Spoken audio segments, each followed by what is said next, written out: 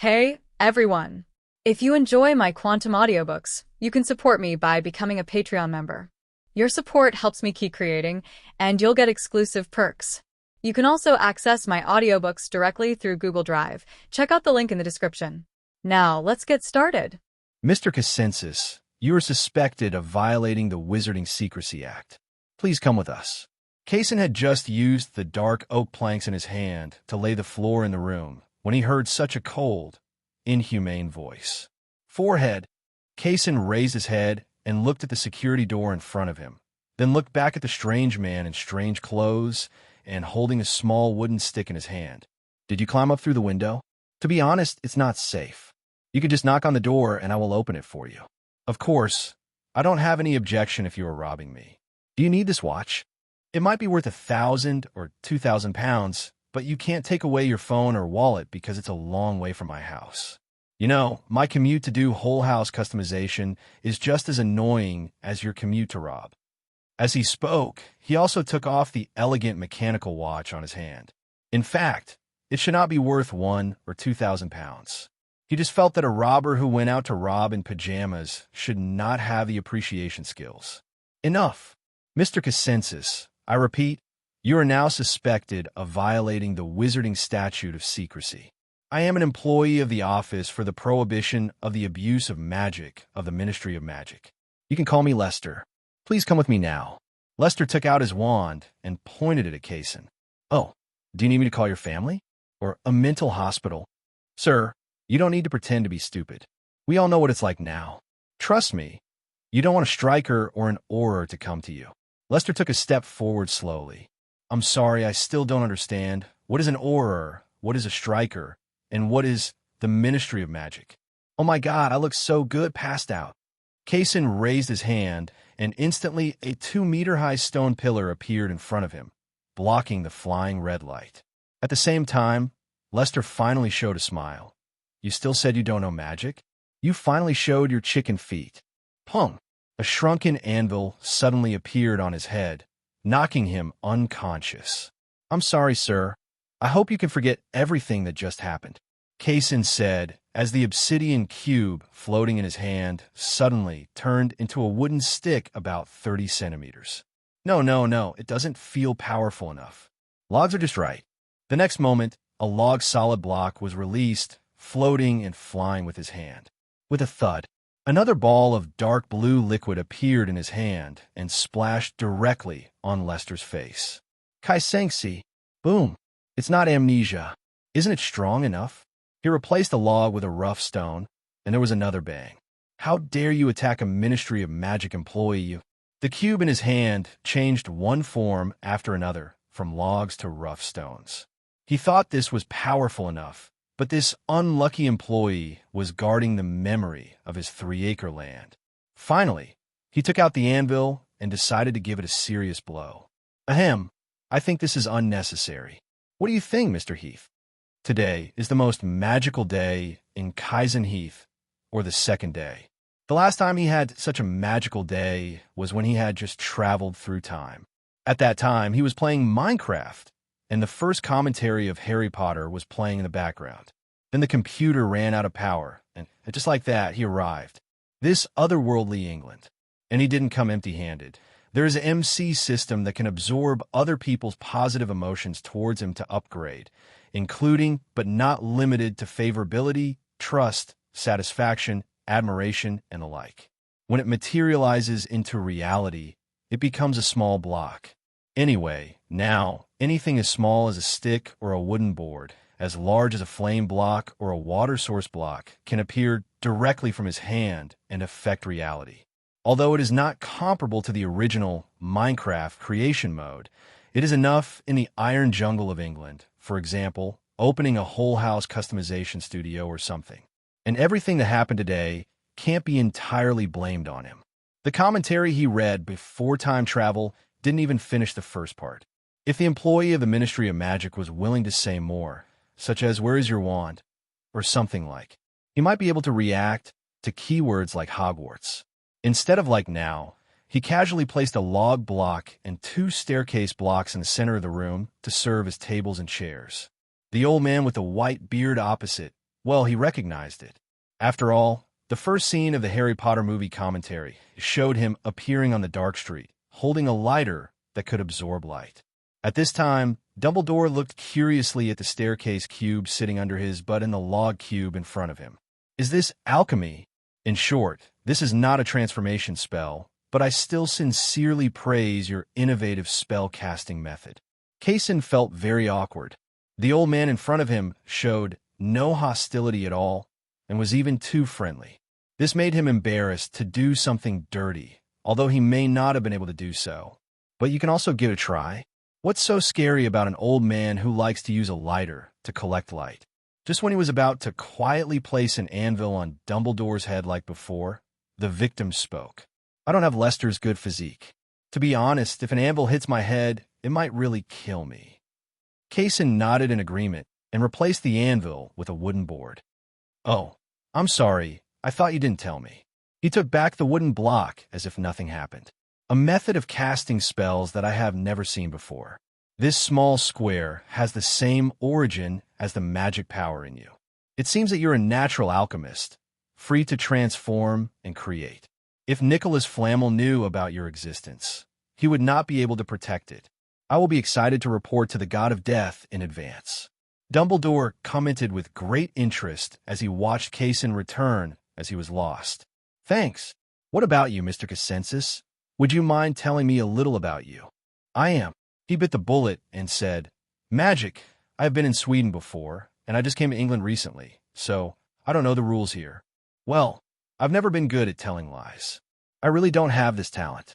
I get this power as soon as I wake up, so I use this power to open a whole house customization studio just to decorate the house like this. Kase waved his hand casually, and the wall in front of him was wrapped in a thick and strong wooden board. Under his semi-frank words and frank actions, Dumbledore still maintained his smiling and kind look. Satisfaction +10 from Dumbledore. Kase didn't know why, but he suddenly felt a chill. Normally, his customers would satisfy him, so there was no problem. Most of them are satisfied with the houses they decorated themselves. But the old man in front of him, why is he satisfied with himself? And what is he satisfied with? Dumbledore noticed Kase's strange gaze. His eyes rolled around, and he realized what he was thinking about, and quickly explained, Don't get me wrong. I'm just praising your frankness. Dumbledore, you can't talk so cheerfully to the wizard who attacked the Ministry of Magic employees. I want to appeal to the Wizengamot. Lester, who was lying on the ground, raised his eyelids with difficulty. After finishing speaking, he was once again buried tightly by the sand falling from the sky. That's it. The pen of admission did not detect Mr. Heath. He has not received any wizard education. As for his magic, it was just a magic riot one day. He was taken away by an old wizard to receive apprenticeship education. Not to mention that after completing his studies, he only used magic to do decoration. This is enough to prove his kindness, and there is no need to report to Azkaban. Dumbledore was holding a lollipop bought by muggles on the roadside in his mouth, and was spitting it towards Fudge in front of him. Then why did he refuse the Ministry of Magic's investigation? And he boldly attacked Ministry of Magic employees? Fudge said angrily. On the sofa in the corner of the office, a small flower suddenly appeared in Kase's hand. He snapped his fingers to materialize it and handed it to Lester next to him. The latter subconsciously took it and said thank you, and then he was red and warm. Dumbledore looked back at the interaction between the two and shrugged casually. Look how well they get along. Fudge rolled his eyes and waved to Lester in the corner. Let our victim choose whether to forgive him or not. Kase swallowed hard. The little flowers in his hand seemed endless, and he almost buried himself. But Lester was different. He looked at Fudge, who was full of smiles, and then at Dumbledore, who was full of smiles. He really didn't know what these two bosses were thinking. Fortunately, for Christmas, someone gave me a book called 100 Routines in the Workplace. It said in the book that in this situation, the leader probably wanted to give in, but was embarrassed. In this case, I'll help you. I have no problem with that. In an instant, Fudge's face turned red. Kase in the corner thumped his heart hard and pointed at Lester, his eyes bright and terrifying as if to say, being brothers is in our hearts. It seems that Lester has made his choice. Let's go, Kase. Dumbledore stood up calmly. Okay, always win that. Where are you going to take him? Fudge lost all his strength and means and leaned on his chair helplessly and said, the alchemy professor at Hogwarts resigned some time ago. I think there is no problem for a born alchemist to teach alchemy to a young wizard. Kase, who also stood up, suddenly stiffened in his cheerful steps. He knows his own business. He is purely a golden finger from MC. There's no problem for him to cosplay Brother Tumu, but let him cosplay Professor Alchemy. Are you a piece of shit about alchemy? He looked at Dumbledore. His eyes were frighteningly dull, as if to say, Professor Alchemy? Is this really okay? Dumbledore nodded kindly, as if to say, it's guaranteed. The moment they walked out of Fudge's office, the two heard the angry roar from Fudge. It seems that our minister doesn't want you to leave like this. Kase nodded. I can see it, and I can hear it. As he spoke, an obsidian cube appeared in his hand, and the door to his office was blocked in the blink of an eye. Dumbledore looked at this scene with a smile, and put his ear to the obsidian pillar. It was not until he heard the crisp sound of his head hitting the obsidian that he nodded with satisfaction. Okay, our future alchemy professor, come here. Kase walked over bravely, and Dumbledore put his hand on his shoulder, followed by a roar accompanied by dizziness from all directions. This is Hogwarts, where you will live and work next. Dumbledore supported the fascinated Kase and slowly walked towards the castle. The summer breeze blew on the two of them, making them indescribably comfortable. The entire castle was filled with the laughter and laughter of the little wizards. Perhaps they could enjoy a 2-month-long vacation as long as they survived these few days, and they would have to wait until September 1st, 2 months later, to return again. Kase just kept following Dumbledore, not listening to anything along the way, and kept his eyes on Hogwarts, until Dumbledore met an acquaintance.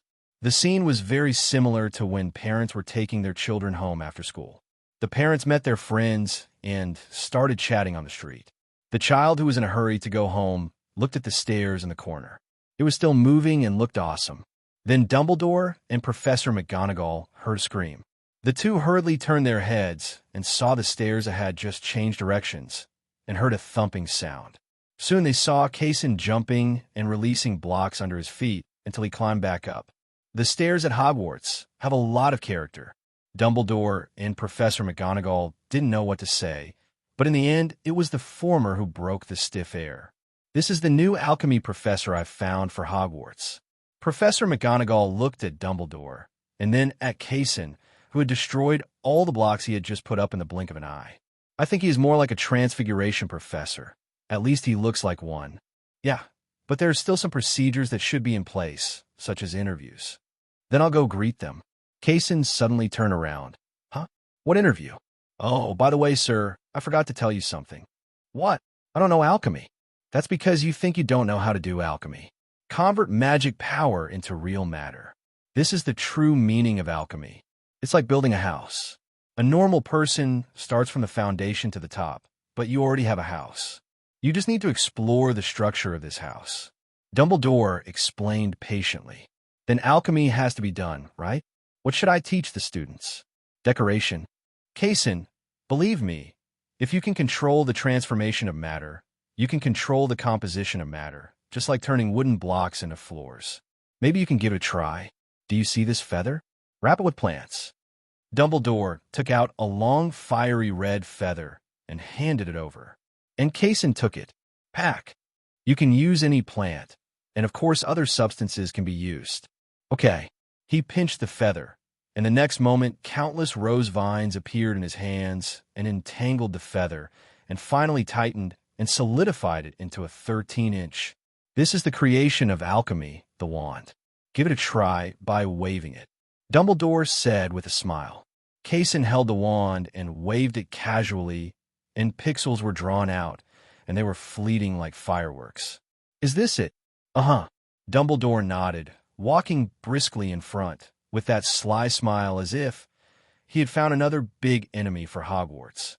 After all, Finding a serious alchemist as a professor would cost upwards of 3,000 gold galleons a year as salary, which is only higher than Snape's salary. And an alchemy boss and magic novice who is new to the wizarding world is easy to deceive, but not good-looking, kind-hearted, and selfless contribution to Hogwarts. Beautiful. Satisfaction plus 10 from Dumbledore. Satisfaction plus 10 from Dumbledore. Favorability plus 10 from Dumbledore. Kase walked behind, and the corner of his mouth couldn't stop twitching. Soon, the two came to an empty classroom. Dumbledore sat in the center, with Professor McGonagall, whom he had met only once, and a greasy professor, Snape, whom he also knew.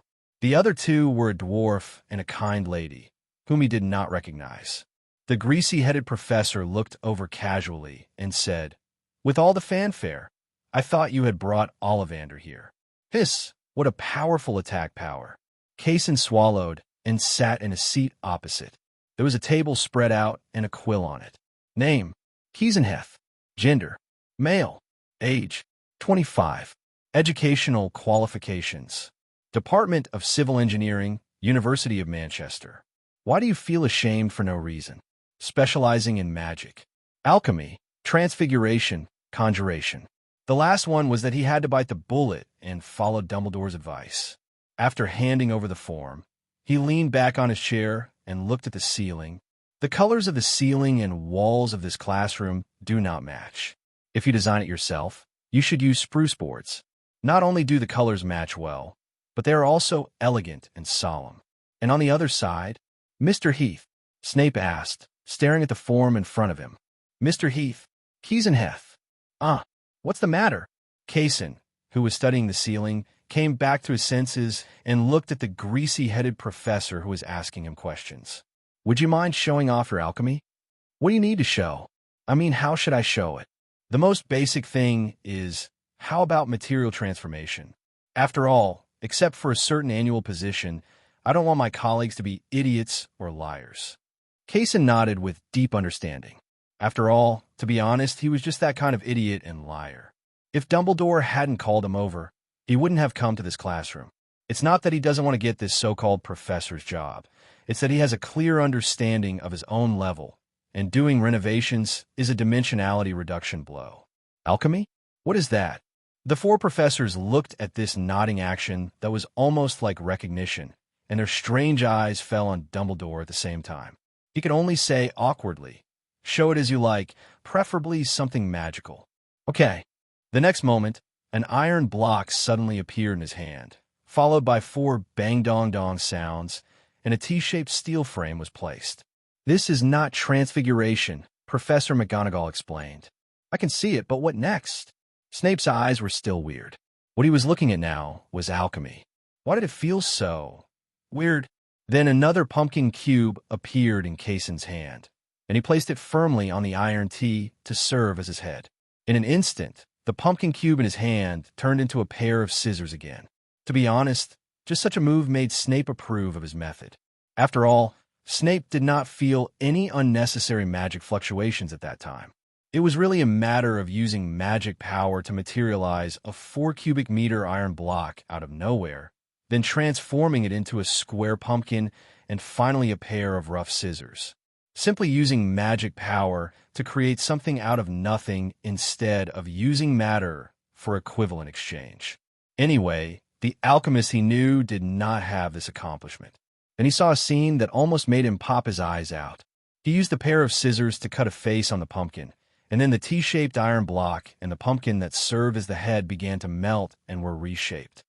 In the blink of an eye, he became a steel knight nearly 3 meters tall, also known as an iron puppet. Dumbledore saw everything in his eyes, and the smile in his eyes became even bigger. He touched Professor McGonagall with his elbow. How about it?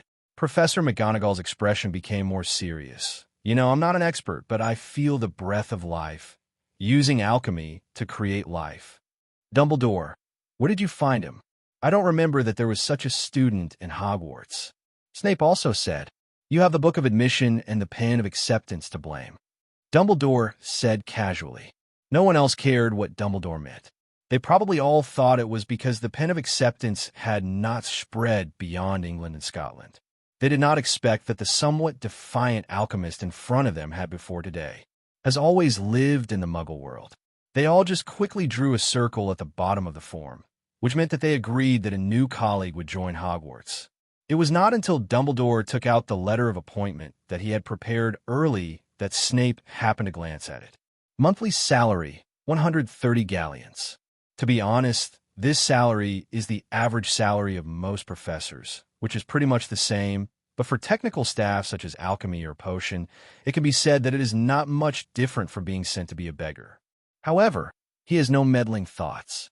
An alchemist of this level will not be short of money. At worst, he can chain gold by himself, unlike making potions by himself, where he earns all his hard-earned money. Life is not easy. Do I need to sign? Kase asked. Oh, here. Dumbledore left his seat happily, stood behind him, and pointed to an empty seat in the corner of the parchment. A job as a professor sounds good. Kase shrugged, picked up the quill, and wrote his name somewhere. Welcome to Hogwarts. You will like it here. My name is Phileas Flitwick. You can call me whatever you want. Professor Flitwick came to Kasen's feet and stretched out his hand. Please give me your advice, Professor. He also bent down and shook Professor Flitwick's hand. Pomona Sprout. Professor Sprout. Kase here sincerely introduced himself and said hello politely, while Dumbledore on the side put away the magic contract as if he had found a treasure. Kase looked at this scene and didn't know why. Suddenly, he had an idea. Had he been tricked? Before he could figure it out, Snape, dressed in black robes, appeared in front of him. Severus Snape, I like to communicate with talented people. My office is on the basement level. I'll remember that. With only 3 people and 1 iron puppet left in the empty classroom, Professor McGonagall finally came over and shook hands with Kase. I would be happy to take you to visit Hogwarts. This is not only your future workplace, I also hope it will be like your second home. Maybe you'll be my first home. Kase responded politely. That will be perfect. After Kase dismantled the iron puppet in the eyes of Professor McGonagall during the day, he chose a spacious office facing the sun on the 3rd floor and followed Professor McGonagall to get to know the entire Hogwarts and staff. It wasn't until evening that I finally got free and returned to my office. Overall, the job sounds like a good one, and I think my coworkers like me. Maybe some people are more arrogant, and you can't tell it on their faces, but the series of satisfaction and trust in their minds cannot fool anyone. And this series of positive attitudes also upgraded his MC cube once again. A new block appeared in his hand. An aura of deathly silence and dilapidation appeared in the office. He looked at the withered skull floating in his hand and fell into deep thought. This block looks like it will explode at any time. What's going on? Medical wing. It has been a month since the last time Kase made a living, controlling the withered skull to fly towards his feet in the office and blasting himself into the hospital wing. Of course, if it was just because of the explosion, Madame Pomfrey of the hospital wing could easily make him recover. What was really damning was that the power of Withering invaded his body so stubbornly. To put it nicely, it means that it has been counterattacked by black magic. Or simply put, it has entered a state of withering and continues to lose blood. It's a pity that he hasn't obtained milk cubes yet, and ordinary milk seems to be of little use to him. I didn't just lie around in the hospital wing this month. I did some things to improve myself, such as making my spell casting more similar to that of a wizard. Although the magic of the wizards cannot be used by oneself, one can rely on the various characteristics of the MC cube to cosplay the wizards. And he can now use a magic wand. The difference is that when I cast the spell, I directly use the one I DIY'd with Rose Vine and Phoenix Tail feathers before. I have to say that although it is not commonly used, it is easy to use it once in a while. Professor Heath, after my diagnosis all morning, you are now ready to be discharged from the hospital. Madame Pomfrey knocked on the doorframe first, then opened the curtain, leaned half in, and said, "Thank you. Magic bless you, madam." After hearing this, Kase was resurrected with full health. He quickly put it on and then snapped his fingers to summon a pixel carnation. Favorability +10 from Madame Pomfrey. What I want to say is that even if you gave me this flower, I will not forgive you. Because of your dangerous magic experiment, my 2-month vacation was shortened to 1 month. Madame Pomfrey accepted with satisfaction. He passed the flowers, but still said seriously, "Yes, I'm very sorry. If I wasn't afraid that you would find it vulgar, I would have given you a cubic meter of gold nuggets. Now I can only hope that this carnation can express my admiration for you. I have no other intention." When Madame Pomfrey was the only one left in the hospital wing, her hand holding the carnation trembled a little. At this time, there was a sentence stuck in her throat. "I'm such a vulgar person. Give me back my cubic meter of gold." But in the end, she didn't say anything. Just like before every school starts, teachers start the class first. The same goes for the professors at Hogwarts, who either prepare lesson plans in advance or inspect all aspects of the school. Just like Professor McGonagall. Kase. When Kase heard the voice belonging to Professor McGonagall behind him, his whole body froze, and then he began to quicken his pace. "Kase. Professor Kase." Hearing the sound behind him that was just 1 decibel away from the roar, Kase stopped heartily and put on a bright smile. "Professor McGonagall, what's wrong? I remember that I asked you to give me a copy of your lesson plan for grades 3 to 6 and the advanced class this semester." Professor McGonagall hugged her shoulders and stared with a straight face, as if lecturing students. "Kase," the latter made a stupid decision. "I have already written it, but it was blown up by my magic experiment before. It was the withered skeleton. Do you remember it?" Professor McGonagall listened to this kind of quibble, which can almost be compared with the kind of "I finished my homework, but I forgot to bring it." Of course, Professor McGonagall, who has devoted himself to education for many years, can see this little trick and simply refuses to retreat. "You can dictate it to me directly. I just need to know a general direction. Don't tell me that you have been lying in bed for a month without preparing anything. Where are the students' textbooks? Their original ones are just fine," Kaizen said, and at the same time he added in his mind, "It doesn't make any difference to me anyway. I can't understand the same thing." Kase. Finally, forced by Professor McGonagall's power, he helped Professor McGonagall move a stone statue standing guard in the corridor from the castle. It can't be said to be moving. In this month, he has learned some basic magic and can create the same effect through imitation, such as the floating spell. You can control tiny blocks to lift heavy objects to achieve the same effect as the floating spell. After the two placed the stone statue on the edge of the Black Lake, Professor McGonagall took out his wand and placed it on the forehead of the stone statue. He chanted softly for a while. As if the stone statue had gained life, it started to move and was on alert. Create your Iron Knight. As professors of Hogwarts, we have the obligation to protect Hogwarts, including upgrading the defense system of Hogwarts. Professor McGonagall finally figured it out. Said, "Okay." Kaizen shrugged, took out his wand, and scratched it casually. The steel cubes formed a T shape and then placed a pumpkin skull on it, and an iron puppet was created. He touched his chin and felt that something was missing. After thinking about it, he created 2 iron blocks and a log block to form a huge steel épée. The iron golem took the sword obediently and stuck it on the ground without moving. Let them fight. Professor McGonagall looked at the iron golem and then at Kase. Okay. Professor McGonagall also took out her wand and controlled the stone statue to attack the iron golem with a weapon. Only a clang was heard, which obviously failed to break the defense. The iron puppet lowered his head and glanced at the stone statue, then raised his heavy sword and swept it. Pong! The rocks were shattered all over the ground. Satisfaction +10 from Professor McGonagall. Trust from Professor McGonagall +10. Professor McGonagall's eyes were even brighter, and the next moment she was dragging Kase into the principal's office. It seemed that she would convince Dumbledore to fully upgrade the defense system of Hogwarts no matter what she said today. At that time, she could not imagine that she would wave her wand and the torrent of steel would move in neat steps from Hogwarts, crushing all the enemies like the earth was shattering.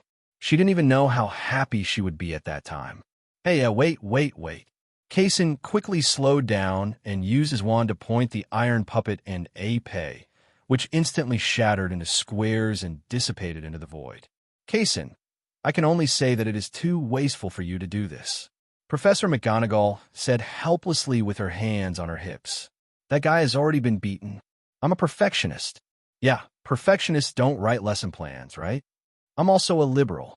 The two came to Dumbledore's office. He seemed to have been waiting here early, and there were 3 cups of freshly brewed black tea on the table.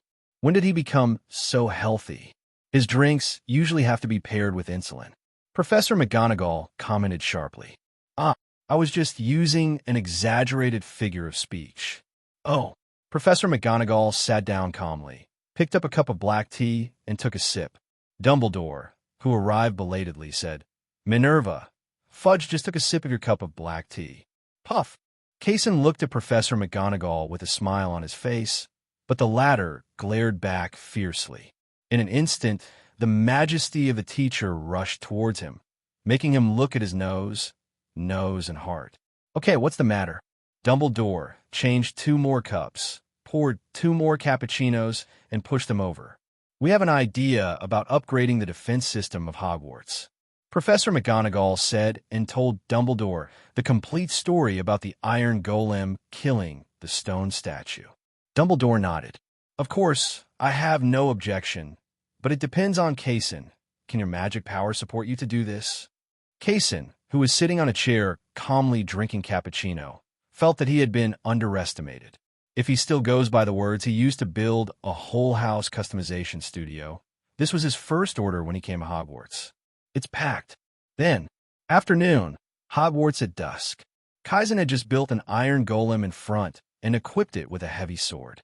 Hagrid behind him was carrying a huge paint bucket. The color of the paint was transparent, and its main function was to prevent rust. Although iron golems are not afraid of rust, they still need to be respected. Kase, are you okay? Hagrid asked tentatively, looking at Kase, who was moving slower and slower. I feel. He looked up at dusk. I feel like the sun is green. It's that kind of weird feeling of emptiness, do you know? I don't know how to explain this to you.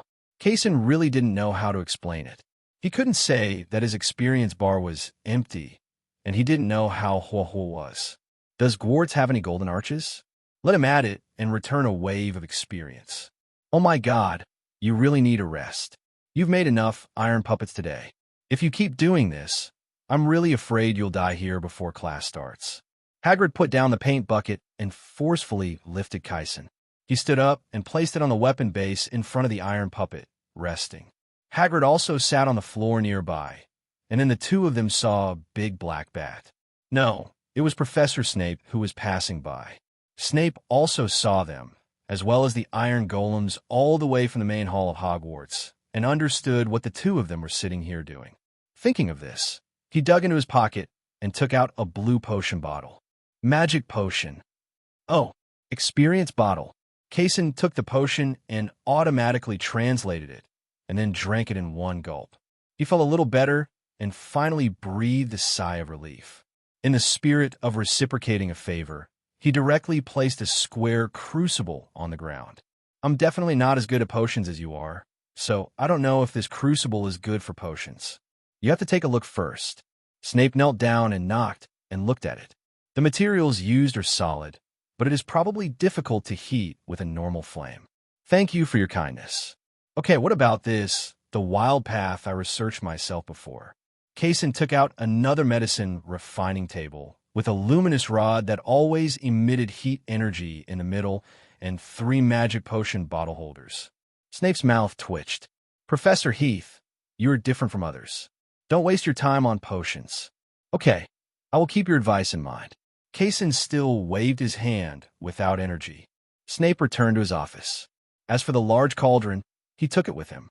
According to him, it might be used to soak potion ingredients because it was indeed too big. Kase patted Hagrid on the side. Will you continue? I have endless power before 10 o'clock at night. What about after 10 o'clock? After 10 o'clock, it's not the time for humans to work. Kase, at that time we should go back to the room and drink 2 glasses of wine. Come to my place tonight. I have a few bottles of pretty good wine. Hagrid said cheerfully. Of course, I'm happy to. I don't see that you quite enjoy life. Of course, How can someone who doesn't enjoy life grow pumpkins in front of their yard? By the way, Kase, that pumpkin, can my pumpkin also create this big thing? Sorry, can't. Okay, don't apologize to me. Okay, late at night, Kase doesn't know how to drink, or he can't drink Hagrid's wine. After all, if calculated in terms of alcohol content, none of the large amounts of wine Hagrid took out had less than 60 degrees. This pure spirit is used to make cocktails in the Muggle world, and Hagrid poured it into his mouth cup after cup. Really, pouring this level of strong alcohol into the engine can make the car run, and then, forget it, I had to drink the wine I accepted even though I was crying. In this way, every time he drinks a drink, Hagrid's favorability will increase by +10. It seems that he likes bold friends very much. It stayed like this until Hagrid sat next to Kase later. His palms as big as leaf palms slapped his back, and his hearty laughter filled his ear canals. I really can't drink a drop. Boom. The next day, Kase woke up from Hagrid's bed in confusion. It should be said that Hagrid looked unkempt and was quite hygienic, and he himself was lying on the ground in a daze with bubbles still coming out of his mouth. Kase shook his neck and waved his wand to control the small cube to put Hagrid on the bed. He disposed of the empty wine bottle and then tiptoed out of Hagrid's cabin. He took a deep breath after walking out of the house. He still felt that the small house was too small for Hagrid, so he waved his wand to control the small square and left a message at the door. If you want to expand your house, just come to me. I am professional. Kase Heath. After doing all this, he rubbed his head and returned to his office. He seemed to remember last night that Hagrid was so satisfied that he got a new cube. What is it? Hiss, my head hurts so much I forgot about it. After returning to the office, my head is still dizzy. Dong dong dong. What's the matter? Snape brought Kase into the office. It sounds like this is an overkill, but Madame Pomfrey is on vacation, so I have to come to you. Before Kase could finish speaking, Snape threw over a bottle of potion. A hangover cure. Thank you. After Tun drank the hangover medicine in one gulp, his originally groggy head finally came to his senses, and he also remembered the new cube he got last night. A dark green pixel ball appeared in his hand and disappeared in the blink of an eye. Ender Pearl. He murmured happily in his heart. It just so happens that I have something to ask you for help about refining potions. Snape turned around after finishing his potion shelf. I'm pretty new to potions, to be honest. It's mainly a matter of alchemy, Snape added. You tell me first. Refining potions has very high temperature requirements. In the past, I controlled the temperature of the flame while brewing potions. Both are delicate tasks. When brewing some high-end potions, I have to concentrate, so I would like to ask you to customize a magical device that can control temperature. Snape said, a Muggle induction cooker. Hogwarts will interfere with that thing. Find an apprentice to help you control the temperature. I always have time to be alone. I may have a way. If I use redstone, you wait for a while, and I will tell you after I go back and design it. Trust from Snape +10. Thank you. Snape had an imperceptible smile on his face. Tell me your requirements as well.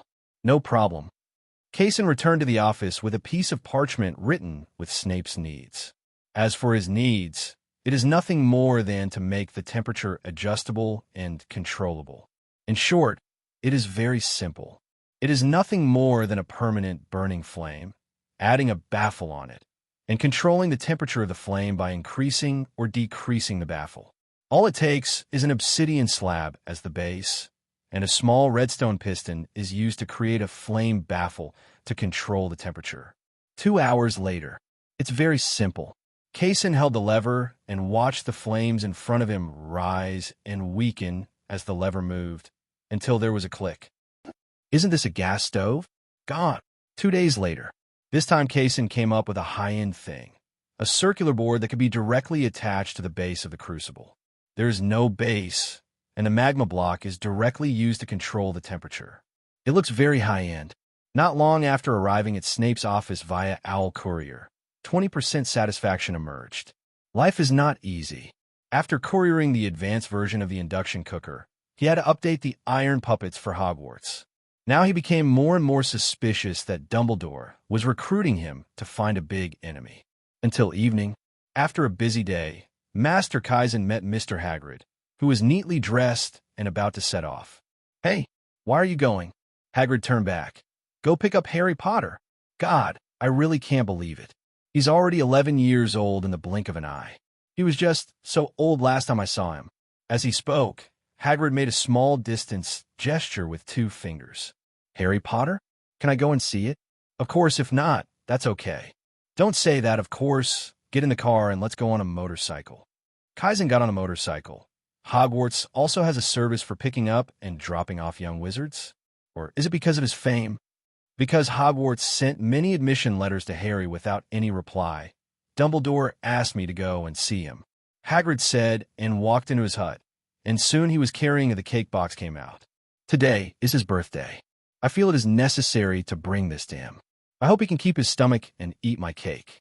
As he said that, he got on his motorcycle, and with a roar, the whole motorcycle shot straight into the sky, flying toward the small island on the edge of the English coast. "They live in such a remote place?" "That's not true. We went to his home on Privet Drive before, but the building was empty. This was tracked using tracking magic. Maybe he was on vacation or something." Okay, about halfway through the journey, it suddenly started to rain. Fortunately, one of them was wearing a fur coat, and the other was wearing a tarpaulin cloak and a wizard's robe, so they were not afraid of the rain. Even so, it was almost 11 o'clock when the 2 of them landed on the island. "Now, it won't disturb their sleep?" Kase asked, looking at the tall tower in front of him that had no light at all. "Relax, Kaizen.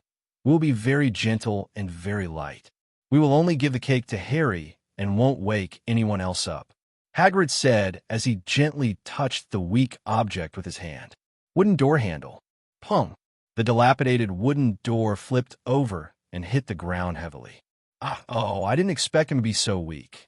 Hagrid turned around and said with some embarrassment, "Forget it. This is the cake you brought for Harry. It would be more appropriate for you to hand it to him personally." Kaizen handed the cake to Hagrid and walked directly into the door. Harry Potter, who was awakened by the loud noise, and the 3 Dursleys also looked at the 2 figures at the door. A frighteningly handsome man with a pale face, who may look cold, and a tall and burly guy behind him. "Are you guys?" "Case and Heath, behind you is Rubius Hagrid. We are from Hogwarts, and we are here to take Harry Potter away." "Well, I'm sorry to wake you up so late at night. Really, it's just this door is too weak." "What is Hogwarts?" Mr. Dursley asked, even though he already had a guess. At the same time, his hand quietly moved towards the shotgun in the corner. "Hagrid should be the one to tell you this." As Kase spoke, a flame cube burned directly in his hand, emitting a warm light and making him, a poor man who had been flying in the rain for more than 3 hours, feel better. However, this time it frightened the entire Dursley family into a corner, leaving only a thin child wearing glasses. He was wearing very thin clothes and couldn't stop being curious on his face. Seeing this, Kase directly lit the extinguished fireplace beside him. "Let's warm up the fire. You are wearing too little in this weather." "My name is Harry Potter. Are you here to see me?" Harry nodded, sat next to the fireplace, and asked carefully, "My name is Kissen Heath, yes." "Then, why? And why can you create flames? Is this magic? We are wizards, and so are you." "Wizard? Uh-huh. Then do you know my parents?" "I'm sorry, I can't answer you. Have you seen the big man? He may know." Compared with the warm fireplace on Kaizen's side, Hagrid on the other side had a passionate confrontation with the Dursleys, including but not limited to making the Dursleys' sons grow pigtails and violently cutting the barrel of a shotgun, bending or something like that. He even took the time to turn around and hand over the cake box he had been holding in his hand. "This is the cake Hagrid made for you. To be honest, we were worried that you would eat too much and not have the stomach to enjoy this cake, but it seems your life is not too good." Kaizen helped the cake box was taken down, and then it was discovered that Hagrid had forgotten to prepare candles. "Forget it, they're just small sticks that are on fire, that's about it." He snapped his fingers, and a tiny torch appeared in his hand and was stuck on the cake. "For me," Harry said excitedly as he looked at the cake in front of him with his name written on it. "Yes, Hagrid may not be very educated, but it is indeed your name. You should have told me about it when he was making the cake. At least I can help him spell your name correctly. Kase rubbed his chin speechlessly and complained. Harry couldn't hold it any longer, so he took a breath, and then Kase poked his face with his finger, causing the air to leak out. Hagrid, it's time to blow out the candles. Kaizen shouted towards Hagrid, who was facing the line. Oh, here it comes. Hagrid abandoned the shivering Dursleys and showed a smile that looked like he was looking at flowers. Blow it. Call. The torch was still burning with that brilliant flame, without even a slight sway. In short, it's very disrespectful. The three of them looked at each other. It's a magic flame after all. Use some force. Kaysen added. Okay. Phew. Harry blew hard. Kaysen quickly reached out and pulled out the torch and replaced it with a small wooden stick. The three of them looked at each other again. Snap, snap, snap, snap, snap, snap. This is the sound of applause for Harry's birthday. Let him enjoy the cake while Kaysen stood up and walked towards the Dursleys, shivering in the corner. The four people looked at each other again. I just heard you arguing with Hagrid, saying that Dumbledore handed Harry over to you without saying anything. Is there anyone else besides Harry himself? Mr. Dursley used his fat body to block in front of his son and his wife Petunia, and shook his head vigorously. Where's the child support? No. This is indeed Dumbledore's lack of consideration. He looked back at Harry, who was crying and eating cake. I think this alimony should be able to exchange for the 11 years you raised Harry. After all, no matter how much more. I don't think you paid much for him materially. Of course, I don't think much emotionally. Forgive my language. But it's true, Kaysen said as a gold cube weighing nearly 1 kilogram suddenly appeared in his hand. He put it on the ground. To be honest, he really didn't understand the price of gold these days. After all, gold was really useless to him. You're too kind to them, Hagrid complained after witnessing all this. Otherwise, could a curse kill their family here? No, no, no, this won't be the case. If you can't eat, don't eat. Get dressed and get out of here. Kaysen put his hood back on and said to Harry, That's all I'm wearing. Just put on my shoes. Harry said as he touched the cream on his face. Look, I'll tell you that the gold is too much. Hagrid was still angry. Forget it, Hagrid. And you, that piece of gold is genuine. Don't worry about me trying to deceive you. Now is your last chance. If you don't give back more, I'll make up for it. If I leave, you won't have a chance. Kaysen shrugged and said to the family of 3 in the corner, No, no, no. No need. Let's go. The 3 of them got on the motorcycle, with Hagrid and Kaysen sandwiching Harry in the middle. However, Kaizen looked at the thin boy sitting in front of him who only reached his chest, and simply took off his raincoat and put it on Harry. Favorability +10 from Harry. Favorability +10 from Harry. Kaizen didn't care about his favorability. He was really afraid that the cold air at night would freeze an 11-year-old child out. Moreover, he didn't have a raincoat and still had a windbreaker. Hagrid in front didn't have a coat. Gore ran away. Thank you. Harry, who was sitting in front, whispered. It's okay, Hagrid, hurry up. Almost early the next morning, the 3 of them arrived at the Leaky Cauldron Bar, somewhat tired, taking the subway and taking a taxi. It's not some other bad things, such as being discovered by muggles while riding a motorcycle in the sky. It's just that the motorcycle doesn't have enough horsepower. Maybe a giant plus an adult is its limit. Plus Harry, it was a little too difficult for him.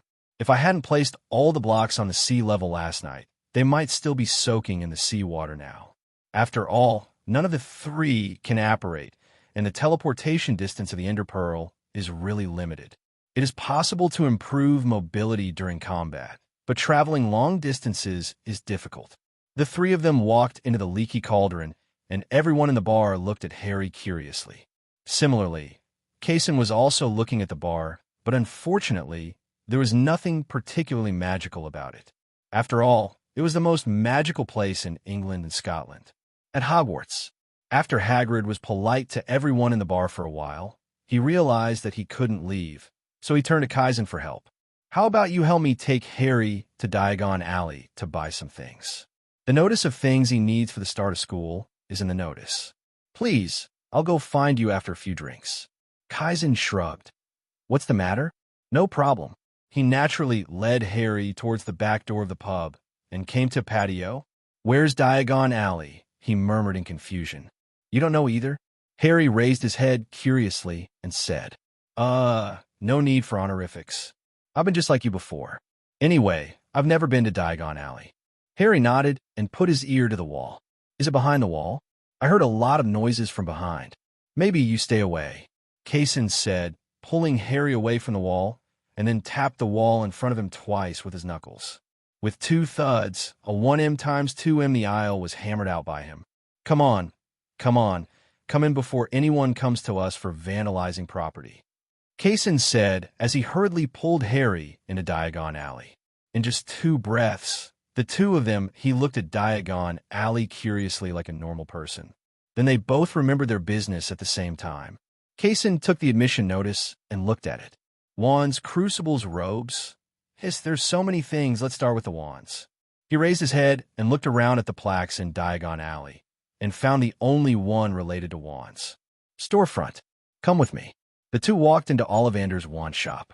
Harry looked curiously at the dazzling array of wands on the wall.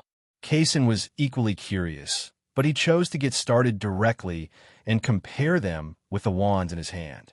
That rose vine with phoenix tail feathers, whose work is that? It's not the style of any of the 3 major wand shops in Europe. An old man with silver hair appeared behind a shelf and looked at the wand in Kasen's hand. Is this one? This is a feather that Dumbledore gave me. I made it from rose vine myself. Kase turned around and saw the gentleman who seemed to be the owner of the shop. He put down the wand that did not belong to him with some embarrassment. He went back and explained. Ollivander looked at Kasen's young face and nodded. Very good alchemy talent. Uh-huh. Are you from that family? I have never seen you. I was a muggle before. Were you in England before? Yeah, but I'm not at Hogwarts. Durmstrang? Or both batons? Ye losey. Is that so? Do you have a job? Yes, Professor Alchemy of Hogwarts. Can I give you one? Ollivander was about to say the words before he suddenly held back. It's okay, Mr. Potter. We finally meet. He put on a smile again and looked at Harry, who was standing behind Kase with a smile. Hello, sir. Go ahead and buy your wand. I'll be waiting for you here. Kase patted Harry on the back and said, Hollywood and phoenix tail feathers. This should be the combination. It was mainly because he had been in a daze just now, so he didn't remember it very clearly. It was only when they left Ollivander's and met Hagrid, who was late, and asked him about it, that he remembered it. Hagrid was talking nonstop about the interesting things that happened in the patio of the Leaky Cauldron. You don't know which genius it was. He probably didn't know how to get into Diagon Alley. So he just destroyed the brick wall of Diagon Alley. Really, he didn't even think of asking Old Tom about it. What? There was silence between Kase and Harry. Why do you look like that? You're the ones who caused the damage, right? You're not the ones who caused the destruction, right? Hurry up. Hurry up. Those Aurors are going crazy looking for you. Hurry up. Hagrid took a deep breath and quickly led the 2 of them into the crowd. By the way, did you go to Gringotts? Hagrid suddenly asked as they walked. What's Gringotts? Harry asked, looking up. It's the white building, the Wizarding Bank. Dumbledore happens to be keeping the key to your family's vault, so today is the perfect time to return it to its original owner. And I also need to go to Gringotts for something.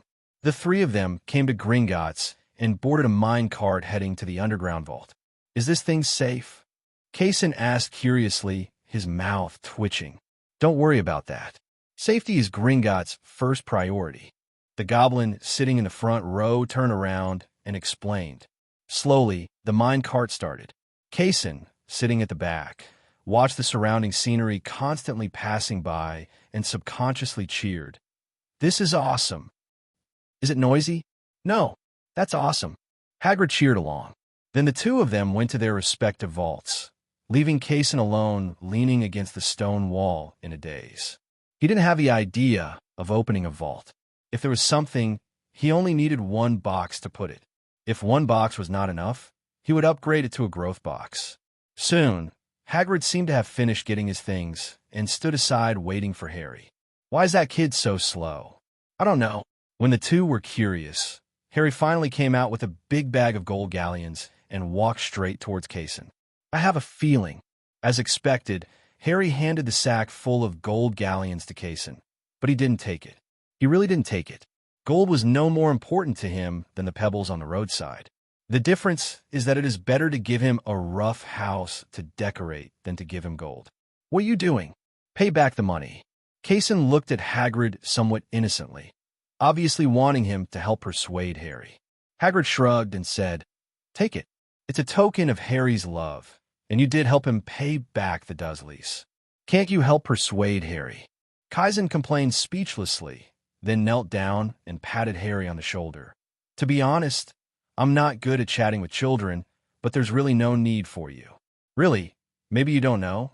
I am an alchemist, and gold is of no use to me. Don't take that matter to heart. Now, put these gold coins back." Harry looked at Kase, then at the sack containing gold galleons in his hand, and shook his head. "Hagrid, please give me some advice." How can I advise you? Harry gave this to you. How about you keep it? I remember that the Potter family's treasury is quite rich. Then I can't ask for money for a child. And you are so looking down on me. Really, I am not short of money." Kase said sincerely. So as your future alchemy professor, the first lesson I will teach you is that although you should not be stingy with your friends, sometimes throwing money away can have a negative effect on friendship. Okay. Harry looked a little sad and carried the sack back to the vault. Kase also breathed a sigh of relief. According to the same principle of conservation, he lost the gold galleons, so the favorability from Harry also came in a series. The two of them were still leaning against the stone wall and waiting, while the little goblin who had been standing in the corner came over in a mean manner. "Sir, are you an alchemist?" "And a professor at Hogwarts." Kase looked down at the goblin, and just as he was about to nod, he was blocked by Hagrid. "Stay away from my friends." The goblin left in dejection, and Kase looked at it blankly. Why is this? Goblins are so full of evil that they won't touch them if they can't, Hagrid said seriously. Oh well. Soon the three of them returned to the ground. Every time the goblin wanted to get close to Kase, he was scared away by Hagrid's pretended to be vicious. It wasn't until he walked out of Gringotts that he returned to his smiling appearance. "Let me see, there are books, robes. Let's divide the work. Harry, take the money and go to Madame Malkin's robe shop. Kase, go buy a set of books for Harry. Just buy one. Just the whole grade level.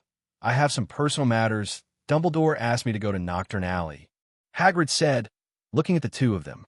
No problem. Harry, wait for me at Madame Malkin's. I'll go find you after buying the books. Don't get lost alone." Kase nodded and walked towards Flourish and Blotts bookstore. When he came to the bookstore, he first asked for a set of first-year magic books, and then packed the basic alchemy in the bookstore. Although the alchemy in the Hogwarts library is more high-end, I have to say, it's a bit too high-end, and he can't understand it. He summoned an ender box, stuffed all the books into it, and then crushed it into pieces, disintegrating into dark green pixels and dispersing in the air. Others thought it was just a delicate alchemy creation. For example, Platinum Father and Son. This is a very delicate object. Is it the work of some alchemist? Kase looked at the person who said this, a child with platinum hair, and someone with the same hair color as him. It looked like his father, who was Draco Malfoy and Lucius Malfoy. "I did it myself. It's not worth mentioning. Are you an alchemist?" "Draco." Lucius patted Draco on the back, not knowing why he was dissatisfied. "Oh, Lucius Malfoy." Lucius took off the gloves on his hands and handed them to Kase. "Kaisensis." Although Kase didn't know why the man wanted to shake his hand, he still remained polite.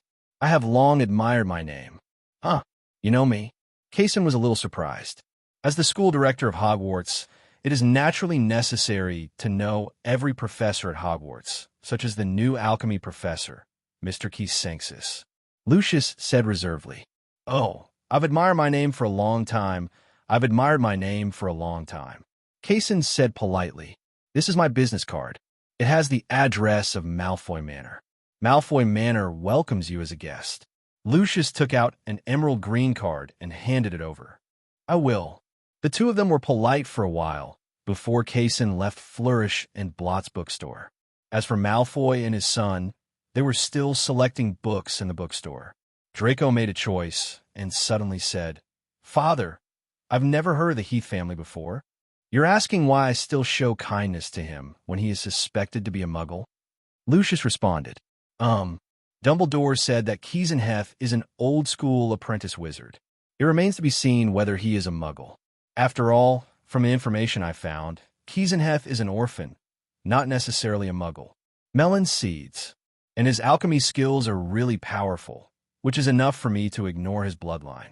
And the so-called pure blood is because pure blood can bring us real benefits.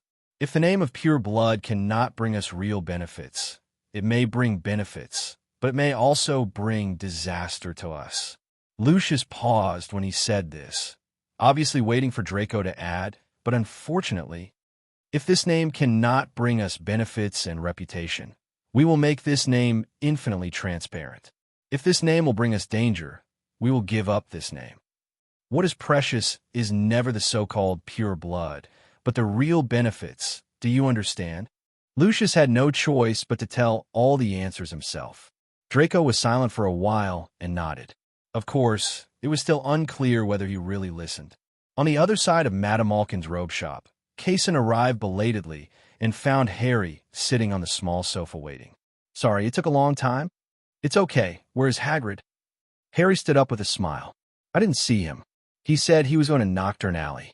Kase shook his head. Let's go find him. I remember seeing a Nocturn Alley sign before. I don't have any objection. Then let's go.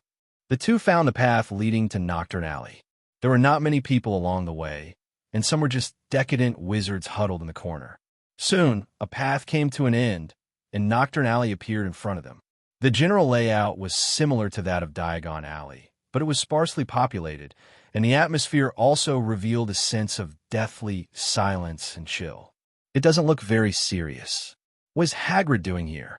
Kase curled his lips. He didn't like this kind of lifeless place, and it was obviously not a good place. Is that Hagrid? Harry suddenly pointed in a direction, and Kase also looked there. There's a saying that Hagrid's eyes is really easy to spot. It seemed that he had probably encountered a little trouble. 3 dark wizards in black robes surrounded Hagrid, as if they were threatening something. Follow me, don't run too far. Kase said to Harry, but still a little worried. He summoned an ender pearl and gave it to him. Crush it when in danger. With that said, he led Harry towards Hagrid. Hagrid, what's wrong? Kase shouted to Hagrid from afar. Why are you here? To be honest, I can actually handle it. Hagrid looked back at Kase and Harry walking towards him and said a little embarrassedly, It's none of your business. Trust me, pretty boy, you won't want to take a shot of black magic. A dark wizard in black robes threatened in his hoarse voice. That's what I said. Really, if you get out now, you won't be harmed in any way. Kase shrugged, not stopping at all. You're looking for death. Go to the heart and dig out your bones. A green curse rushed towards Kase at high speed, but was blocked by a sudden appearance of obsidian. Hey, stay away from my friends. Come to me. Hagrid, who was in the crowd, watched the dark wizard among them attack Kase, and immediately took out his wand, but accidentally took a step behind and was hit by the disarming spell knocked the little red umbrella away. Hagrid, who missed the hit, directly used his fists, but, to be honest, the dark wizard was not a young wizard still studying at Hogwarts, and his fists were really not as lethal as the curse. You 3 have to stay here today. We said so. The dark wizard who cast a spell to attack Kase said wildly. Isn't it just black magic? Who doesn't know it? Kase frowned, and the withered skull appeared in his hand. The next moment, he rushed towards the dark wizard with ominous black smoke. The dark wizard was a little confused when he saw the black magic that was being cast silently without a wand. Black magic? Wandless? Silent? A tough one? Oh, he understood. It is lifeless. The next moment, the wither skull exploded in his chest with a bang. Although the target of the wither skull explosion last time was Kase himself, at least it still knew its owner and did not directly let Kase go to see Notch. But this dark wizard, there is no such concern anymore. The explosion, together with the withering effect, directly took away his life. The other 2 dark wizards who were still attacking Hagrid also understood that Kase was a tough guy and ran away. Just as the 2 of them were about to apparate, A withered skull directly killed the dark wizard who was far away from Hagrid, and the other dark wizard who was closer to Hagrid was hit by a dark green beam. As the beam broke, Kase appeared directly in front of him, and a lavender sword penetrated the dark wizard's chest close to his face. "Is Hagrid okay?" Kase drew out his long sword. As the body fell on the roadside, the long sword in his hand disappeared in time. "No, it's okay. I didn't know you were so powerful before. I thought you could only chain gold, ha. Hagrid picked up the little red umbrella wand on the ground, scratched his head, and said. At the same time, the trust from Hagrid and Harry also poured into Kase like water. "I know a lot of things, such as construction and decoration. Seriously, if your cabin needs to be rebuilt, just come to me. Seriously, trust my skills." Kase patted Hagrid's coat. Thus said, "Yes, I will." Hagrid fastened all the buttons on his coat again. As for the question of whether he came to Nocturn Alley, which was obviously not a good place, Kase didn't ask. The world is not black and white, and those who don't come to this kind of place are not good people, and Kase doesn't have that kind of curiosity. More importantly, he believed that Hagrid was a good person and he would not do those evil things. Now, back to Hogwarts. Kase asked Hagrid again. "Our work is done, as well as Harry's." As the three of them talked, they arrived at the Leaky Cauldron. Hagrid opened a room in the Leaky Cauldron until September 1st, when school started. "I think you won't be willing to go back to your so-called aunt's house, so please stay here. When the time comes, come directly to this address. Take the Hogwarts Express, and you can come to Hogwarts." "Okay, huh?" Hagrid said as he sorted out the map and the Hogwarts Express ticket and handed them to Harry. "I will. Don't worry about me." Harry nodded. You can go to Old Tom for 3 meals a day. His craftsmanship is good. Of course, Diagon Alley can also be used. As long as you don't go to Nocturn Alley, it's safe. Also, I'll leave it for you at Old Tom's place. It's a surprise. Go check it out," Hagrid added. "New." Finally, Hagrid raised his head and looked around to make sure no one noticed them, and then whispered, "The walls of the patio have been repaired. Now I want to tell you how to enter Diagon Alley and the patio correctly. There's a trash can in the corner. Count 3 bricks upwards and 2 bricks in the middle. Just hit it 3 times with your magic wand. Remember it all." After Hagrid finished speaking, he glanced at Kase emphatically. Okay, Kase said with a shrug. Are you leaving now?" Harry asked. "Sorry, there are still jobs at Hogwarts." "Okay, see you at the beginning of school." See you at the beginning of school." After the two said goodbye to Harry, they threw 2 silver sickles to Old Tom, and each of them pinched a handful of flue powder. Kase remembered that he had seen how to use this thing in a book, throwing it into the flame of the fireplace. As the flame turned green, Kase said, "Hogwarts Alchemy Professor's Office." Boom! The first thing I did after returning to the office was to change into dry pajamas. As for the clothes I changed into, they were placed in the dirty clothes basket in the corner. The house elf would quietly take them away, wash them, and send them back. One night and one day, "I'm really tired." He lay down directly on the bed and closed his eyes. The house elf quietly placed some sleep aid aromatherapy on his bedside table and took away the dirty clothes. After sleeping until the next morning, Kase sat up from the bed and took a shower casually. After getting dressed, he opened the office door comfortably and then met Dumbledore, who was walking. "Oh, Kase, how was yesterday's adventure?" Dumbledore asked curiously. "Is that a risk?" "Why not? Life is about constantly doing things that you have never done before. We can call this process an adventure." Dumbledore explained. "Maybe it's very beautiful, but of course there are not beautiful things. I killed 3 people," Kase said with a shrug. Satisfaction +10 from Dumbledore.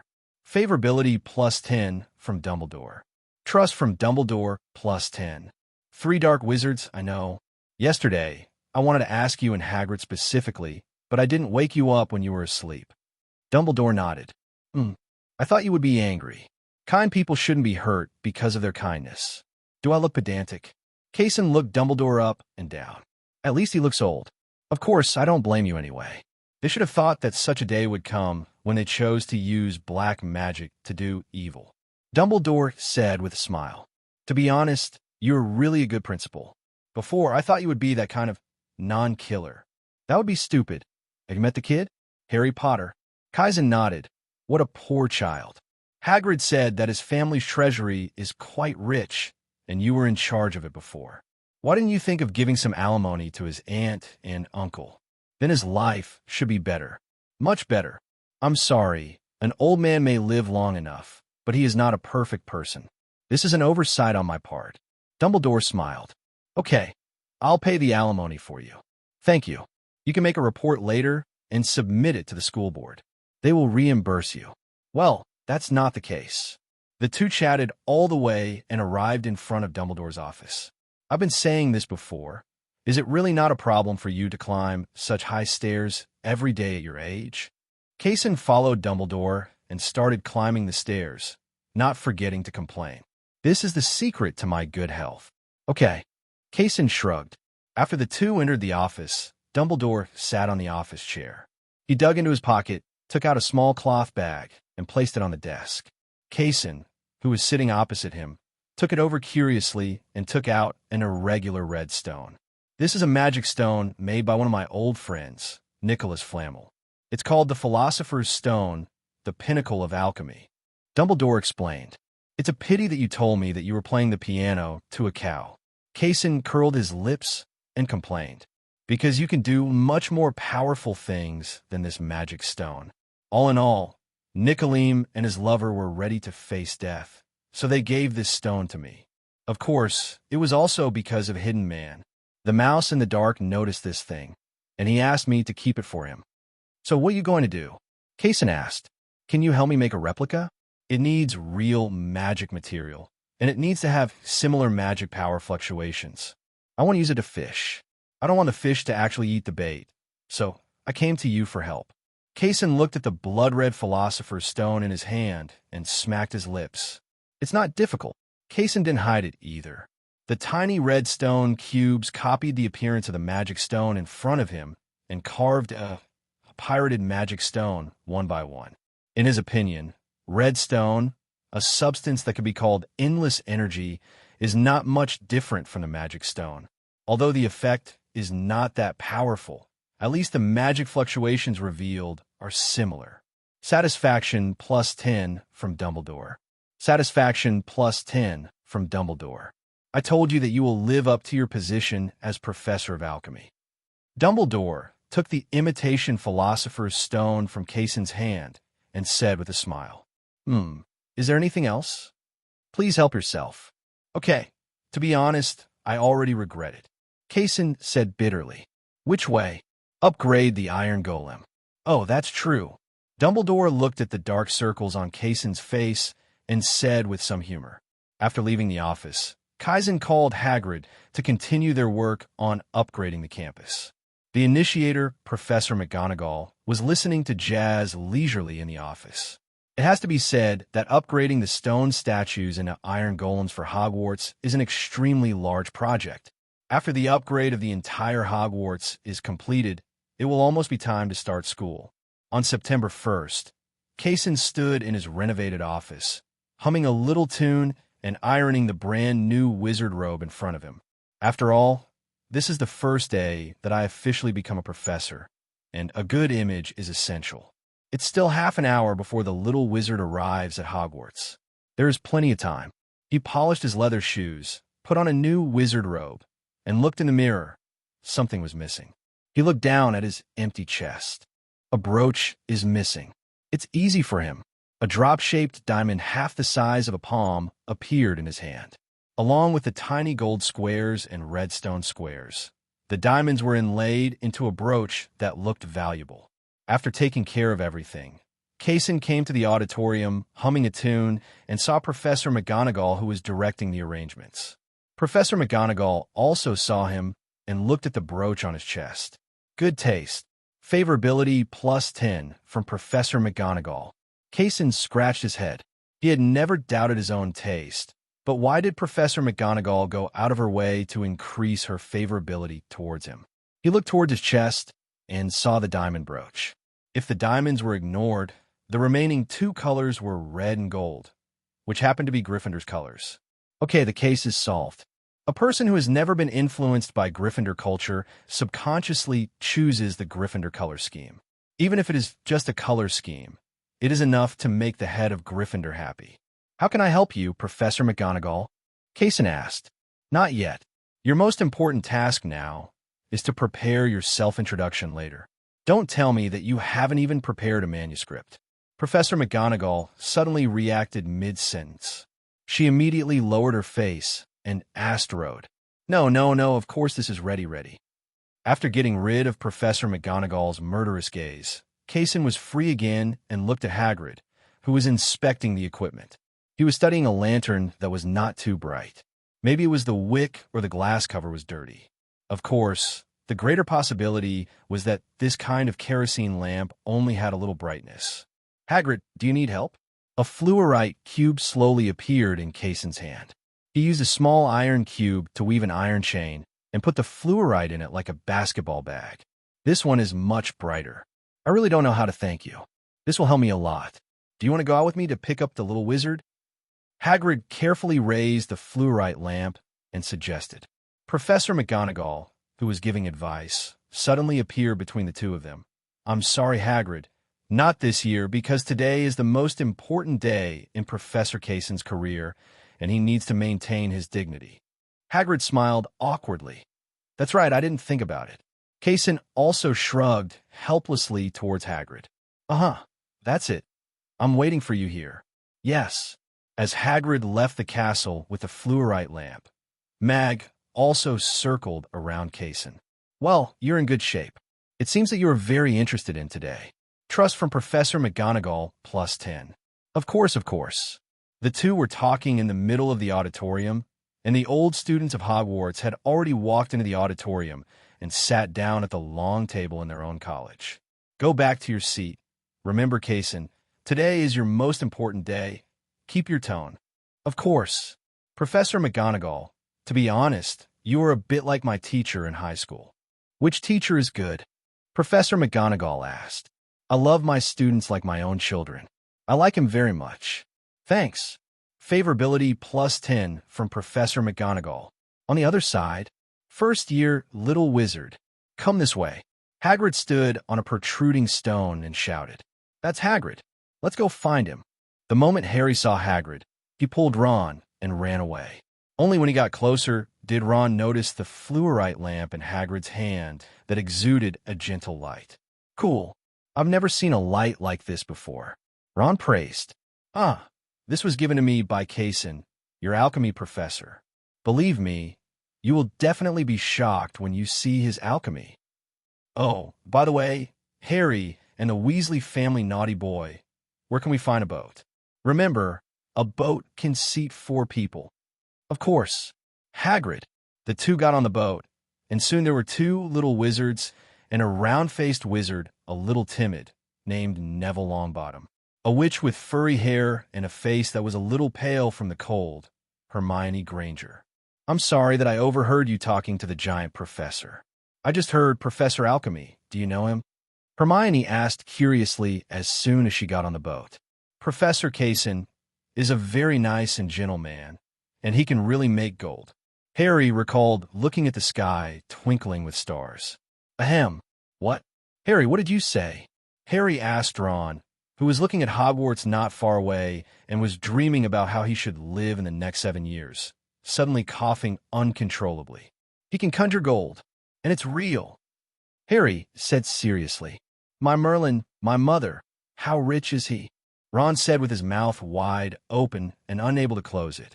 Ron will soon find out how much money Professor Kasen has, because he followed the team of young wizards to the auditorium and followed the direction of Harry's finger and saw a tall and thin, handsome professor with a scary brooch flashing on his chest. "Such a big diamond," Ron said in surprise. "I told you he was awesome," Harry said triumphantly, obviously being impressed by Ron's surprised look at Kasen. Kasen, who was sitting on the professor's chair, also noticed the little wizard who had been watching him and immediately stretched out his hand and waved gently. Harry hurriedly replied, without seeing Professor Snape's gaze on the other side, which was as if welded to death on his face. Soon, Professor McGonagall came out holding a broken hat, also known as the Sorting Hat, and began to sing the opening line that she had sung countless times. Until now. The branch test starts now. Professor McGonagall looked at the parchment in her hand and cleared her throat. Hannah Abbott, Hufflepuff. The entire auditorium instantly erupted into loud and scary applause, and Kase also drummed hard at the professor's chair. He has been in Hogwarts for so long, nearly 2 months, and has a preliminary understanding of the 4 major colleges. For example, the bravery of Gryffindor, the wisdom of Ravenclaw, and the shrewdness of Slytherin. But what he really likes is the kind Hufflepuff, and from the time when Hogwarts was built to the present, Hufflepuff has always been the college full of love and warmth. At least in Kasen's mind, the wisdom of the Hufflepuff lady is definitely no less than that of the Ravenclaw lady. As the little girl named Hannah Abbott went to the Hufflepuff table, Professor McGonagall began to read the next name. Kasen looked at the little wizards one by one and gave them blessings. He had expected this until 2 familiar little wizards, one of whom was Harry Potter and Gryffindor. Another Draco Malfoy, a Slytherin, he still expected. Soon, the entire sorting ceremony was completely over, and Dumbledore stood up from the center of the professor's chair. Okay, I know that after a long day of traveling, you probably won't be interested in listening to an old man like me, but I still have 2 things to say. First, there's an additional forbidden area in Hogwarts this year, which is the corridor on the 4th floor of the castle. If you are naughty, you may die miserably there. The second is that we have welcomed 2 new professors, Professor Cornezillo, to teach you defense against the dark arts. Professor Kiesenhef teaches you alchemy. Please trust his alchemy skills. I wonder if you have noticed that the stone statue guard at Hogwarts have become steel guards. That is his masterpiece. That's all. Everyone, let's eat. Kasen likes such a principal. Who wouldn't like a principal who doesn't talk much? And just when he picked up the knife and fork and planned to eat something, Professor Quirrell next to him came over and stretched out his hand. Chew. The first time we met, my name is, you can call me Quirrell. I just came back today. Kaizen quickly put down his knife and fork and held Professor Quirrell's hand. Nice to meet you. Call me Kasen or Heath, whatever you want. Quirrell shook hands and nodded, and said intermittently, Are you an alchemist? Kaizen was surprised by Quirrell's nonsense literature, but still nodded. Some research on alchemy. Quirrell nodded again, sat back, and stopped talking. Kaizen didn't say anything else. In his eyes, Quirrell was just a wizard with a strange personality and maybe a little cowardly. That's all. Until the next day, Kaizen woke up from a hangover. Forgive him that his drinking capacity was just that, not comparable to Hagrid. Not even comparable to Dumbledore. My head. If I drink so much, I'll be like a dog. He knocked on his head and said in a daze, Dong, dong, dong. Coming. He opened the door in confusion, and a letter suddenly appeared in front of him. This is your course schedule. It read on the envelope cover. Kaizen breathed a sigh of relief. It was just a class schedule. A class schedule? He quickly opened the envelope. Fortunately, he didn't have many classes today. He only had 1 third-grade class in the afternoon, which was just his guide to the novice village. Why? The third-grade courses are all for beginners, so they shouldn't be that difficult. He closed the door again, picked up the alchemy textbook, and began to cram for the last time. Afternoon, alchemy classroom. Kasen stood on the podium. To his surprise, there were not many young wizards choosing alchemy, which was also beyond his expectation. The 4 houses combined can have more than 20 little wizards, which is definitely a lot at Hogwarts. If I had known, other elective courses sometimes require 2 grades to be taught together. I'm honored that you can choose the course of alchemy, and I'm also honored that you are willing to listen to me, a new professor, to give you lectures. Kaizen said a brief nonsense first. Well, it was indeed nonsense. After finishing this nonsense, he finally got to the topic, such as self-introduction. Kaizensis. My name. You can call me Professor Kasen. I am happy for you to call me by my name plus Professor. Of course, you can just call me Kasen when you see me after class. Don't worry, I won't deduct points from you, as long as you don't make that kind of serious mistake. Kasen picked up the chalk and wrote his name on the blackboard, then looked at the quiet little wizard under the podium. Maybe it's quiet, but more likely it's an undercurrent. After introducing himself, he picked up the book on the podium, turned a page at random, and showed it to the little wizards.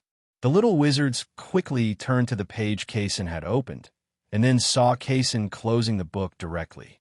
Okay, children, you will have plenty of time to read this shabby book in the future. Now let us throw the book into our pockets, and I will show you the magic of alchemy. Of course, the most important thing is that I am a new professor and have never taken a class before. If you don't step into this classroom again after this class, to be honest, I'll be very sad. Kase said with an exaggerated expression and an ups and downs. Many young wizards also laughed together. Of course, this was not about acting, but they found that the alchemy professor in front of them seemed to be pretty good. At least it was much better than the fortune teller who always cursed people to death, and Snape who always had a dead look on his face. It all depends on the support of peers. Kase sighed and said, "Next, I will let you see the magic of alchemy, which is also its basis, the transformation of matter." As he spoke, he pointed down at the podium in front of him, reached out and knocked, and the solid with single podium instantly began to change from the position where he knocked. Finally, the dazzling golden color illuminated the faces of all the little wizards in the classroom.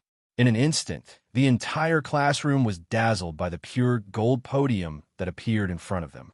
"How's it going?" Kase said with a smile. There were a pair of red-haired twins under the podium. He remembered their names, but it was easy to tell them apart. So let's call them the Weasley twins. One of the twins' eyes was frighteningly bright, and the other had raised his hand high. "Professor Kase, is this really turning into gold, or is it just a trick?" he asked. "Don't worry. I, a professor, can still deceive you with my tricks. This is indeed real gold, and this podium, if I don't interfere with it, will always be gold." Kaizen explained. "In other words, Professor Kase, you will not become the same wood again. Of course, otherwise, what's the difference between this and transfiguration? If you don't believe it, you can come up and take a bite if you don't mind it being dirty." When the twins heard this, they immediately rushed towards the podium, one corner at a time, and began to bite hard. It's a pity that, well, I didn't bite it off, it was too thick after all. "Oh my God, can we do this too?" A dark little wizard, I think his name is Jordan. Well, it sounds like he's very good at sports. He said, dumbfounded.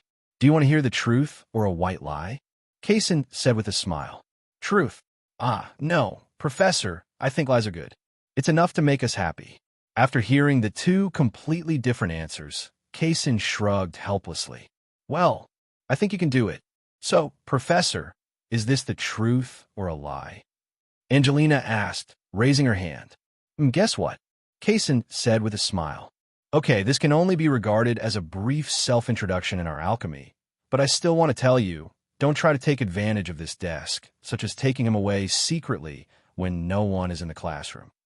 There are many people who can use alchemy to turn mercury into gold, but only I can transform matter freely like this. But we all have one thing in common. We won't suddenly take out a big pile of gold, because after all, this thing is still currency. If there is a stupid alchemist who goes crazy and converts gold, and finally converts the gold into worthless, he will be the one who suffers in the end. Do you understand?" After Kase finished speaking, he looked at the little wizards in front of him. "Okay, I think you don't understand. Forget it, I'll do it myself." He knocked on the podium again, and the next moment branches and vines composed of tiny gold nuggets sprouted from the corners of the podium. "No problem. You can't take them away this time." "Of course. I know you must be very greedy looking at such a big pile of gold, right?" The little wizards in the audience were almost drooling from their eyes. "This is a benefit for you. Don't tell anyone else." Kase's speech at this moment was very much like a university teacher's speech with emphasis. But the difference is that the university teacher may really like one of the classes and start a little trouble. But Kase's secret message is, hurry up and promote it. Give me more publicity. You can't just take the money and not work. As for the money, it was a piece of gold cube that slowly condensed in his hand, about an ounce each, just enough to give one to everyone who came to class. After dividing it up, as the two conspicuous bags bit hard on the gold nugget, A series of positive emotions rushed to Kase at the next moment, as if he didn't want money. Favorability +10 from Fred. Favorability +10 from George. Favorability +10 from Jordan. A series of favorability points made Kase very happy, until he saw one that was inappropriate. Admiration from Tracy +10. He quickly looked towards Tracy, a cute little girl with blonde hair, blue eyes, and fair complexion looking at him with shining eyes. No, this is not for admiration. Just a good impression is enough. A good impression is enough, really. He said crazily in his heart. Really, this is Hogwarts. If this is in the Muggle world, this little girl is not here to admire herself, but to seduce herself. So scary.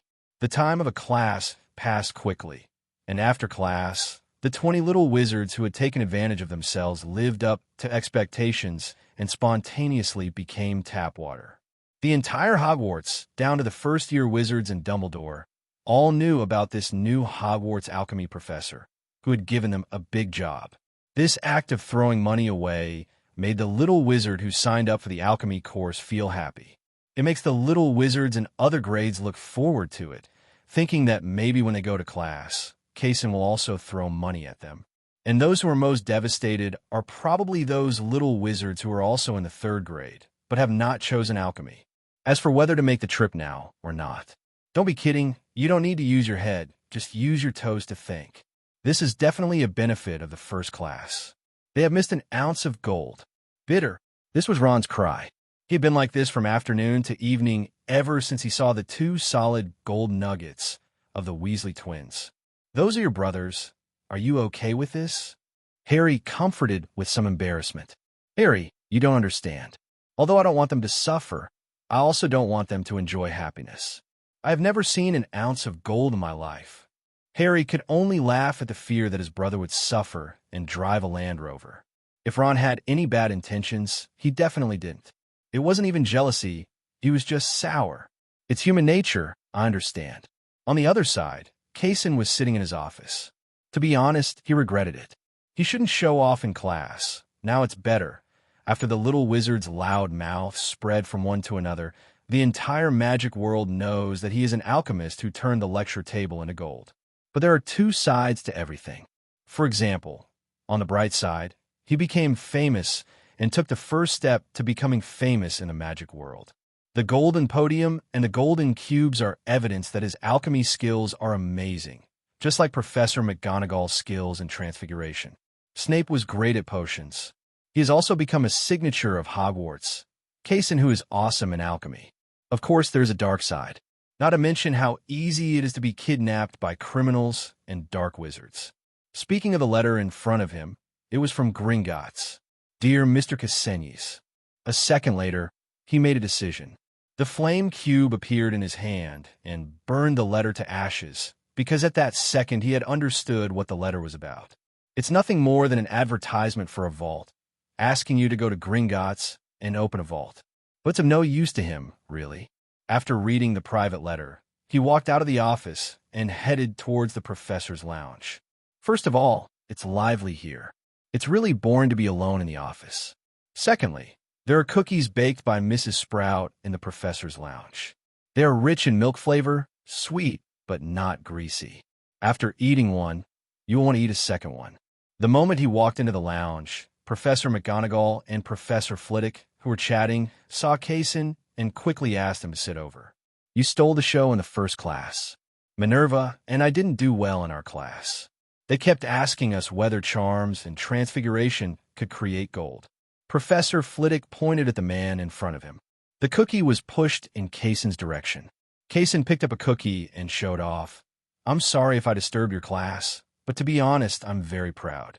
I really didn't expect my first class to be so good. Peace, because my alchemy is not orthodox alchemy. It is even wilder than wild methods. But your first lesson is still very good.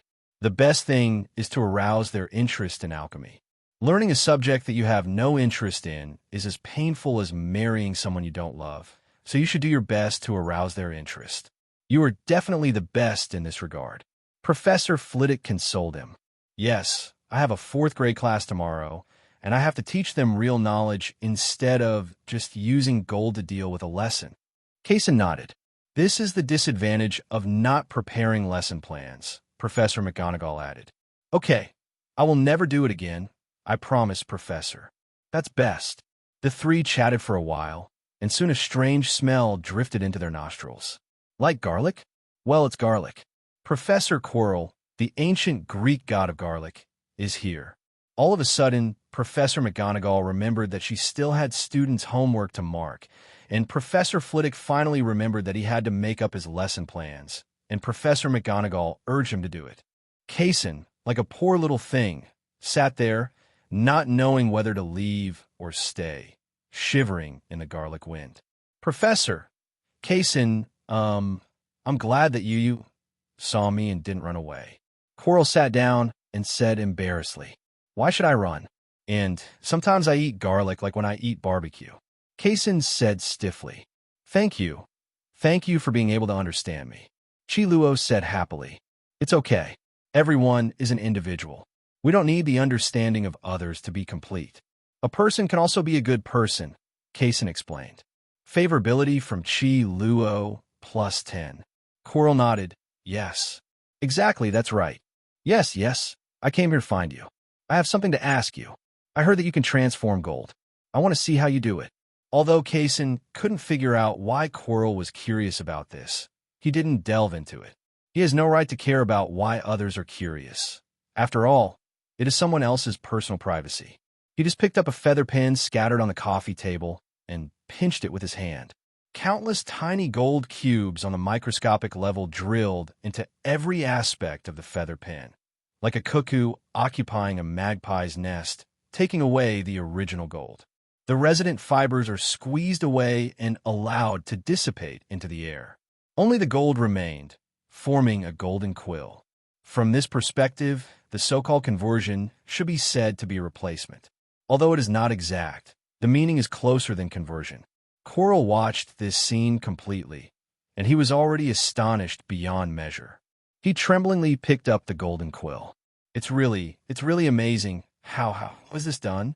You didn't use magic, the Philosopher's Stone? This isn't Mercury either. Kase shrugged. Maybe it's talent. Appreciation from Voldemort plus 10. Kase, who was still resisting the smell of garlic while enjoying Professor Quirrell's praise, suddenly stiffened. Did he read it correctly? What did he see? Voldemort? If he remembered correctly, this Voldemort seemed to be a big boss, and then the big boss expressed his appreciation for him. And he raised his head and looked around. Not all the professors at Hogwarts were as leisurely as he was at this moment. The professors of the required courses are very busy, and most of the professors of the elective courses also have their own things to do, their own magic experiments. There are only a few people like Kase who come to the lounge to talk nonsense. Therefore, in the huge professor's lounge, there were only two people, himself and Professor Quirrell, at this moment. Kase swallowed silently and looked at Quirrell, who was sitting opposite and playing with the golden quill in his hand. Maybe this is not Quirrell. No, this cannot be explained. Obviously, I also have good feelings from Quirrell. After realizing this, he calmly controlled the tiny cubes and began to spread them throughout the restroom, detecting the entire restroom. Well, the possibility of Voldemort being invisible can now be eliminated. In other words, the Quirrell with thick eyebrows and big eyes in front of him has two faces. Kase gasped and made a contribution to global warming. Quirrell finally spoke. Professor Kase, can you be able to make the magic stone? I think your current level of alchemy is no better than that of Nicoleem. Low. You just think highly of me. I just have a little bit of talent, but you can't touch Nicoleem. No, don't belittle yourself. You are younger than him. This is your greatest talent. After Quirrell finished speaking intermittently, he looked at the golden quill in his hand. I can. Of course, just take it. I have no objection. Thank you. Thank you. Thank you so much. You are so generous. Kase watched Quirrell leave the professor's lounge. After waiting for another 5 minutes, he breathed a sigh of relief. Then he also left the professor's lounge and went straight to the door of Dumbledore's office. He looked at the two stone statues in front of him and said, "Pile of cockroaches." After walking up the exhausting stairs to the top floor, which was in front of the wooden door of Dumbledore's office, Kase paused deliberately and took 2 deep breaths to adjust his breathing evenly. Z-A-O, sound of door opening. "Dumbledore, don't be afraid of what I'm about to say." Kase sat opposite Dumbledore and said, "I'm the headmaster of Hogwarts. I won't be afraid, you say?" Dumbledore put the glasses he had just wiped on his face. "Quirrell, there's a problem." Dumbledore nodded. "Well, you are very perceptive." "Of course. When I was in school, the teacher always said that I—" Kase suddenly discovered a blind spot. "I'm very perceptive, which means you already knew there was something wrong with Quirrell. So you still keep him?" Dumbledore poured a cup of black tea and pushed it over. "Remember that day I asked you to help me make a fake magic stone? If I wanted a fish, he would be the fish. Then do you know Quirrell's true identity?" Kase asked tentatively. He had already thought about it. As long as Dumbledore said the word, "I don't know," he would have something to talk about. It was bound to be another bloody storm, and Dumbledore nodded. "His name is Tom Riddle. Of course, his other name is even louder, Voldemort." Kase leaned back in his chair, a little depressed. You know everything, you just don't know where this is. This is Hogwarts, and there are little wizards all over the place." Satisfaction +10 from Dumbledore. Trust from Dumbledore +10. Favorability +10 from Dumbledore. "Forgive me, Kase, but please trust me. Everything is going according to plan." Dumbledore said with gentle eyes, "It's not that I don't trust you. Maybe you are very powerful." Kase said earnestly. After coming to Hogwarts and reading a lot of books, he was no longer the old man who thought Dumbledore was just an old man who loved to play with lighters. Rather, he is truly the most powerful wizard in the world. But I still don't think you can keep an eye on his every move. In fact, I can. Every portrait in Hogwarts Castle is my eyeliner, as well as the house elves and professors. Just assume you are. Believe me, now that you know about this. Kaizen, would you mind doing me a small favor? Please unconditionally help the people behind Professor Quirrell. Which way? In any aspect, it is within the scope of your conscience. I only accept aspects of alchemy that I can do. Make a deal. Damn skylight effect. I have another question. Where is Cornezilo? He is the only one. In order to pursue power, he took the initiative to accept Tom's possession. Unfortunately, he didn't have the right direction. He is already a black wizard through and through. Okay, I just want to ask. Kase curled his lips. Don't think I'm too heartless. Even if a remnant soul had great power when he was alive, he still couldn't control a complete wizard. And now that Quirrell has reached this point, it can only be said that he brought it upon himself. Dumbledore explained. One sentence. Did he take the initiative to find him? I thought it was a secret that such a big devil was not dead. Because I never thought he was dead before, so sometimes I would talk about it. Okay. Kase nodded and left the principal's office without much interest. It's not surprising that he is like this. Anyone who knows that his colleague is a heinous guy will not be very happy. After returning to his office, he continued to supplement with basic alchemy. Although most of the so-called material transformations can be achieved out of thin air, as long as you understand the knowledge, can verbalize it, and teach it to students. But some of the magic pattern seal carvings, energy utilization, etc. are still very useful. When the time comes, you might be able to make something interesting with redstone. Dong dong dong. Boo, yes, it's me, Quirrell. Say chow chow and chow chow are here. Kase sighed and opened the office door. Quirrell walked in with a fruit basket and a smile. After placing the fruit basket behind his desk, he saw the basic alchemy book placed there. You still read books of this level? Although over time, this method seems to be engraved in the bones, but is not easy to convert them into language and output them. Kase took out tea leaves from the cabinet and made a pot of tea for Quirrell. It's like this. I came today because I have something I want to ask you. Quirrell picked up the teacup and took a sip. Please tell me. I want to ask you to make a magic stone for me. Kasen's hand holding the teacup suddenly trembled. Then what? What makes you think that I can make the magic stone? he said with a strange look. Just one. One piece is fake. This is Dumbledore's meaning. Quirrell quickly explained. Tell me. Do you know the mysterious man? Kase nodded. Dumbledore has always thought that the mysterious man is not dead, so he set a trap here in Hogwarts this year. The bait of this trap is the Philosopher's Stone. Of course, it is what Dumbledore declared to the outside world. As a person, Dumbledore told me that he needs a fake Philosopher's Stone, and he wants to use a fake bait. Come and catch the mysterious man. Kase nodded and took a calm sip of black tea. Oh, that's it. Why didn't he tell me himself? He should try his best to let as few people know about this as possible.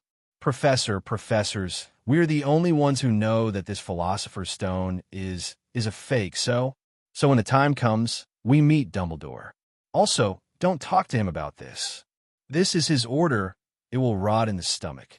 Quirrell said stumblingly, while Kase patiently watched his performance. After the fake Sorcerer's Stone, I didn't allow myself to tell Dumbledore. It was easy to understand. It was nothing more than a civet cat replacing a prince. I want to use the fake magic stone in exchange for the real magic stone. It's a pity that the so-called real magic stone is actually fake. Moreover, the source manufacturer of both fakes is the same person. But what Kase didn't understand was that Quirrell, or Voldemort behind him, could make up lies and confirm that Dumbledore was using fakes as a trap. Why didn't you think that Dumbledore really used a so-called fake as a trap? After thinking about it, Kase could only think that these two guys were not very smart. It can only be like this. Otherwise, there's really no way to explain this behavior, which is like taking off your pants and farting. How? Can it be done? Quirrell asked eagerly. Well, it's okay, it's just a fake. It only needs a rough shape and magic power fluctuations. But I have never seen a real magic stone. How do I know how to imitate it? Rely on the pictures in the book? Kase said, pointing to the elementary alchemy book on the corner of his desk. This is not a problem. Look at this. Quirrell took out his wand and swiped it. The next moment, a one-to-one replica of the magic stone phantom was drawn. Is this the shape? Kase asked. Yes, how long will it take? This size fast. He held the illusion of the Sorcerer's Stone in his hands. This time, it was easier than when he helped Dumbledore make a fake. Dumbledore was given the real thing that time and copied it himself. Quirrell gave him a template, and he only needed to fill it with tiny red stone squares. Soon, the imitation magic stone 2.0 produced by Kase was released. It's really powerful, a powerful alchemy. I'm afraid you have to compete with the real one, Nicolim. Quirrell took the magic stone with both hands and said in shock, There's no need for this. How about another cup of tea? No, I have to go back and prepare lessons. Walk slowly. I'll see you off not far away. After sending Professor Quirrell out of the office, after waiting for 5 minutes, Kase came directly to Dumbledore's office again. That's it. Maybe he wants to play civet cat in exchange for the prince. Dumbledore nodded. I'm glad you came to tell me this. Shouldn't I say this? This is also for the safety of the students, the safety of Hogwarts, and mine. That's it, Kase. You're a qualified professor. Dumbledore's eyes were still gentle. Whatever you say, I still have to study how to take the 4th-year courses. Seriously, don't you have any idea of changing me to another position? Absolutely not. Dumbledore shook his head. I wish you had. The next day, take a deep breath. Kase, you can do it. Today you're going to explain alchemy to a group of young wizards who are new to alchemy. Believe in yourself. You will catch them. Kase stood in front of the dressing mirror in the office and began to give himself psychological suggestions. After all, unlike yesterday's cute little wizard, my alchemy reserves in the past 2 months are not necessarily as much as those of 4th grade students who have already studied for a year. And my goal for the first class of 4th grade is also very simple. As long as I don't reveal my secret. As long as the secret is not exposed. Kase took another deep breath and exhaled suddenly. About 10 minutes later, it's too hard to force yourself to wake up 3 hours early. It's better to sleep for a while. Besides, it's not that serious to reveal your secret. Kase was lying on his side on the bed and riding the quilt, while the sky outside the window was still as black as ink. There is another chapter during the day. Please forgive me for staying up all night yesterday and not saving the manuscript. Attend class. Kase knocked on the podium in front of him. It was still pure gold and had not been poached by the naughty little wizard. Soon the little wizards in the audience opened the alchemy books in front of them and took out the folding alchemy disc from their pockets. Then they all looked at Kase on the podium with admiring eyes. The person involved felt a little awkward, so he walked off the stage and picked up a classmate's alchemy textbook and looked at it. Ancient runes, he murmured. Ancient runes. Ancient runes. Ancient runes. What the hell is that? He fell silent in a rare moment and then looked back. Soon his forehead, which was about to shed sweat, became extremely dry again. The so-called ancient runes are a kind of magical writing, and they also have other names. For example, Odin in Nordic mythology, the rune letters he learned by selling his own eyes are another name for ancient runes. In alchemy, it is mainly used to engrave on alchemy materials to form a magic circuit, but the B**************** D at Flourish and Blotts bookstore did not write any records about runes in the book he sold. While B*********** D guy sells books. It seemed that I had to choose a dark and windy night to put a sack on that guy and beat him up. After a few casual glances, he returned the book to the student. Using words to make objects gain magical powers couldn't be easier for him, really. Have you learned the application of ancient runes? Kase asked. Yes, Professor. Kase nodded. Forgive me for coming to teach you halfway, and your last professor resigned suddenly. This also means that I have some slight deviations in your learning progress. I hope you understand. But you know runes, right? I remember there was a professor of ancient runes at Hogwarts, and he taught runes. After he finished speaking, he returned directly to the podium without giving the students time to reply. The so-called rune carving. I think the previous method of filling with mithril was very rough. Carving grooves on the object and filling in the mithril that originally contained magic power belonged to the magic power of mithril, not the object. Its own magic. So, I developed a more advanced way of applying runes. Of course, this cannot be called seal engraving. I call it enchantment.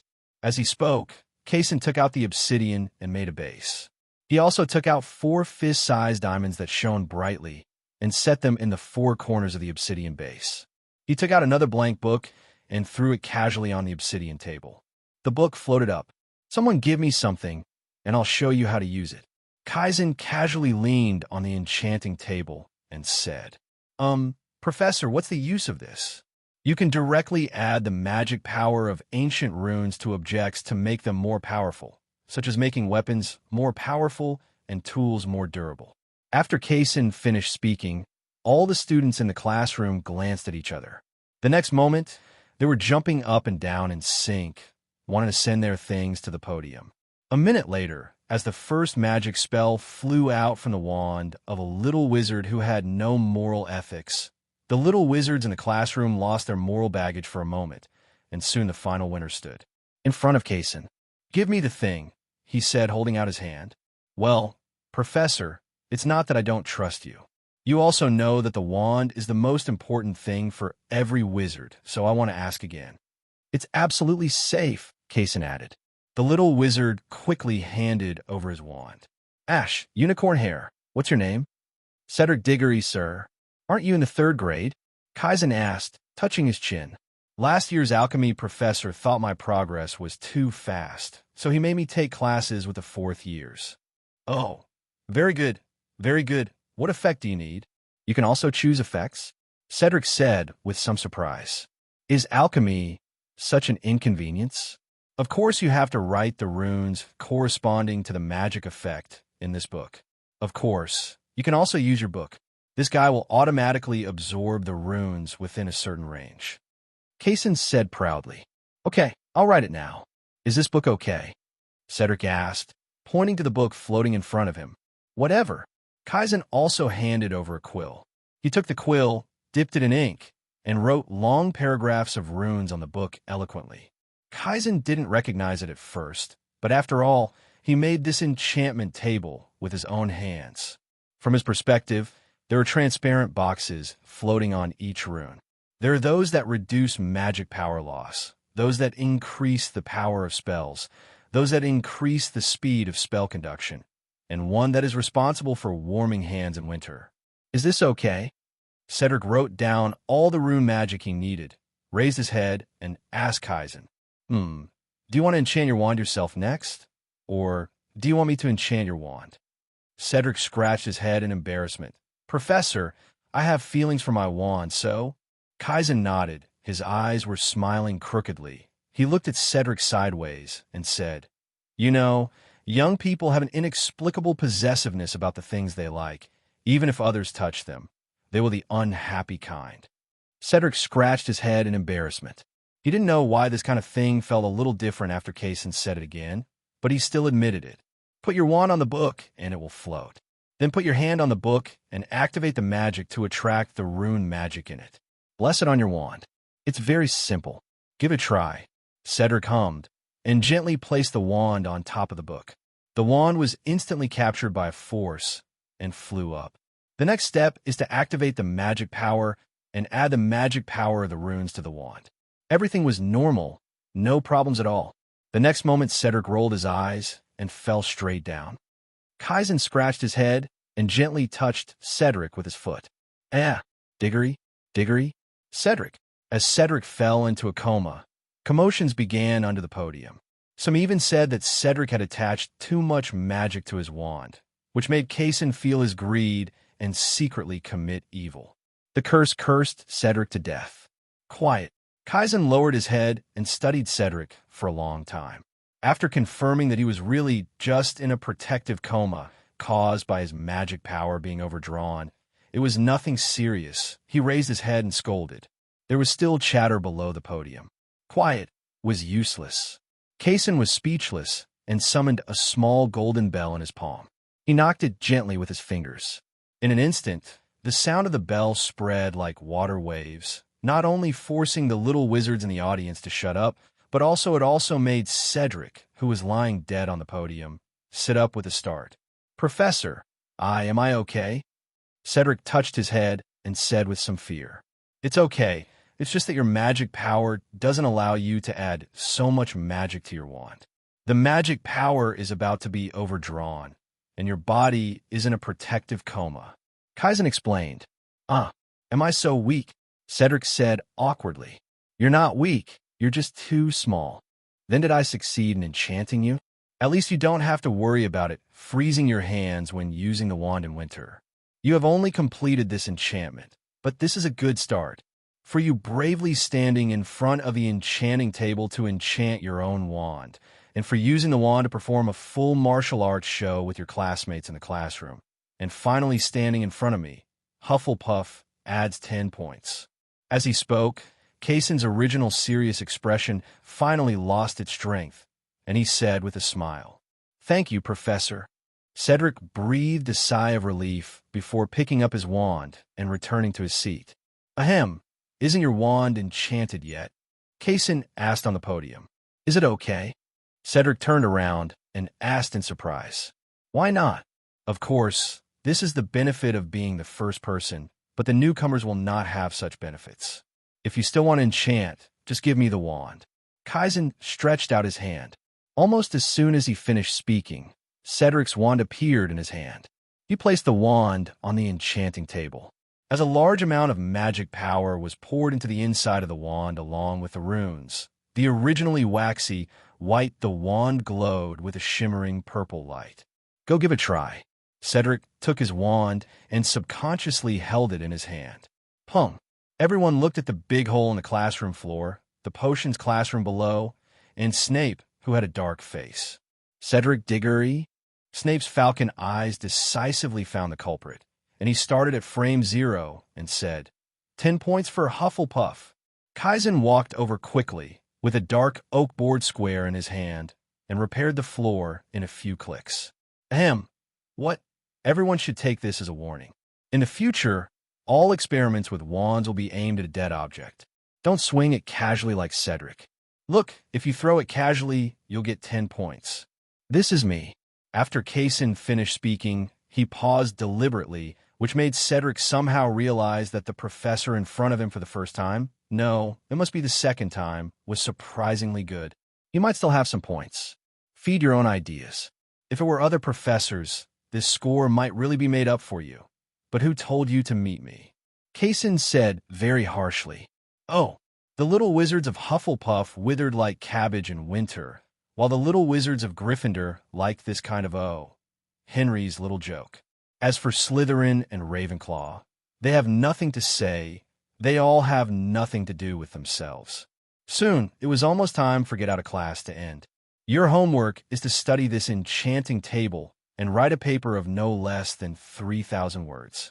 It would be better if you could make a replica for me that can also be enchanted. Get out of class is over now.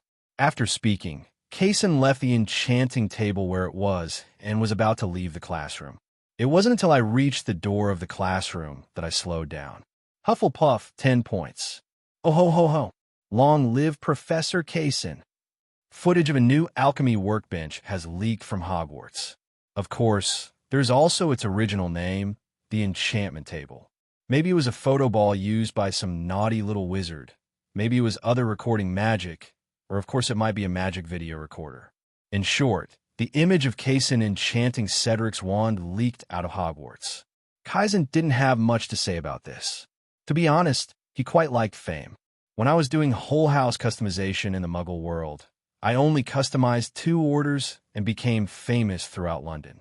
The benefits of gaining fame are immediate. For example, from then on, he can choose the orders he wants to take, and he has more money and less trouble. There is no shark arm that Party A can command with his melon-sized head. Break things. And brought into the magic world, it is a shining star that hangs in the sky early and unknown in the alchemy circle of the entire European magic world. Although a series of benefits have not yet been seen, a few letters controlled him for 2.5 hours. He was forced to go to Dumbledore for emergency help. Kase sat on the sofa in the principal's office. These are the letters. They all say that they are the most authoritative alchemy circle in Europe, but I have no clue at all, so you want me to help you choose a reliable one? Dumbledore looked at the signature on the letter and already made his own decision. No, I want you to give me an idea on how to reject them all in a gentle, polite, and non-offensive way. Kase added, What? Don't you think that if I meet a truly professional person, my secret will be exposed within 5 seconds, and then a rising star in the alchemy world will directly become a big liar, and finally fast forward until I get kicked out of Hogwarts? That kind of thing is okay? You are a little too worried. Really, don't belittle yourself so much. You have to believe in the brain-filling skills of your peers. Many people know that you are an apprentice wizard, so the theory and practice of alchemy, it's normal to be different from academic wizards. I don't even know that I am an apprentice. How many lines have you made up for my personality? You may not know that I submitted several novels to Muggle publishing houses when I was young. In this way, Kase was fooled by Dumbledore and replied to the European Alchemy Exchange Association. According to Dumbledore, the Alchemy Association status is basically equivalent to the Wisengamot among wizards. It has a prominent status and is more expensive than the Sir Merlin Order. After all, Sir Merlin can really be bought with money. After leaving the principal's office, Kase was in the corridor of the castle again. He was thinking whether he had been framed by Dumbledore. But that shouldn't be the case, right? Dumbledore asked him to join the Alchemy Association, and he wouldn't get a commission. So, is it really considered for his own good? Are you just suspicious because your level is really not good enough? That should be it. Just like that. It wasn't until a small sob came from a stairwell that he brought his mind back to reality from the brainstorm. He walked towards the stairwell and saw a small figure wearing Gryffindor robes sitting on the steps. Hello. He tried to keep his voice gentle so as not to scare the little wizard, but he was still frightened.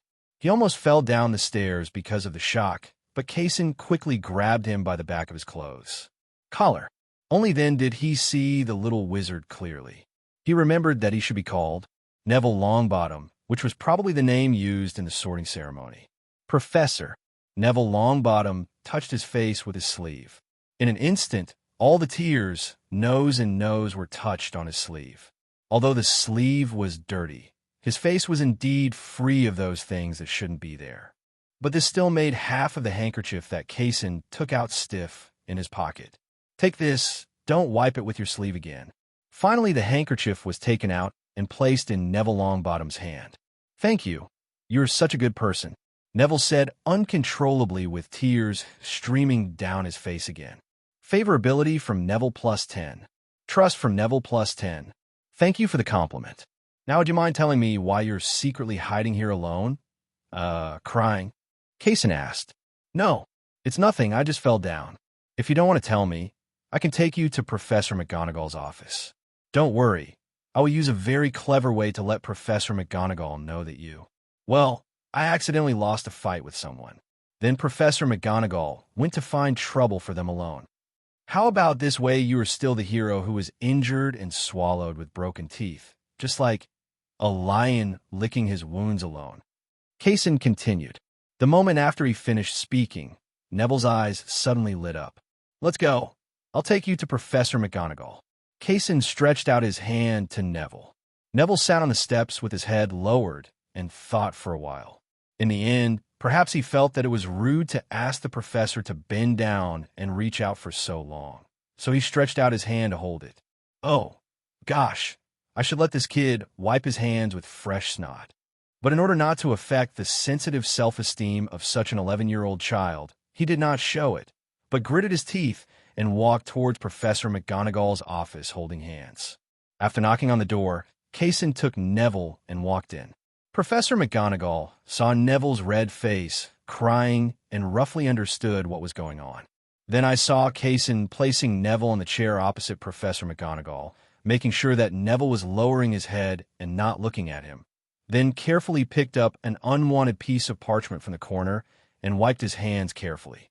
Professor McGonagall, who witnessed all this, cast an apologetic look and then put on a serious face again. Mr. Longbottom, please tell me what is going on.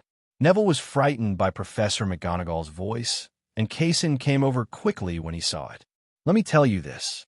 After I left Dumbledore's office, Neville, please forgive me that I haven't been in Hogwarts longer than you. Where did that place come from? The south corridor on the second floor. Neville said softly.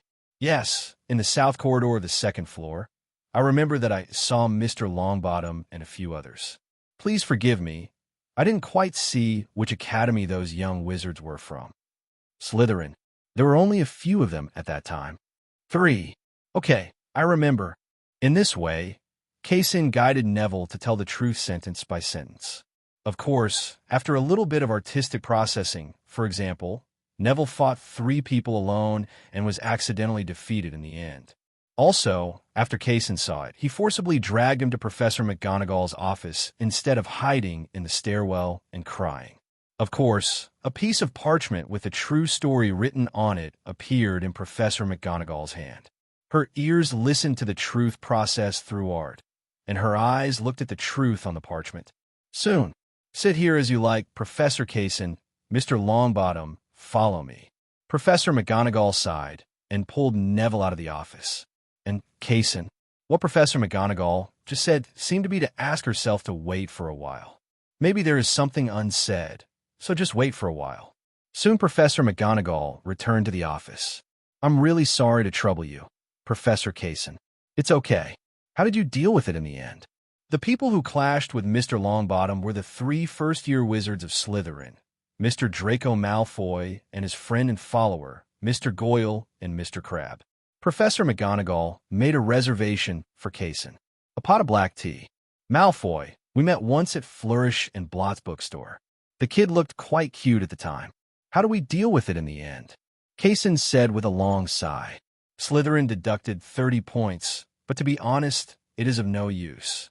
Soon these 30 points will be added back by Severus for various reasons. Professor McGonagall said, scores can only tie up an honest little wizard with a strong sense of honor. To be honest, this punishment seems like nothing. Kase complained. This is actually the case. Over the years, we have become accustomed to it.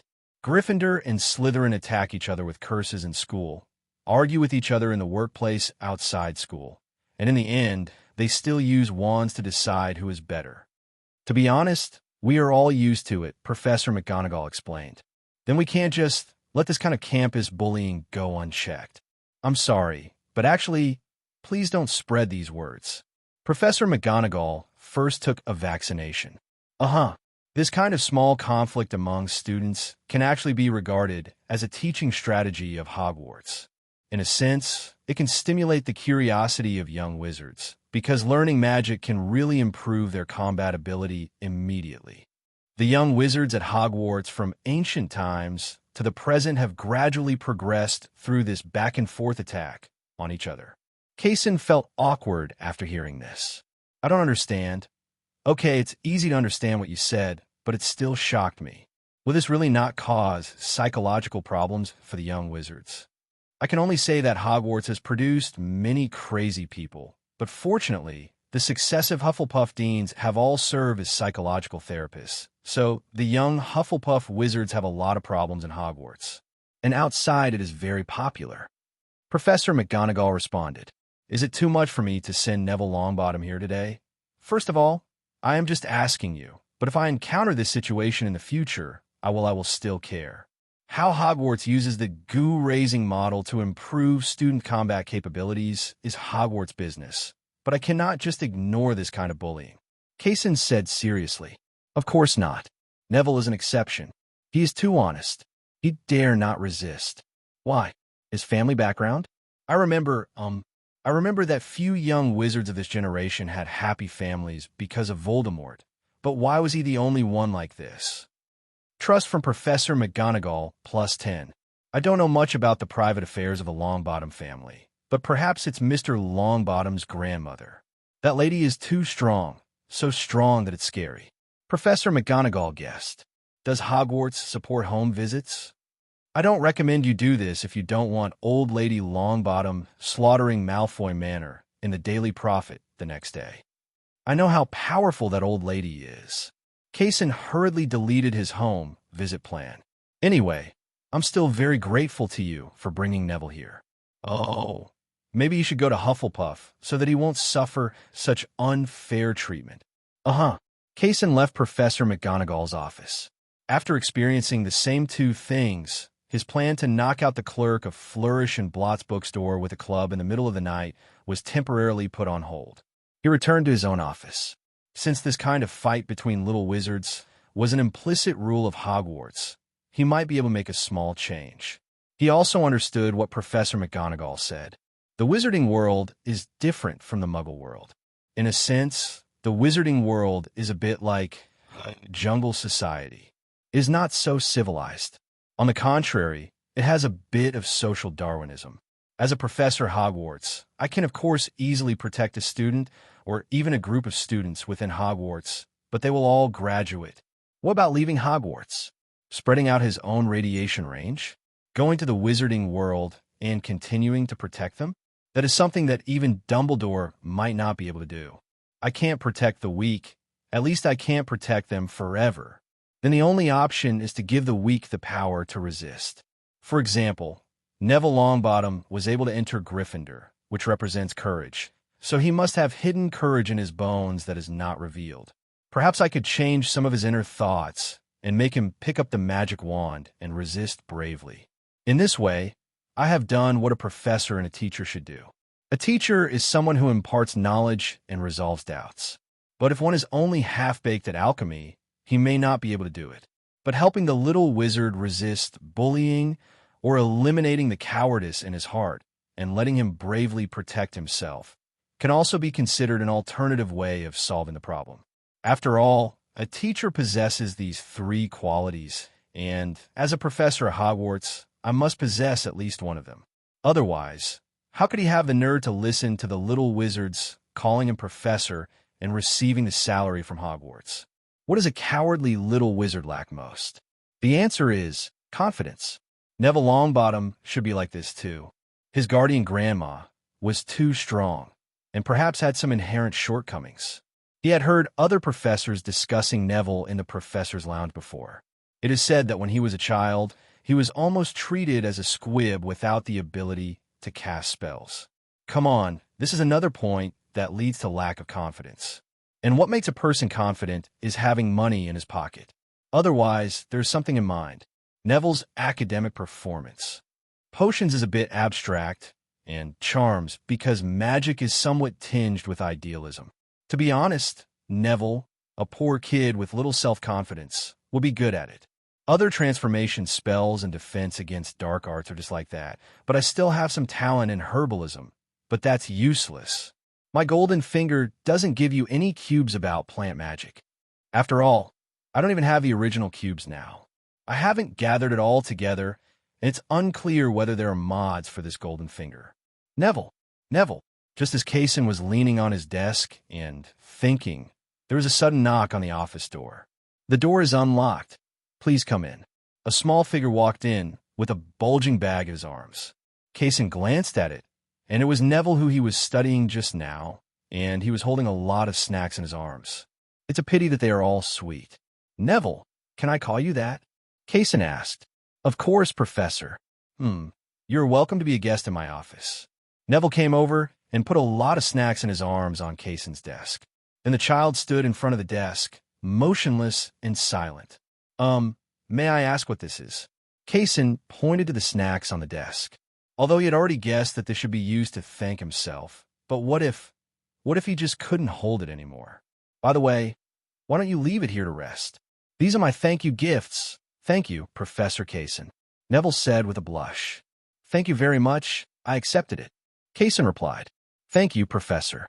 Neville bowed to Kasen again and then stood there thinking for a second.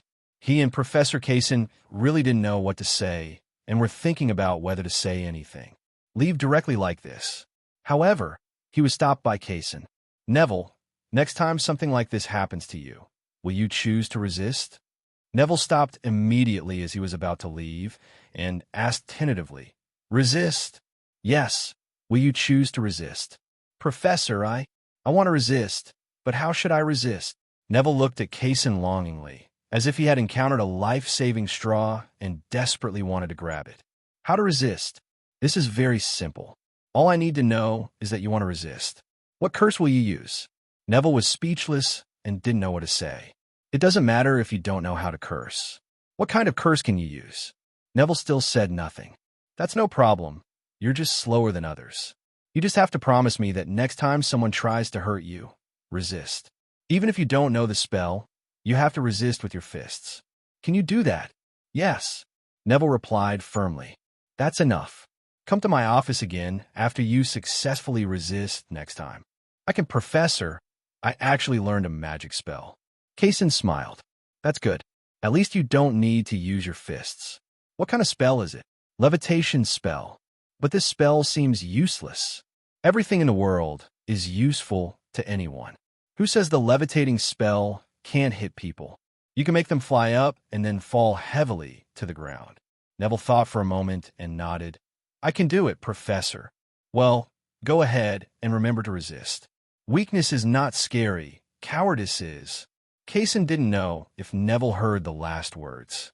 Because this kid runs very fast. Favorability from Neville plus 10. Trust from Neville plus 10. Favorability from Neville plus 10. Trust from Neville plus 10. After sending Neville away, Kasen felt at ease again, and the previous psychological infighting had long since disappeared because he was sure that Neville, a silly boy, had a rebellious mentality. His life once again returned to the days of 4 o'clock in the auditorium, office, library, and professor's lounge. But most of the time, it's the library. He has absorbed a vast amount of alchemy knowledge into his head, and class is no longer like it was before, just like a scam. At the same time, he also began to try to analyze his MC ability through alchemy. The conclusion is that it is contrary to nature, very contrary to nature. The Philosopher's Stone, also called the Philosopher's Stone, has the most powerful property of converting matter, but in his eyes, this pearl of alchemy is just the most basic level A. As for the so-called magic power of extending lifespan, that is the work of potions next door. For scholars like alchemy who study the transformation of matter at the microscopic level, extending lifespan can only be regarded as a byproduct of alchemy. Compared with the transformation of matter, it is not at all none of the charm. It can be said that my next work is to integrate the various characteristics of MC into alchemy to the maximum extent and teach Alchemy 2.0 to these young wizards. Time passed, and in the blink of an eye it was the second Tuesday since the beginning of school. All the homework left for the 4th grade wizard last week had been marked. I corrected it very seriously. After all, there was no class yesterday on Monday. In fact, logically speaking, there should be a 3rd-year course. But in order to let the little wizards think about whether they should choose elective courses, Hogwarts gave the 3rd-year wizards the treatment of suspending all elective courses in the 2nd week, so that they were able to balance personal time and studies, find a balance point, and make thoughtful choices. As a result, Kase had a whole day of vacation, just half a day, and he spent the other half of the day grading homework. As for the homework, it should not be said that the 4th grade wizards are already very good. They carefully examined the magic power emitted from the enchantment table, the texture on the surface, and the internal structure. Not only was the paper collected very informative, but a replica version of the enchanting table was also handed over. The entire class is involved, such as the Slytherin students, who have big families and are responsible for providing raw materials, obsidian, and diamonds. Ravenclaws were responsible for the precision design and assembly. Gryffindor is responsible for concocting the raw materials, while Hufflepuff provides constant logistical help. Just such a simple version, driven by the dense ancient rune circuits on it, and a really usable enchantment table was placed in front of Kase. You really can't underestimate them. Kase hugged the enchanting table in front of him, looked around, picked up the quill on the table, took down the book on the enchanting table, and replaced it with a book he copied from the library. The runic magic book. After studying for a while, he successfully selected a magical blessing that would never stop inking and put it on the quill. It's awesome. I only need to provide results and leave the principles to the students as homework. How can it not be a two-way journey and double progress? Kase was shocked by the talents of the little wizards at Hogwarts, and without hesitation gave an O on the 4th grade exam. So I remember that I don't know which poet said, "Don't go gentle into that good night." Please forgive me for not knowing what this sentence means, because my literary literacy is really not very good. But I think this sentence can be changed up a little bit. Don't go into the examination room unprepared. So, 7th grade little wizards, today is our first meeting. Please answer the alchemy test paper in front of you. To put it bluntly, although I have only been around for a short time, I'm still somewhat famous in the alchemy circle. The test paper I gave you with an O is very valuable. Kase showed no kindness towards the 3rd and 4th graders, but showed an indescribable smile called exam-oriented education. Forgive me, I really want to show you the magic of alchemical creation, but you are already in 7th grade. I remember that you seem to have the ultimate wizard level exam, so don't blame me. As Kase's words fell, the little wizards below did not make much wailing sound, but quickly took out their quills and wrote. And Kase was not idle either. He took out his 4th grade homework, the small enchanting table, from a storage ring he rubbed out with a small enderbox. He took out another pile of parchment. The manuscript was already typed, and all that was left was to write on the parchment. There were more than 10 pieces of parchment recording the profound principles of the enchantment table that the young wizards had copied. He decided to mail it together with the imitation enchantment table to the European Alchemy Exchange Association. The alchemy publications they published were always the pinnacle of alchemy, and they are very happy to include the innovative alchemy results developed by talented little wizards. Next, I only need to wait until the next class for their 4th graders and let them sign their names on the paper. As a professor who is not too responsible, I have done a little bit for my students. Contribution. Soon, the test paper was handed over. Kase did not mark it immediately, but looked at his watch. There were still 5 minutes left. I can't go on with the lecture anymore, but I can make a small preview for my next class. Hogwarts' newly upgraded iron golems. Some people like to call them Iron Knights. Have you seen them?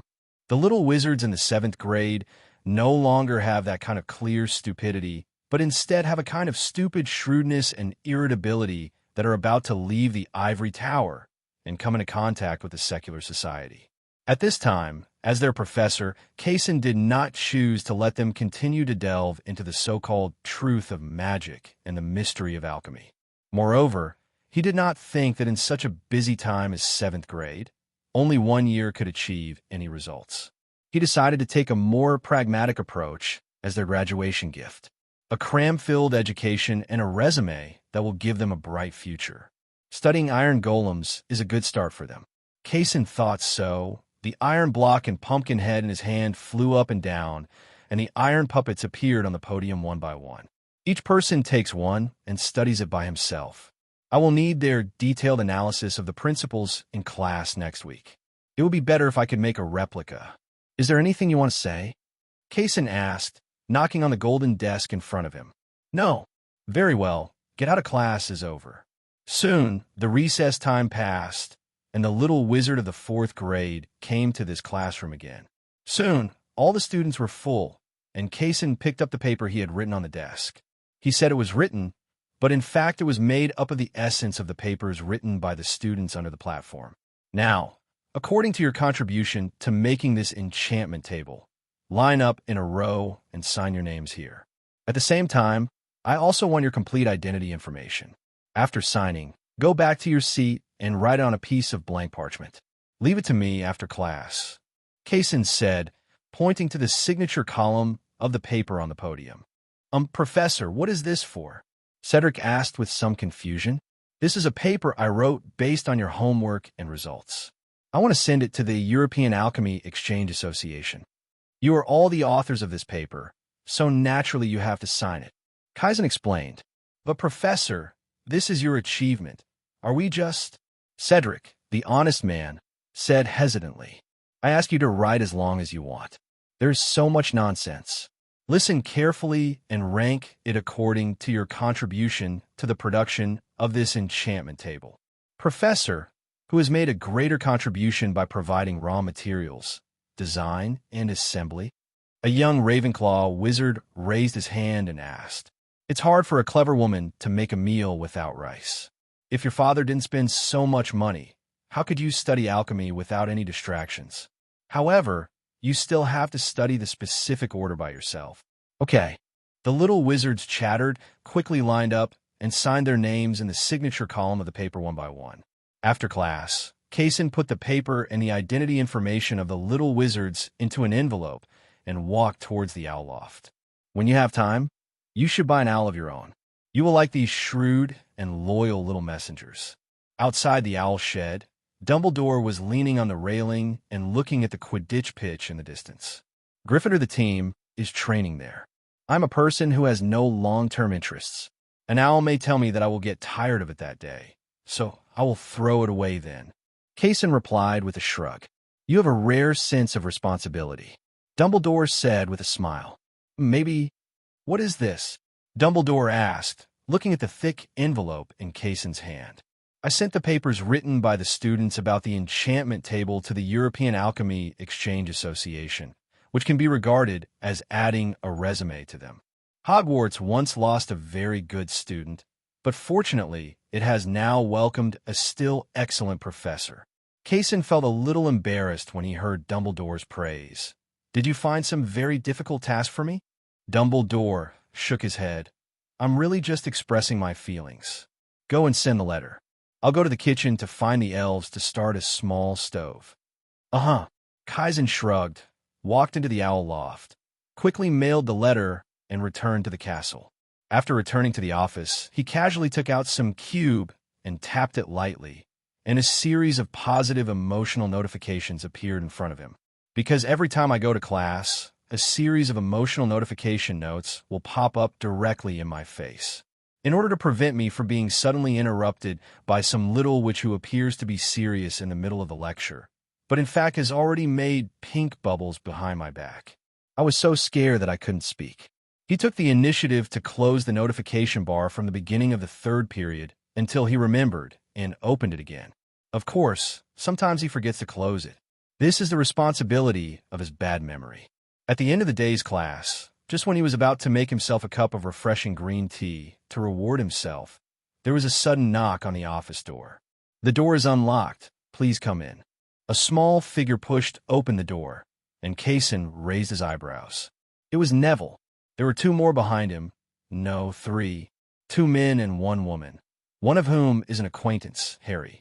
The other 2, come in, everyone. It looks like you're friends. Neville nodded excitedly. Congratulations to you, Neville. And congratulations to you. You have made a very good friend. Kase took out 4 more cups and poured green tea for them. Professor, let me introduce to you. These are Harry Potter, Ron Weasley, and Hermione Granger, the 3 friends I made. Neville introduced excitedly. Drinking tea may be a bit bitter. Kase waved his magic wand, and the teapot on the desk floated to the coffee table in the corner. After all, when a professor and a student talk across the desk, it sounds like a lecture, but it is much better on the sofa. Today, that Malfoy came to trouble me again. I used the levitation spell to lift him up, and then threw him heavily to the ground. His 2 followers also wanted to rush over and beat me with their fists, but Harry and Ron happened to run into me, and they helped me fight off Malfoy. Malfoy also said that he wanted to tell Professor Snape that we met Hermione when we didn't know what to do. She suggested that we come to you, and I just want to tell you that my resistance was successful, Neville said while sitting on the sofa with his face flushed and dancing. You made a brave first step, and you also made loyal and reliable friends. Kase nodded in admiration. Neville's already red face became even more excited when he heard the words of approval, while Harry and Ron were a little embarrassed when they heard the adjective used to describe their best friend. And Hermione still remembered what the 4 of them were here for. Professor Kase, Malfoy said he was going to tell Snape, and he would definitely call Neville over and severely deduct points from Gryffindor. Let him deduct it.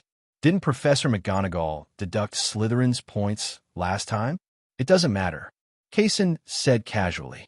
But, Professor, Gryffindor's score. Gryffindor's points are actually not important. What's important is that Neville will no longer be a bully bag from now on. As for deducting points, you just treat it as a face to Snape. How about that? Hermione shook her head. No, Malfoy obviously made a mistake in this matter first, and in the end, Gryffindor's points will be deducted. This is unfair. You may not know that when I was a child, I went to school in the Muggle world. From a community primary school to the University of Manchester, basically all students believe that students' conflicts should be resolved by themselves. Telling the teacher that this conventional method cannot solve the problem, and often cannot truly punish the wrong party.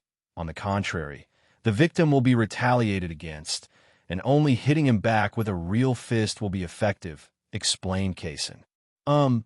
Professor, I don't quite understand, Hermione said with some embarrassment. On the surface, what I mean is to encourage Neville to resist, but another meaning is don't be afraid of deducting points. Why is Mr. Malfoy, who did something wrong, not afraid of deducting points, but Neville, who did everything right, is afraid of deducting points? Should good people be held at gunpoint? Kase spread his hands and said bluntly. Harry and Ron looked at each other and nodded in agreement, while Neville had already believed what Kase said. Only Hermione always felt weird. But the score? The score is not important. It is just illusory. The so-called honor. If because of this illusory thing, the little wizard is restrained and does not dare to resist, then it is better not to get this honor. The professor is absolutely right. Neville finally couldn't help but echoed. Professor McGonagall will be very happy to know that you resisted. This matter is nothing more than deducting 10 or 20 points from you. Maybe Snape will deduct more points, but it doesn't matter. It will be over if you hold on. The Weasley twins are George and Fred, and Ron's brother gets 10 and 20 points deducted every day. Isn't that pretty good? Well, I remember, Professor. Neville nodded heavily. After sending the 4 little wizards away, Kase felt at ease again. Well, it's not that relaxing, actually.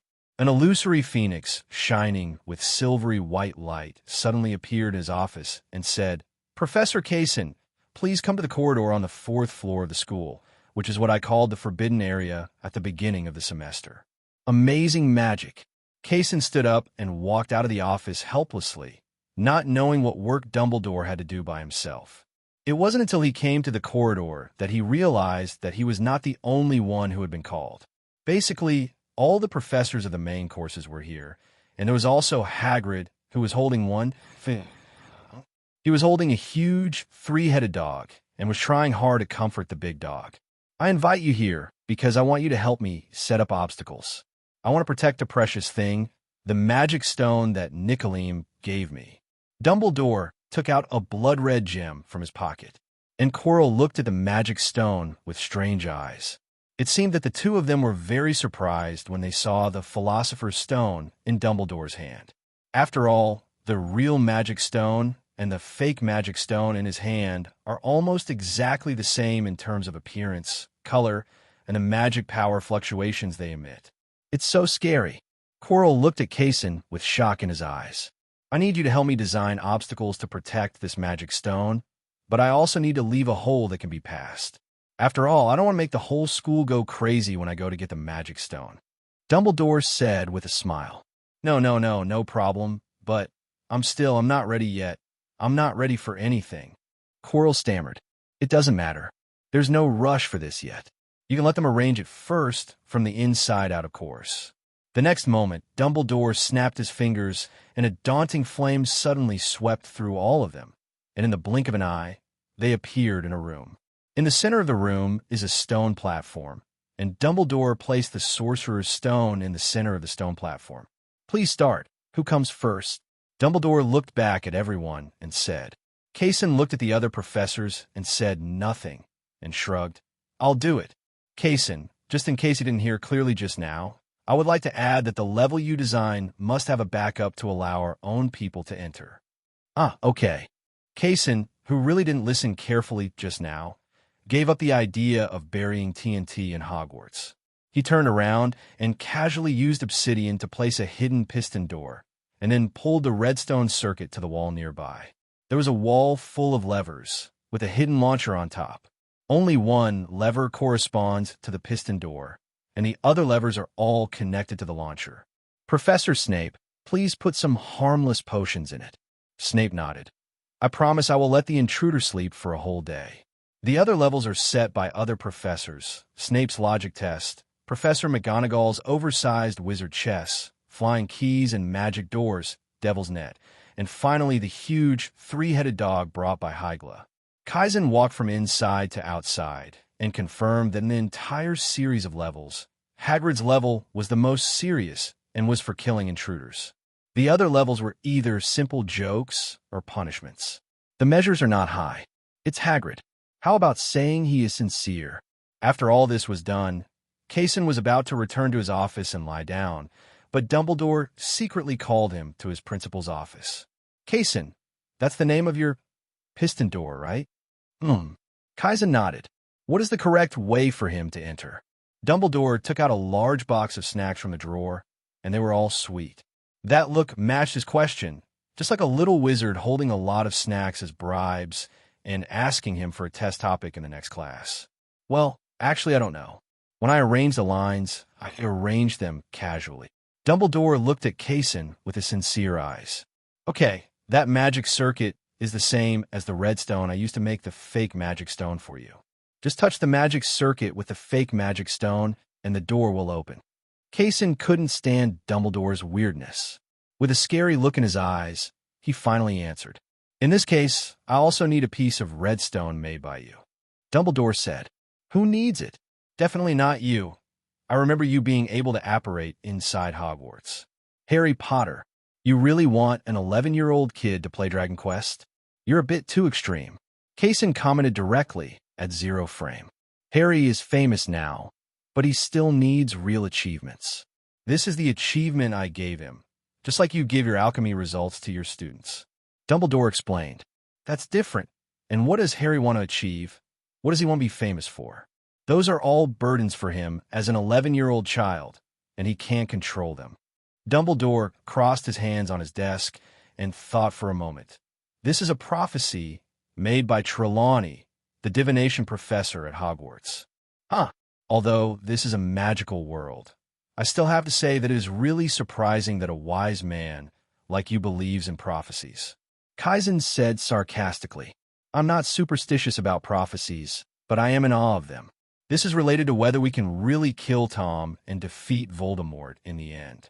I must calculate all possibilities and try all methods of killing him.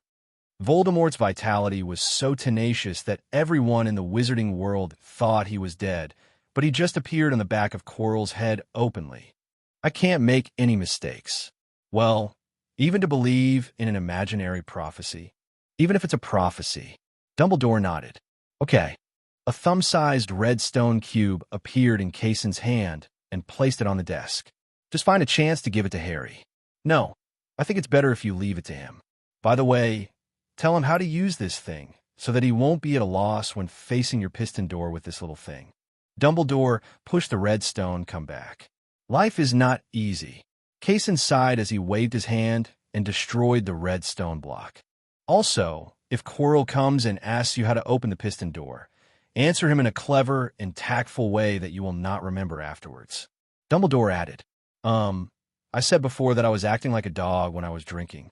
It seems that I am about to break the habit. Kasen said with a grimace. Life is short. Enjoy yourself in time. There is nothing wrong with drinking. You just picked the wrong person. I believe there are not many people who can drink as happily as Hagrid. You can drink him down, and you're already a rare good drinker. Dumbledore comforted. That's right. Who can drink on an equal footing with a giant? I'm really awesome. Dumbledore healed Kasen's mental internal conflict with a few words, and watched him happily walk out of the principal's office, heading towards Hagrid's hut to continue the battle with Hagrid. And the good wine he finally found out from Dumbledore's old house can only wait for Kasen to taste it after he gets over his hangover this time. It's a pity. Hey, Hagrid, I knew you were here. Kaisen greeted Hagrid, who was fertilizing the pumpkin. Kasen, how are you doing as professor? Are the little wizards all naughty? Hagrid straightened up and responded. That's not true. To be honest, the little wizards who rewarded me with alchemy are quite well behaved. By the way, are you free today? So, to be honest, I might as well drink in your cabin. It's a bit too dirty here. In the Pighead Tavern, Kasen kept wiping the table in front of him with a handkerchief in disgust. As for the wine glass, he himself prepared. Don't worry about these details. The atmosphere for drinking is here, and we can drink freely without worrying about dangers elsewhere. The boss here is a powerful and scary wizard. No one dares to be in his presence. It's hard to find a son, Hagrid said comfortingly. Okay, you won't remember this if you drink too much. Kaisen picked up the whiskey on the table and poured it into his own glass. He clinked the glasses with Hagrid and poured it into his mouth. I don't feel as dizzy as last time. It seems that I have made considerable progress in terms of my drinking ability. Of course, I didn't have much fun drinking with others before. They just lay on the ground. Only you can drink evenly with me. But I remember you said last time that drinking is a dog. Hagrid, he scratched his head and said, Oh, did I say that? Hagrid rolled his eyes. No, you didn't say that. I remembered it wrong. That's right. Kaisen picked up the wine glass again and touched Hagrid, but this time he felt a little dizzy. Slowly, he lost count of how many bottles of whiskey there were in front of his table. Of course, there were not only whiskeys, but also various distilled spirits that were used as base liquor outside, such as vodka, gin, brandy, tequila, and the like. The table in front of them, and of course the surrounding floor. And a figure wearing a black robe, whose face could not be seen clearly, considered the place to stay, and finally sat on the seat. You two, do you mind having a drink together?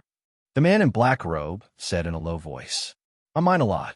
Kasen shook his head. So, do you mind making a bet? I have gambling capital. Look at this big guy. I won such a big dragon egg from someone else. The moment he heard the dragon egg, Hagrid, who was originally groggy, suddenly became more than half awake, but only half of it. What are you betting on? Actually, I know you, Hagrid, the gamekeeper of Hogwarts. I heard that you're very knowledgeable about magical animals. I happen to have a 3-headed dog, but it seems a little too excited. I want to know what I should do. Calm down. If your method works, this dragon egg will be yours. The man in black robe said, This is simple. The 3-headed dog likes music very much. You just need to play some soothing music for him, and he will calm down until he falls asleep. I recommend the harp. The three-headed dog especially likes that kind of music. Kase held the wine bottle and looked at the man in black robe aside. For some reason, he always felt that there was something wrong with him. But he couldn't react due to alcohol's unclear head. What's the problem? Forget it. Never mind it. He poured himself another glass of wine and drank it down. Soon the man in black robe handed the dragon egg to Hagrid, and then looked at himself in confusion. Professor Kase, to be honest, you have been in a lot of limelight recently. I heard that you have made many alchemy creations using a red stone that you refined yourself. Kase burped and recalled. Well, he did use red stone to make an advanced version of the alchemy induction cooker for Snape. Yeah, what's wrong? Don't get me wrong. This is just a small request. I made a small object based on the redstone theory you taught in the 6th grade. However, when I laid out the lines, I accidentally laid out the wrong lines.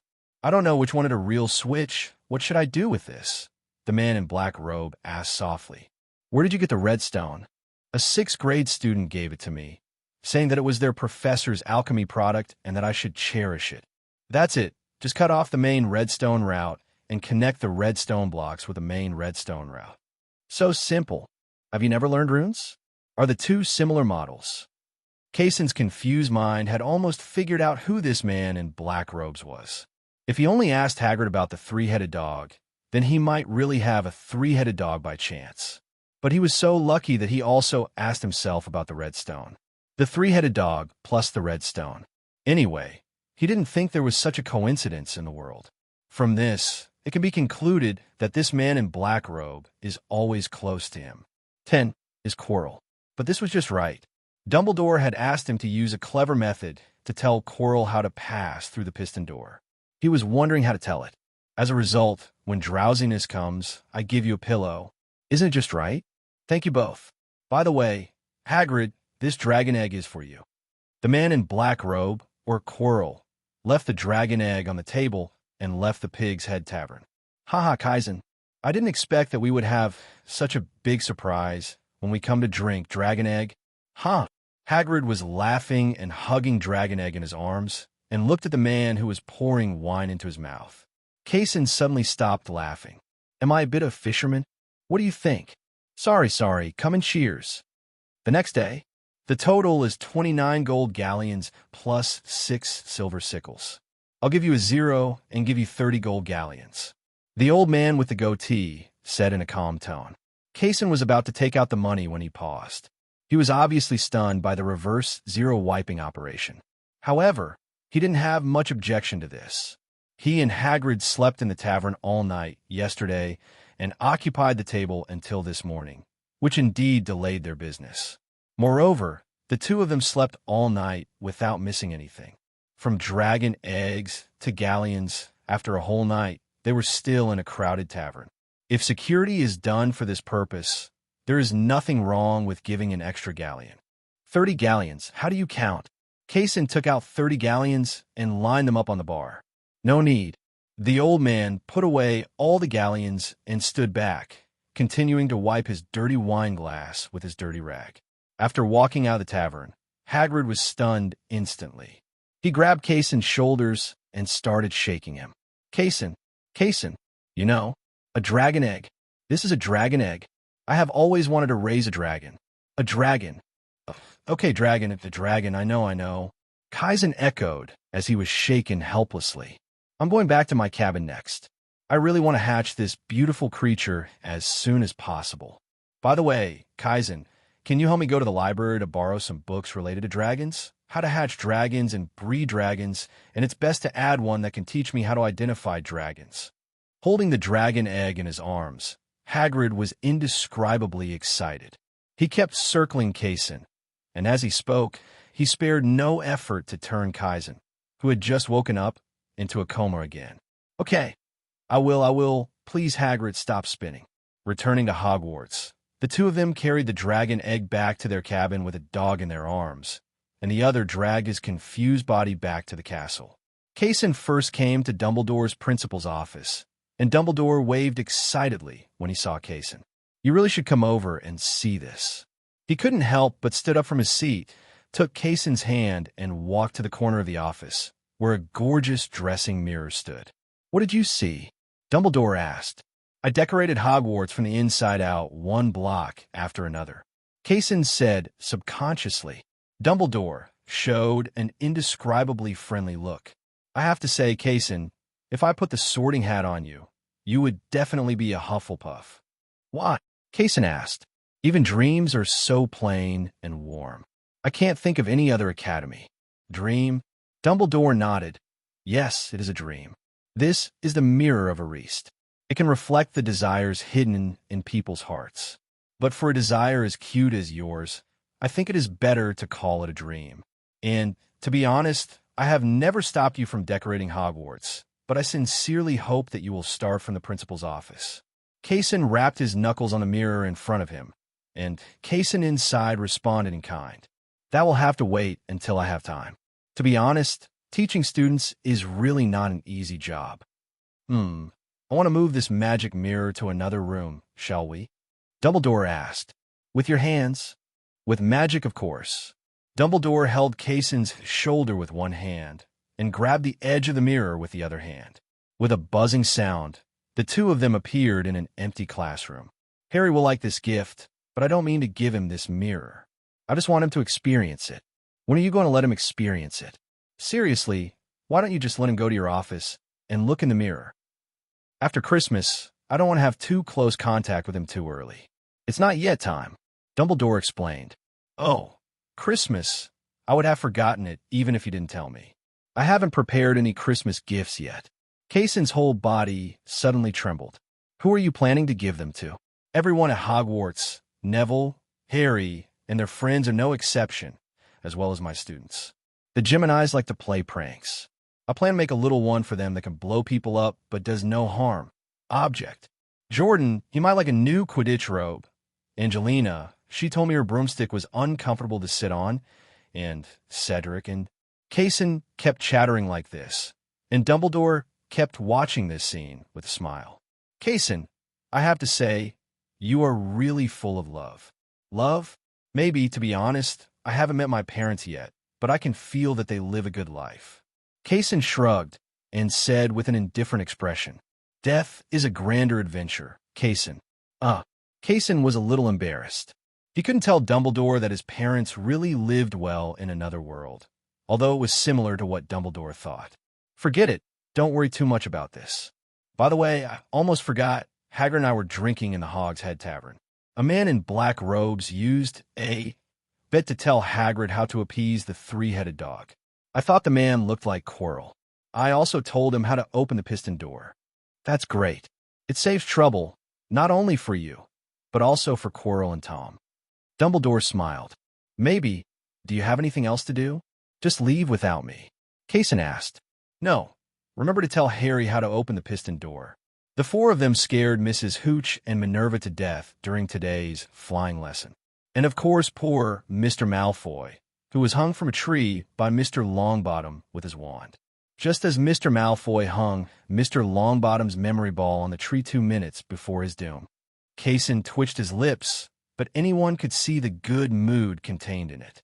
Isn't it normal for little wizards to fight, especially when they are evenly matched? Yes, and there is good news. Poor Mr. Longbottom regained his confidence with the support of his dear professor and began to resist the oppression of other young wizards. And Harry also showed extraordinary flying talent in this farce. I have to say that he will be an excellent seeker, just like his father. When Dumbledore talked about these happy things, he always had a smile on his face unconsciously. For example, Kasen's junior high school teacher was a lovely old lady. There's always a smile on his face, and his front teeth are exposed. He is extremely tolerant and kind. And wisdom. Then I'd like to congratulate them. That's not what I want to say. What I want to say is that they should come to your office. Mr. Longbottom is very eager for your approval and praise. Now Harry has walked out of Minerva's office and is probably heading towards you. I rushed to his office, Dumbledore said. Oh, is that so? I still have time now. Kase asked. I imagine Mr. Longbottom would be more than happy to wait for you until curfew, even if you were accused of being out at night. It looks like I have to go back quickly. I really hope you are a student that I personally teach, although I may not be good at it. Dumbledore pushed up the glasses on his face and said, "I'll just take it as a compliment." Kase shrugged and walked out of the empty classroom. Kase did not hesitate to use the ender pearl in the corridor. In just a few breaths, he reached the corridor on the floor of his office. The four little ones were sitting next to their office, chattering. "What are you doing?" Kase shouted at them. Professor Kase, let's, Forget it. To be honest, I quite welcome you to come over, go in." Kase waved his hand, opened the office door, and let everyone in. He took out snacks and drinks from the cabinet and placed them on the coffee table. He still hadn't forgotten Dumbledore's advice.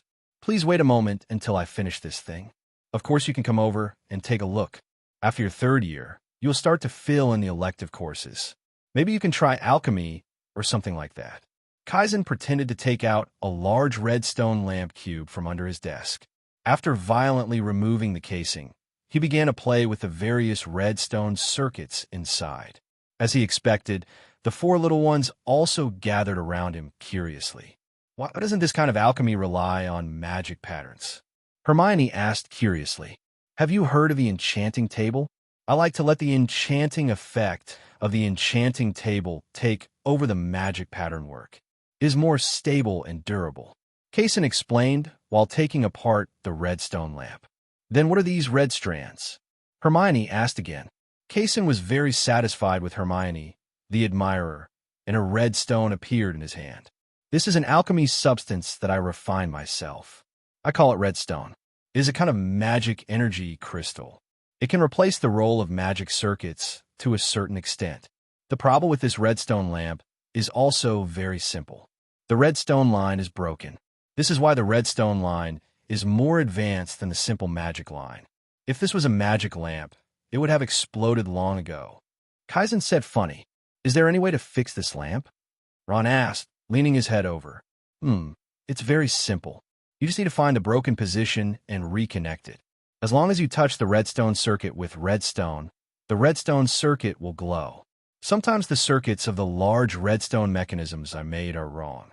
For example, when the switches are very complicated and I am too lazy to open them in order, I will directly remove the casing. Go down. Then it looks like this."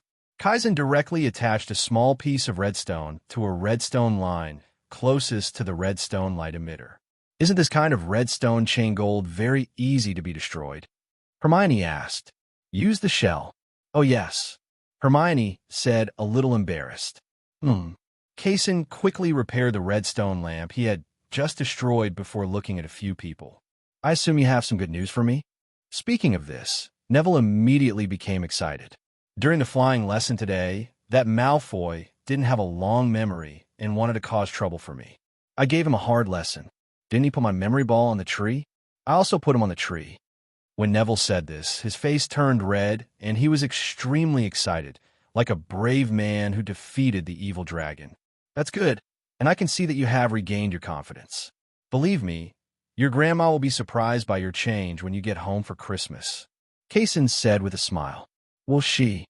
Neville asked with a twinkle in his eye. "Yes," Kase replied directly without saying anything. At the same time, he also secretly made up his mind that it was necessary to write a letter and send it to Neville's grandma. It is not advisable to blindly suppress education. Also, Harry successfully joined a Quidditch team. He is the youngest since the school was founded. Professor McGonagall personally approved it. Neville continued to share with Kase, and it probably lasted 10 days and a half months. It wasn't until the sun began to turn yellow that the four of them realized that they had stayed here long enough and it was time to leave. "By the way, I'll give you a little gift. I hope you won't dislike it. Maybe you can use this thing to make some interesting small objects." Kase waved his hand, and 4 fist-sized redstone cubes appeared on the coffee table in front of him. "Thank you, Professor. Times 4. Let's go." Although it's a bit greasy to say this, study hard. Kase relaxed his muscles and left the office and walked towards the auditorium. "I heard that there will be lamb chops for dinner today, so I have to taste it carefully. Not all professors come to breakfast, lunch, and dinner every day. Most of the time, only professors attend the opening dinner and Halloween dinner." It was also rare for Kase to see Professor Snape, who usually seemed invisible in a professor's chair in ordinary life. Good night, Severus. Perhaps this greeting is a bit strange. Snape shook his head. I have seen weirder greetings. As he spoke, he raised his head and looked at the professor's chair to make sure that no one noticed them and the empty seat belonging to Quirrell. After thinking about it for a while, he said, Dumbledore told you about Quirrell. Thing? Well, it doesn't matter. I discovered it myself. Kase replied. Snape nodded, very keen. That day I went to Hogsmeade to buy a potion material. I saw you and Hagrid getting drunk in the Pig's Head bar, and there was a man in black. Like, where did I trick you, and who is that person? I can't see the face clearly, but I think that's Quirrell. Come and ask Hagrid's three-headed dog and how to get through my piston door. Did he ask you? No. If he still needs to come to me for that kind of logical thinking question, he should really go to St. Mungo's to have his brain checked. Snape did not hide his contempt for Quirrell in his words. Yeah, Kase agreed and paused suddenly.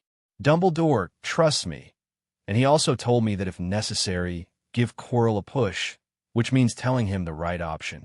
Snape saw Kase's pause and explained, I don't have any opinion on Quirrell or Voldemort.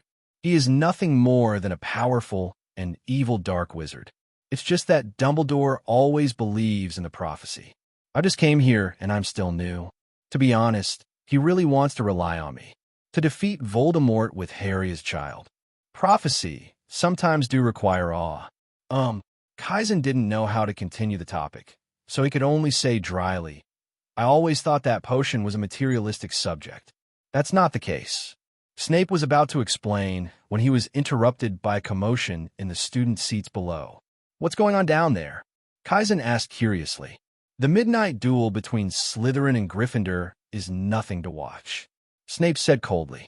Only then did Kase look towards the source of the noise. But unfortunately, it was far away and he couldn't hear what was said clearly. And both sides can be considered acquaintances, Harry, Neville, Ron, and Hermione, the four little Gryffindor wizards. When Harry and Neville were chatting before, Kase thought that their relationship with Hermione was not all that good. It seemed that after that day, when Hermione helped Neville and gave him advice in his office, only then did people's relationships get better. The Slytherin wizards on the other side were also acquaintances. The leader was Draco Malfoy, and he didn't recognize the other two. But speaking of it, Draco Malfoy's father, Lucius Malfoy, seemed to be full of upper-class restraint and alienation, but his son was full of arrogance and domineering. To be honest, if it weren't for their almost identical bones and hair, he would have doubted. Don't doubt it. It would be rude to doubt it anymore. Isn't there anyone to stop them? Kase asked Snape, who was standing aside. You can, but it's not necessary. Slytherin and Gryffindor have been fighting together for so many years. Don't worry about these little things. At most, they're a little nosy. Nosy? That squib. Mr. Filch? He's a squib. He is still a squib who refuses to accept his fate. Most of the salary Dumbledore has given him over the years has been given to batches of scammers who target rich squibs. Snape explained in a rare way. Understood. Kase nodded, and the farce at the dinner did not cause any waves. Just when he was about to return to his office after dinner, Snape suddenly spoke. By the way, you are going to go to that corridor later. I have already refined the innocuous potion you told me about last time, some water of life and death that could be effective through skin contact through the air grid, but I still need put him in that alchemy creation of yours. No problem now. Right now. The two left the auditorium and walked directly towards the corridor. It wasn't until the two of them walked outside the empty classroom that a record player suddenly appeared in Kasen's hand, and in the other hand there was a stack of records, which he was picking through like playing cards. What are you doing? Hagrid said that as long as you listen to music for this three-headed dog, you can make him fall asleep. I'm choosing. That's not necessary. Snape shook his head, took out his wand, and walked in directly. It's nothing more than a beast. All it takes is a feint. I need music. Stupid class. Stupid class. Music? The corner of Kasen's mouth couldn't stop twitching, and he immediately didn't care about the record player and record in his hand. A piece of obsidian flew out of his hand, split into three in the air, and hit the three heads of the three-headed dog hard. This beast is so quick to bite. Snape lifted up his trousers and looked at the bloody wound on his calf. "You are too careless." Kase helped Snape express his apology that he was embarrassed to say out loud. "Excuse me, hold me a little bit." "Of course." Kase stretched out his hand to hold Snape's shoulder, and the latter took out a bottle of bright red potion from his pocket and poured it directly on the wound on his calf. "Are there any bandages or something?" "Well, I think it's about the same. This thing, but it's not sterilized." Kase took out a large piece of wool, balled it up, and pulled it apart. "It doesn't matter." Snape took it and took out the potion and sprinkled it on it. "Almost." Snape nodded, bent down, and bandaged the wound, and the two of them passed the level until the last level.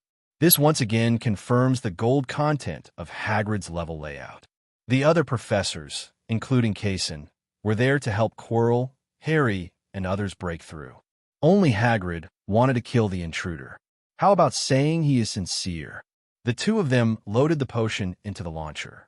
During the process, Kase picked up a bottle of potion and looked at it curiously. "This magic potion? The real deal." "Okay, although our potion may not be effective this time. It can be recycled then. Let's go." The two returned to the empty classroom with the three-headed dog on its forehead. Kase tentatively took out a feather and tested the big dog's breathing. "Because I was not sure whether this big guy had 3 sets of lungs, I specially tried all 3 heads. I was relieved when I was sure they were all alive. After all, Hagrid loves magical animals so much. If this big guy dies, he will definitely be very sad. Is your injury okay?" He looked at Snape again. "The 3-headed dog's teeth have black magic. The healing potion and white blood are useless.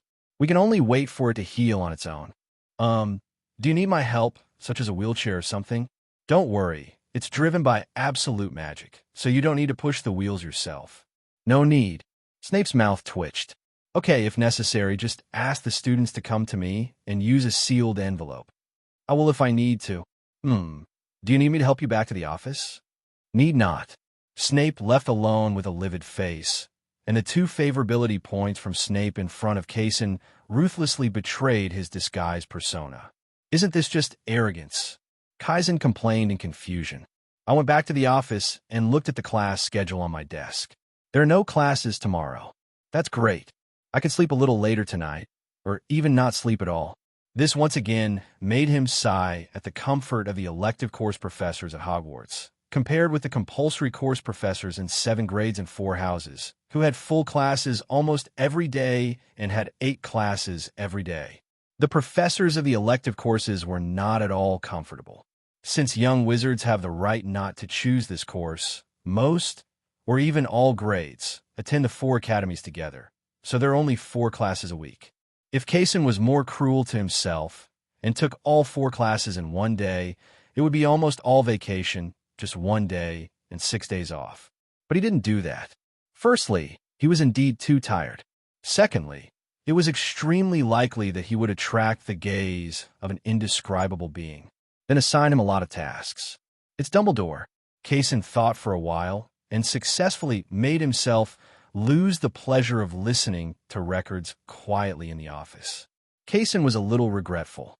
He still liked listening to music, but now he had no choice but to leave the office and start night walks like a student. But it's a pity that Filch didn't catch the professor when he caught Yayo, so he lost the fun of fighting Filch in a battle of wits and courage. Along the way, Kase thought about using a torch, but when he thought about other wizards using that kind of pure light source, it seemed to be called fluorescent flashing. After taking a look at the pixel torch he was using to burn the flame, it looked a bit lacking in quality. After thinking for a while, he directly summoned a piece of fluorite flying around him. This looks much more classy. Kase came all the way to the library. Although it was less popular than during the day, it was still great without Mrs. Pance's hawk-like gaze. Fluorite surrounded him, and he walked all the way towards the restricted book area. After all, he was admitted to the University of Manchester on his own strength, and his learning ability was definitely not bad. During this time, ordinary alchemy books could no longer satisfy him. Of course, there are also cases where he is so idle that he cannot learn any other magic except alchemy. Even alchemy complements his abilities. To be honest, if he hadn't been able to use cubes to replicate most of the magic taught at Hogwarts, he would have been unable to pretend. But that's not necessarily the case. Maybe in the future, if you gain favorability to a certain extent, you can directly open a mod for yourself, or even a command block. Then, Gia. Who is there? An old and hoarse voice came from a distance, and it seemed a little trembling if you listened carefully. It's me, Kase Heath, Professor of Alchemy. Are you Mr. Filch? Kase waved his hand, letting the fluorite cube fly to his chest, illuminating his face. It's Professor Heath. Please don't laugh so scary again in the future. Filch said dryly. I'll pay attention. Did it disturb your work? Kase said politely.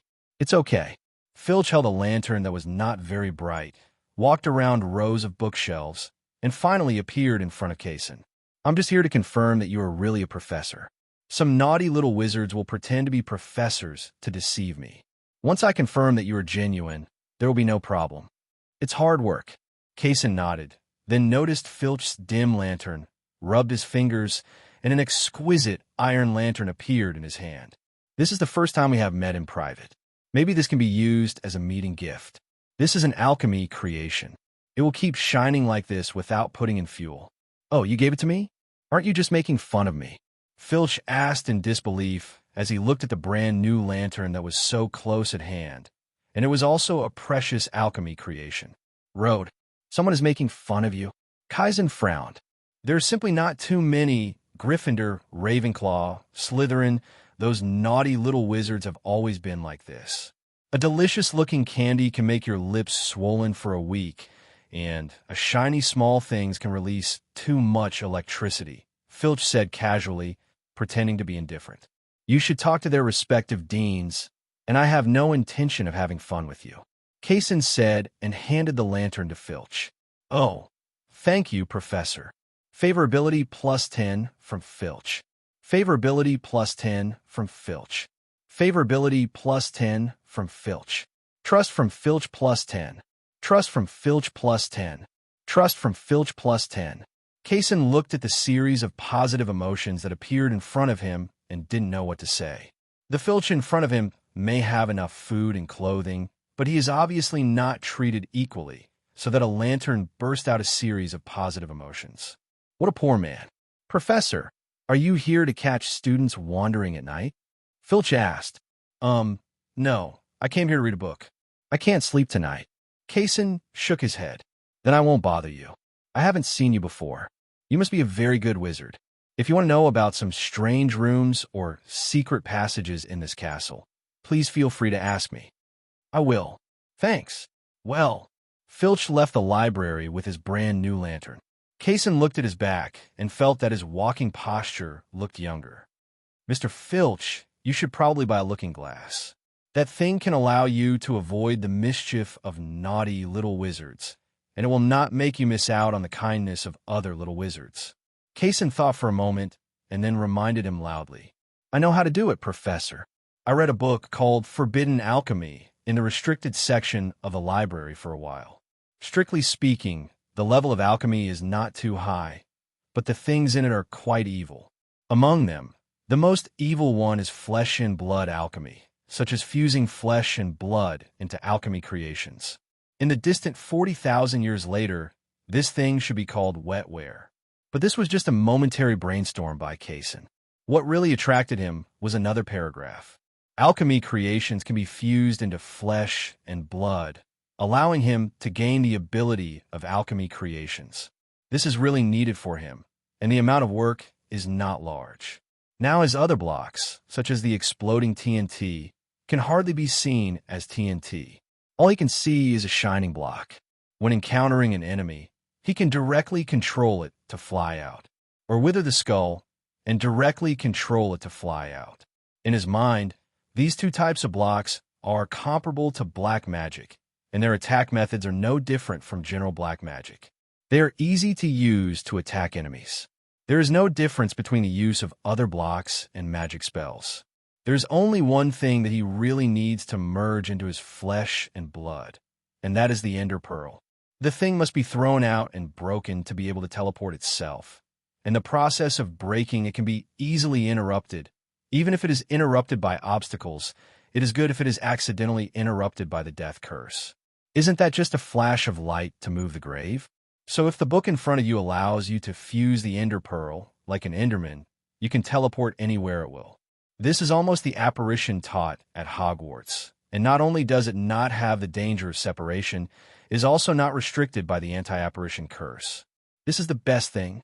A book and pen suddenly appeared in his hand, and he copied out all the parts about flesh and blood alchemy and forbidden alchemy. Then he put forbidden alchemy back on the bookshelf, picked up his own manuscript, and headed back. Mansion. On the way back to the office from the library, Kase suddenly heard a series of footsteps, as if they were running away. He didn't say anything about this. There was nothing novel about Filch catching a little wizard wandering at night. It wasn't until he was nearly 20 meters away from the staircase that he realized that the classroom above that staircase seemed to be where Dumbledore used to fish. And that classroom also contained Hagrid's three-headed dog. I'll give you Merlin. The Ender Pearl instantly appeared in Kasen's hand, and in just 3 breaths, he appeared outside the classroom door. He quickly opened the door and saw 4 little wizards. At the same time, a bright light came from the distance, and a breathless voice came. Is it Professor Heath?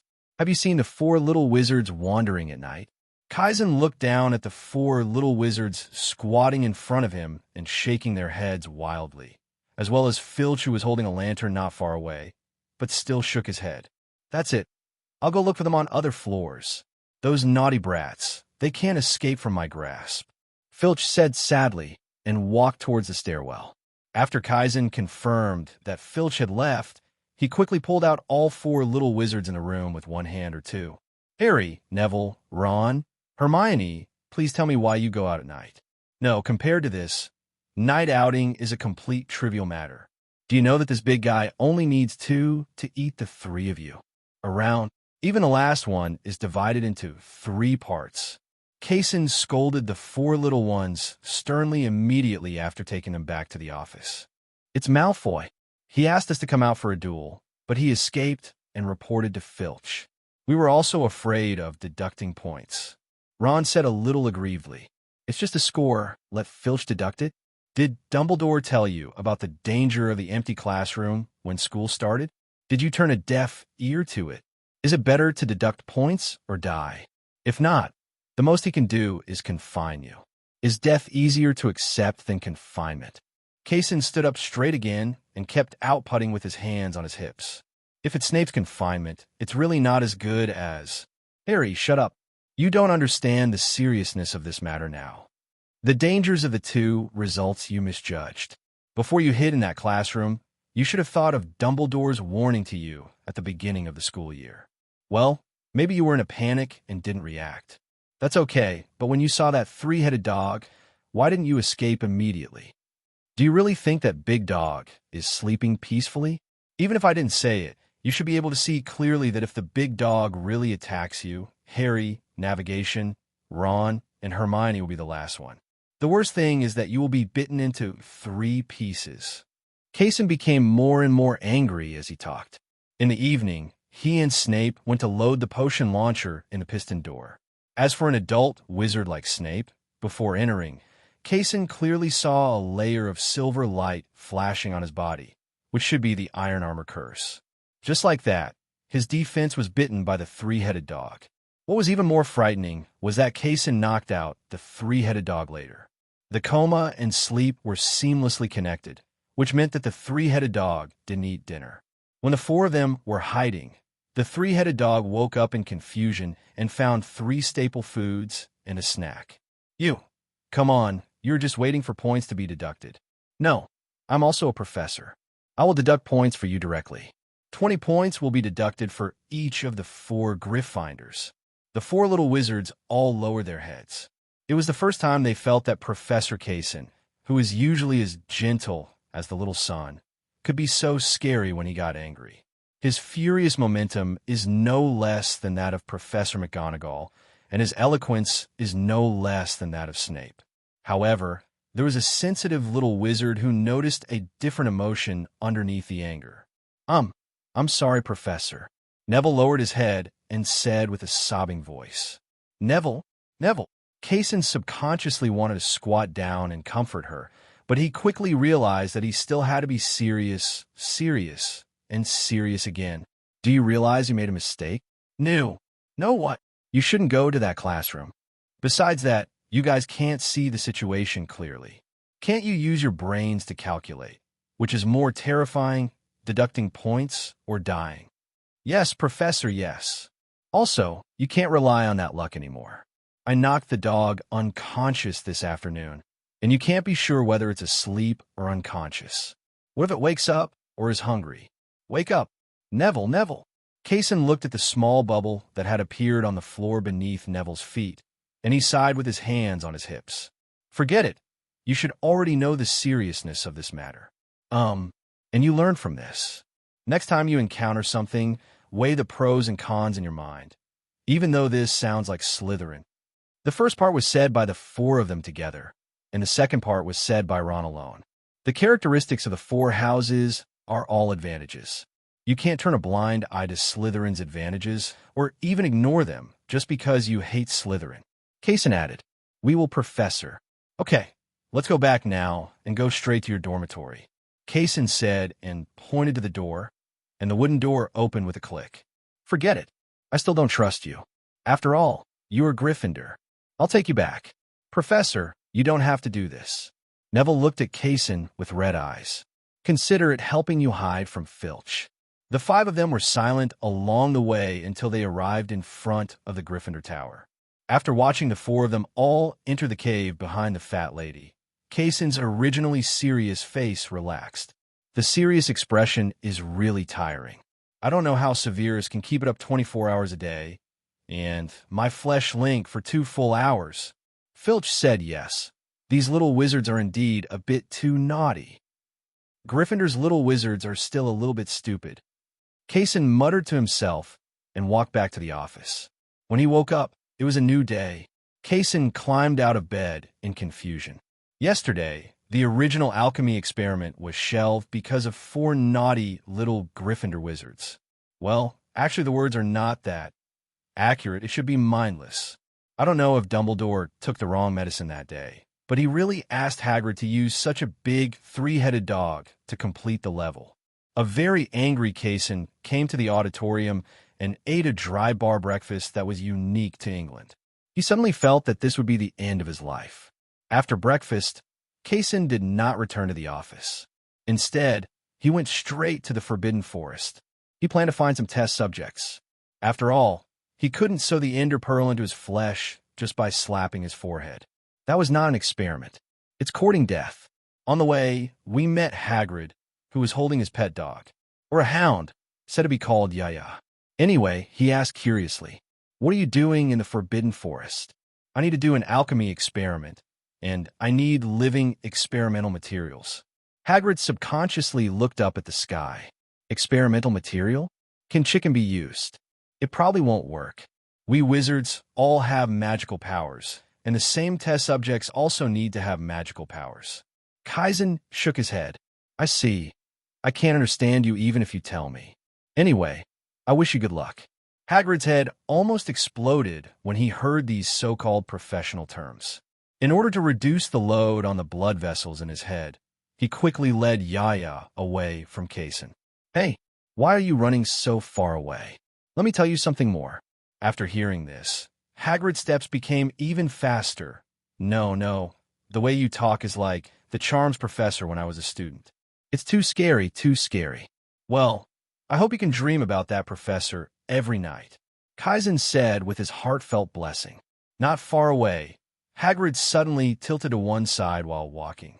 In the afternoon, Kase found a lot of magical animals outside the Forbidden Forest and locked them in different cages. It can be said that he has gained a lot. As for the specific creatures, he actually didn't know. He was simply walking in the Forbidden Forest. When he saw a magical animal, he threw an Ender Pearl and teleported to the side of it. Of course, for larger magical animals, just give it obsidian once. If it doesn't work, just give it twice. Carrying a series of cages, Kase returned to the office under the strange looks of the little wizards coming and going. He neatly stacked them in the corner, prepared food and water, and ignored them. He summoned an enchantment table and stuffed the ender pearl into it. Soon an ender pearl, shining with purple light, appeared in his hand. Then he took out a grinding wheel, put the enchanted pearl on the grinding wheel, and started shaking it. Each time he shook it, a segment of symbols would be ground out, including purple enchanting symbols and the original ender pearl. Rule symbols until a shattering sound sounded. Ah! Tom's voice. Your makeup is really exquisite. Is this a real injury? What did you do? You were so seriously injured. Why didn't you go to Madame Pomfrey? Sprout was walking in the corridor and was startled by the terrifying howling in Kasen's office, thinking he was in danger. After thinking for 2.5 seconds, she hurriedly opened the office door violently, and then saw Kasen, who had almost no good place on his body. Originally, wizards were very good at treating trauma. As long as they were not contaminated with any black magic, they could easily be treated with a simple spell or some fresh food. In a situation like Kasen's with large bruises all over his body. Or is this a new fashion for you young people? No, it's just that I haven't had time to go yet. I'm researching new alchemy methods. Kasen shook his head and wrote the symbols that had just been ground out of the grinding wheel on the parchment beside him. Next, you only need to use the enchantment table to enchant these symbols on the body. Anyway, I'm relieved to see you're fine. I've got this for you. If you're embarrassed to go out and let the little wizard see you in such a mess, you can wipe it yourself. Professor Sprout took it out of his pocket. I bought a bottle of white essence and put it on the table. Thank you, Professor. I won't bother you here to study magic. Professor Sprout had just walked out of the room and closed the door when another voice came from the office. Aha! Young people today are so pretty. Until the evening, Kasen controlled the cotton swab to smear his whole body with white essence. While looking at the dense enchantment symbols on the parchment, he felt that his suffering was not in vain. Now he only has one idea. Sleep. The next day, evening, tisk. Kasen placed a magical animal that was possessed by magic and died in the cauldron nearby, where an elf would take it away and take it to the kitchen from time to time. In fact, his experiment was very close to success. According to the enchantment theory of the enchantment table, each item has its own enchantment symbol. So do people. All he needs is to fill the enchantment symbols belonging to the ender pearl into the gaps of the enchantment symbols on the human body. And it was precisely this last step that stumped him. It wasn't that it was difficult, but the enchantment symbols of magical animals were too dense, and he couldn't find a place to sneak in. In the end, it won't be directly inserted into the human body, right? I won't die on this, right? Will I explode the equipment? For example, the entire office was filled with a massive amount of cubes in an instant. Well, Kasen is not a serious person. No matter what he thinks about, he will be filled with cold jokes that suddenly appear in his mind. Dong, dong, dong. The door was suddenly knocked.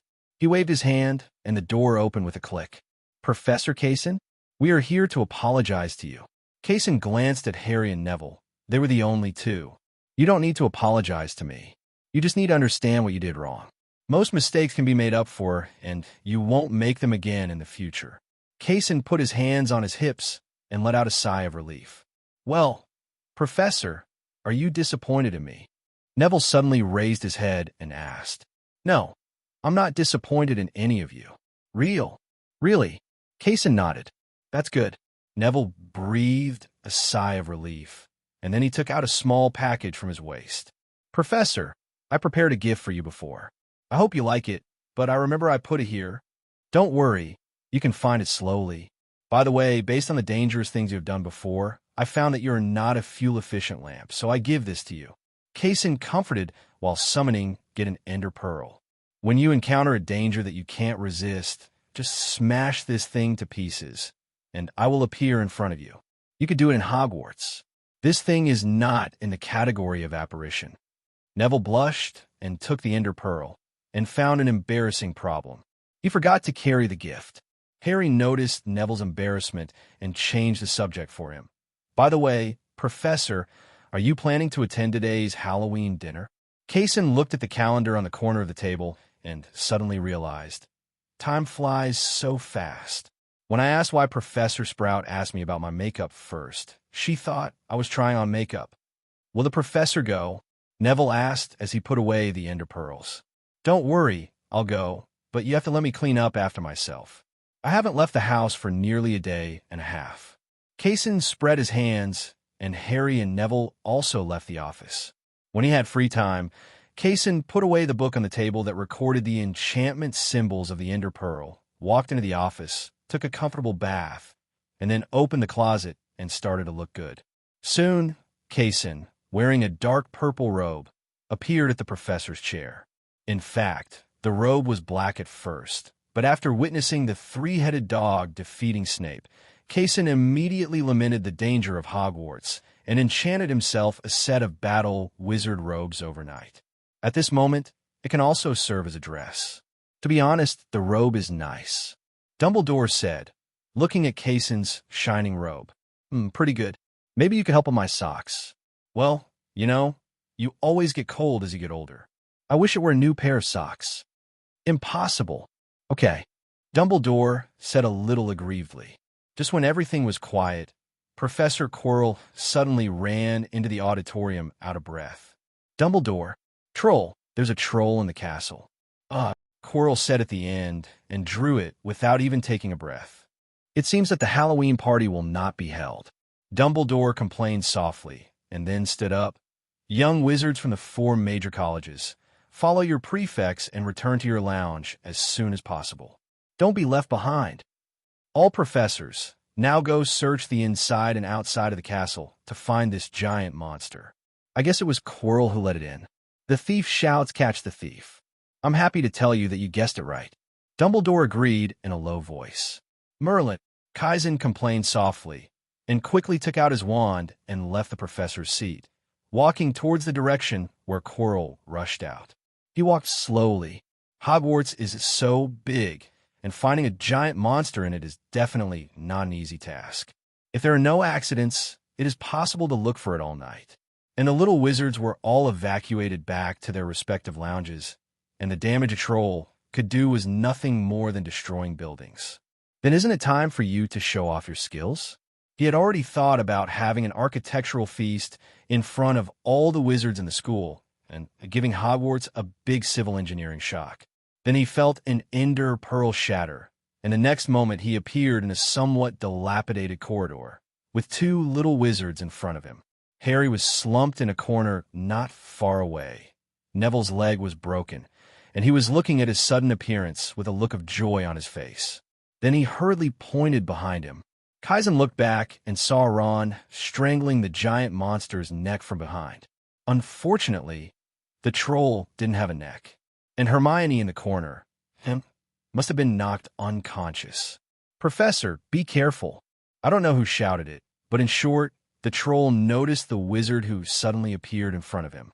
Although his little mind couldn't understand how the wizard appeared here, he still instinctively picked up the wooden stick, smashed it over. Clang!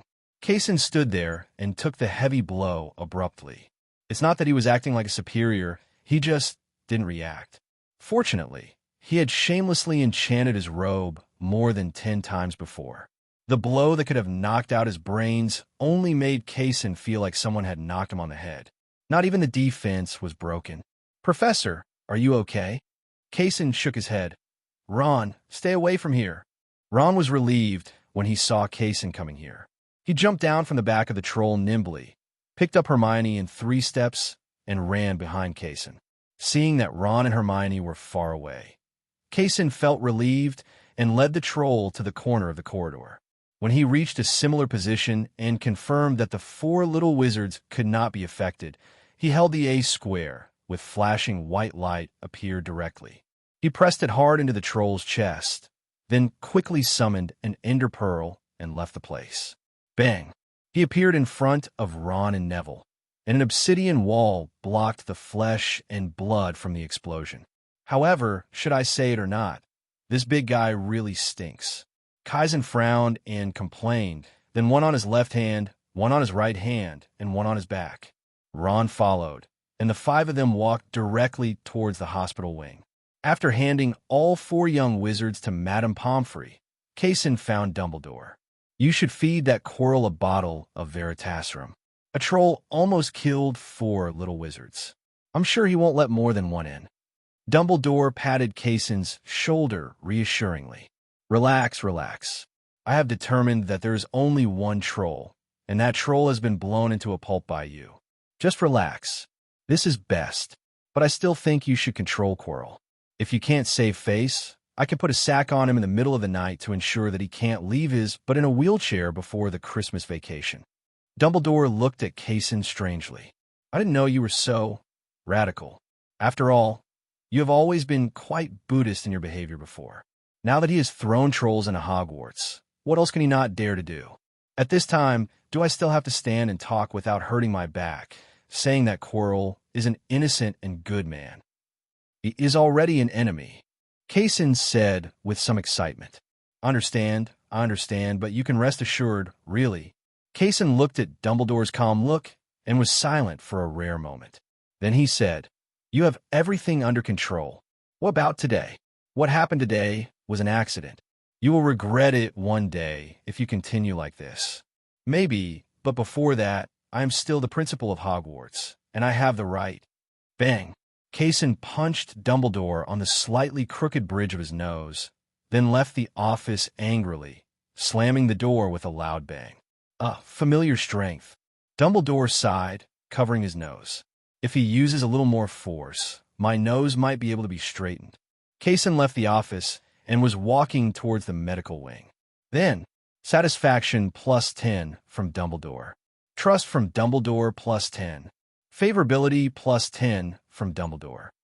Could this be some kind of pornographic fetish? Kase shuddered subconsciously, and then quickly shook the matter out of his mind. He walked all the way to the hospital wing and rushed into Quirrell's ward while Madame Pomfrey wasn't paying attention.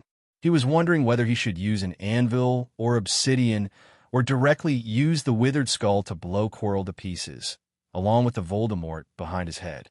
Kase. A deep voice came from behind him. Kase looked back and whispered, Severus, we need to talk. If Dumbledore asked you to come, I'm sorry, at least until I finish solving this matter. Snape nodded calmly and turned around cooperatively. Kase turned Quirrell over, face down and back up. In the end, he still didn't use the withered skull, but he still took out the obsidian, smashed it into powder along his spine, and hit the back of his head more than 10 times. In the end, it was Snape who listened to his weird voice, grabbed Kase, who was committing violence, looked at him, and shook his head. Call. Kase followed Snape out of the hospital wing. The latter walked in front and suddenly said, That is not a serious injury to Madame Pomfrey. I didn't really want to kill him. Well, I have ideas, but I still have reason.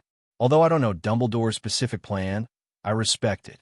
I just thought that if those 2 guys stay in a hospital bed for a few more days, Hogwarts can live in peace for a few more days. Kase explained, I have to say, you are a truly good person. Snape commented after listening to the thoughts behind him. I will take your words as a compliment. Kase nodded. It's up to you. You don't have to think so much. Dumbledore has never told you that he is a completely good person. Did you know that he has a nickname called the White Devil? I've been mentally prepared before. I also know that it is impossible for a good person in the traditional sense to become the principal of a magic school, let alone that the school has to compete with the Ministry of Magic. I just hate his kind. I can't tell, but his arrogance has already made the 4 little wizards almost go to see Merlin. But he still kept saying that it was planned and under control. I couldn't hold it back for a moment. Maybe I should apologize to him sometime. Snape quietly became a listener, and when he heard Kase give Dumbledore a sharp blow on the bridge of his nose, he smiled fiercely. Seriously, you did what I always wanted to do. Maybe, but why? Is it also because of the safety of the little wizard? No. A fight against workers' grievances against their bosses. No. This issue is more complicated. Okay. Kase shrugged and stopped talking. Dumbledore asked me to confirm that you are just here to make Quirrell temporarily lose his ability to cause trouble and to vent his anger. Now, my task is completed, and I remember that you have no classes next. Maybe find some time to relax. Wait. Snape said suddenly as he walked in front. Wow, is this comfort? If you think so, then this is it. Thank you. Maybe I will find a small room and decorate it, such as Hagrid's hut. I have always wanted to bulldoze that small house and rebuild it. As you wish. After returning to the office, Kase sat weakly on the office chair, leaning back and putting his feet on the desk. He was too anxious just now. He should have looked at Harry Navi and the others before smashing Quirrell's spine. The order was wrong. Now he doesn't plan to go, or can't go. After all, he's really not good at lying. At that time, Madame Pomfrey asked him angrily, "Do you know who usually has a grudge against Professor Quirrell?" He absolutely couldn't hold back at that time. Absolutely, you might even laugh out loud. Just as he was maintaining such an extremely comfortable posture and feeling the greatness of ergonomics, there was a knock on the office door. "I didn't lock the door. Please come in." Dumbledore had a piece of gauze stuck on the bridge of his nose, and there seemed to be a fixed clip, and walked in with a fruit basket in his hand. "Kase, I apologize for my arrogance." Dumbledore came in and put the fruit basket on the desk. Kase awkwardly put his feet down from the desk. "I wasn't hurt by you. You should go to Harry and Neville to apologize, and Hermione too. And Ron, to be honest, he really deserves to be a Gryffindor." At that time, he even wanted to wrap his arms around the troll's neck and choke it, even though the troll's neck was thicker than his waist. "They have woken up, and I sincerely apologize to them. Now I'm here to apologize to you. My arrogance hurt the heart of a great professor who truly loves Hogwarts and the little wizard." Dumbledore sat down and said earnestly, "It feels a bit awkward, and don't look at me like that. It's quite disgusting," Kase said with some chill. Dumbledore shook his head. "Okay." Kase sat up a little straighter. He was not very good at talking about these big things, so he chose to change the topic. "I don't know your specific plan, but now that Quirrell has been disabled by me, he should be unable to do anything while his new spine grows out." "I'm glad you didn't kill him directly," Dumbledore said. "Actually, I did, but when I think about the Voldemort you mentioned is so difficult to kill, putting him under your nose is a good idea. Thank you for your understanding." A week later, Kase was in the office unhappily, fiddling with the enchantment table in front of him. Because he still underestimated Madame Pomfrey's skills, Quirrell, who was beaten to a semi-crippled state, appeared on the stage of the defense against the dark arts classroom again a week later. Also unhappy with him was Snape. However, the two of them were unhappy about something different. Kase was because Quirrell had once again acted like a monster. Snape, on the other hand, was offered the job of defense against the dark arts substitute professor just a week ago. But now he forcibly cleared out the sinful thoughts related to Quirrell from his head and continued to study the enchantment table in front of him. He's been studying for a week to enchant the magic of the Ender Pearl into his body. It can be said that everything is ready, except for a shiver. Several pieces of lapis lazuli suddenly appeared in his hand, and he placed them on the enchantment table. When I used to enchant wands and wizard robes, I just used a huge amount of magic power to fill them up. But now to enchant yourself, you have to be as professional as possible. After all, it is really easy to kill someone. The next moment, he directly placed the book in his hand on the enchanting table and floated directly. In an instant, the text symbols were extracted from a book and combined with the magic power. A purple light was slowly generated. Phew! Pung! Dumbledore, who was in the principal's office, felt his heart skip a beat when he heard the loud noise. "Mrs. White Dress, do you know what's going on?" he asked toward a portrait who came to the principal's office as a guest. "I'm going to ask." Mrs. White Dress left the portrait and came back not long after. There was an explosion in the Alchemy office, and Professor Kase disappeared. Dumbledore's originally calm face suddenly stiffened. "I hope nothing happened to him." He stood up, thought for a moment, and operated directly into the Alchemy office. At this moment, the office was blown up by a horrific explosion, and Kase appears in every corner of the office. It's not an advanced clone technique. It's just that his teleportation speed is too fast. "Dumbledore, help me. I can't stop." Dumbledore took out the Elder Wand and tapped it. Kase, who had been unable to control his teleportation, finally stopped or was pulled by a more powerful space.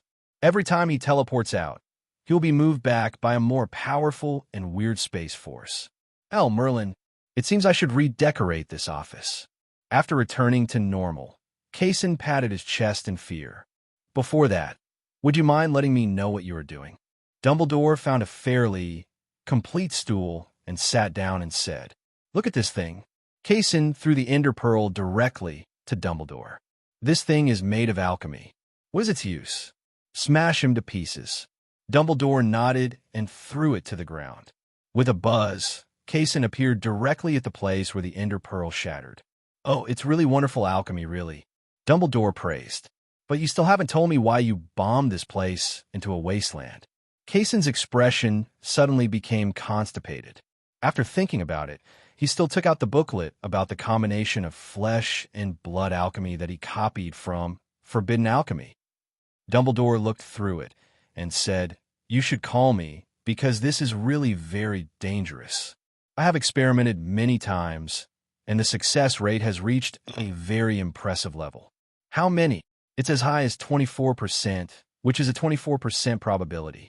Dumbledore was a little helpless. I sincerely hope that you will cherish your own life as much as you cherish the life of the little wizard. Kase shrugged. Relax, just think I'm playing a joke. The real probability is definitely not as low as I said. Relax. I hope so. Can I let go of your restraint now? Dumbledore sighed. It's almost there. I feel like I can control myself. Dumbledore took out his wand and clicked it. The next moment, Kase felt that his whole body had never been so free as at this moment. With just a thought, he appeared behind Dumbledore. It's really good. He sighed. Pretty good. From that day on, Kase's life seemed to be in simple mode. Not to mention other things, the usual commuting time that he hated the most was shortened to 1 to 2 seconds, because at the beginning it was easy for him to teleport to the potions classroom downstairs from the alchemy classroom. It's embarrassing. But this is not an important thing, because Mrs. Huichi, the flying course professor, is sitting on the sofa in the corner of his office, and there is a huge suitcase in front of her. I'm glad you opened the door for me. It saves me the trouble of taking a few guys back to their factory floor. Kaizen nodded. Of course I will open the door for you, but this is... what is this? A full set of Quidditch balls, a quaffle, 2 bludgers, and a golden snitch. This year's Quidditch Cup is about to begin. I have to collect all these balls before the game. You are obedient, so I came to find you, Mrs. Huichi said with a smile. Of course, but to be honest, don't have too high expectations for me. I've never been exposed to this thing before. Kase took the suitcase containing the 4 balls and opened it with a click. The golden snitch was about to flap its wings and fly away. Fortunately, it was tightly contained by the box. This little guy is really energetic. He tapped with his left hand and touched with his right hand. Finally, he asked, Mrs. Hooch, should all Quidditch balls have magic to prevent curses? This is natural, just like the bludger. You have also seen how big it is. If it does not follow the rules of Quidditch and hits a person, it can really easily kill the player. Well, Mrs. Chi responded, That's it. I'm sorry, Mrs. Huichi. You should take good care of this group of balls in the future. Their defensive magic has been erased. Kaizen firmly grasped a huge wandering ball with both hands. Ball and walked towards the enchanting table not far away. In less than a minute, all 4 balls were blessed. Thank you so much, Professor Kase. Otherwise, these balls might really cause a big mess. Mrs. Huichi thanked her while holding a huge suitcase. Mrs. Huichi, you may be mistaken. It's not that there may be a big mess, but there will definitely be a big mess. What do you mean? Mrs. Huichi asked. I just took a look at the remaining magic circuits of this set of balls. They are very strong and cannot be erased by some naughty little wizard. So, that it can only be a professor with strong magic power. There is someone with ulterior motives in Hogwarts. Kase explained. Will this affect the start of the Quidditch Cup? Forehead. That's it, because Mrs. Hooch is really unreliable. So I asked Dumbledore to let me come over and do an inspection on all your broomsticks before the Quidditch Cup starts. And of course the game. Use the ball. Although most broomsticks have magic circuits to prevent curses, if someone can do it on the Quidditch ball, he might be able to do it on your broomstick. Kase was holding the enchanting table and re-enchanting the golden snitch in his hand, while explaining to Harry beside him. Mr. Wood, the golden snitch. After re-enchanting the last ball, he said to Oliver Wood, "Oh, thank you, Professor. You're welcome. Bring all your brooms over here. I'll check them one by one, and maybe re-enchant them." Kase took out his quill and rewrote the runic characters of the defensive curse unique to the broom on the book. Then the broomsticks passed by the enchantment table like a cue, and the broomsticks shining with purple light returned to their owner's hands. Slytherin classmates, please come and check the brooms. The Slytherin players also gathered around. Professor Kase, I am Marcus Flint from the Flint family. Marcus, the captain of Slytherin, stretched out his hand towards Kase. Nice to meet you, Marcus. Kase reached out and shook Flint's hand. Your broom. Well, Professor Kase, we Slytherins don't have this need. In my eyes, you are all young wizards with fragile lives. Unfortunately, I can't take this risk. I don't want you all to regard yourselves as Dark Wizard reserves. Don't think that the Dark Wizard will show mercy to you. Kase shook his head and said forcefully. Kase took a broom, placed it on the enchanting table, and started chattering again. To be honest, I have never thought that you Slytherins are the so-called Dark Wizard reserves, and I don't want you to think so, because you give up on yourself. In other words, I don't want you to have some weird sense of identification with some dark wizards because they were Slytherins when they were at Hogwarts. You may identify with them, but they won't have any identification with you. Agree. Kase finished enchanting the broomsticks of the Slytherin students while nagging, then picked up the enchanting table, shrank them, and put them in his pocket. Fight well. After he finished speaking, there was only a roar, and the next moment he disappeared and appeared in the professor's stand. You have helped me a lot, Kase, Dumbledore said with a smile. It's okay, it's easy. I just hope that guy with ulterior motives can be careful and don't let me catch his chicken feet. Kase said with a gloomy face, his eyes always drifting towards Quirrell, sitting in front of him intentionally or unintentionally. Don't be like this. Maybe you should relax, Kase. As you say, Hogwarts is the safest place in the world. Professor Flitwick comforted him. Oh, I hope so. The Quidditch match ended smoothly, and the normal game ended extremely smoothly. As for the winner, the referee said that Gryffindor won anyway, but how exactly did it win? Forgive me for not seeing it. Really, Dumbledore. A group of people are flying in the sky on broomsticks. I can't even see clearly. Is it really so beautiful? Kase followed Dumbledore and left the stand, complained somewhat helplessly. This is the unique fun of Quidditch. Go back and borrow some books from Mrs. Pants, and you will find the fun contained in it. I still prefer building Kase spits. There will be. I still say what I said. The trouble starts in my office. Wait until I have time.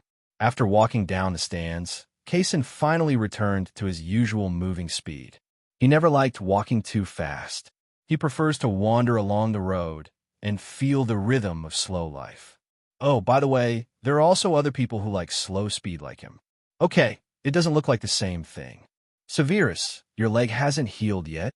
Kase asked in a low voice, looking at Snape, who was limping. After all, it is a wound contaminated by dark magic. Perhaps I can make you a crutch. If you don't like a wheelchair, of course a cane will also work. A must-have for an English gentleman, or a scepter will do. Kase calmly put his arm around Snape's shoulders and then lifted him up. From behind, it looked like they were holding each other's shoulders.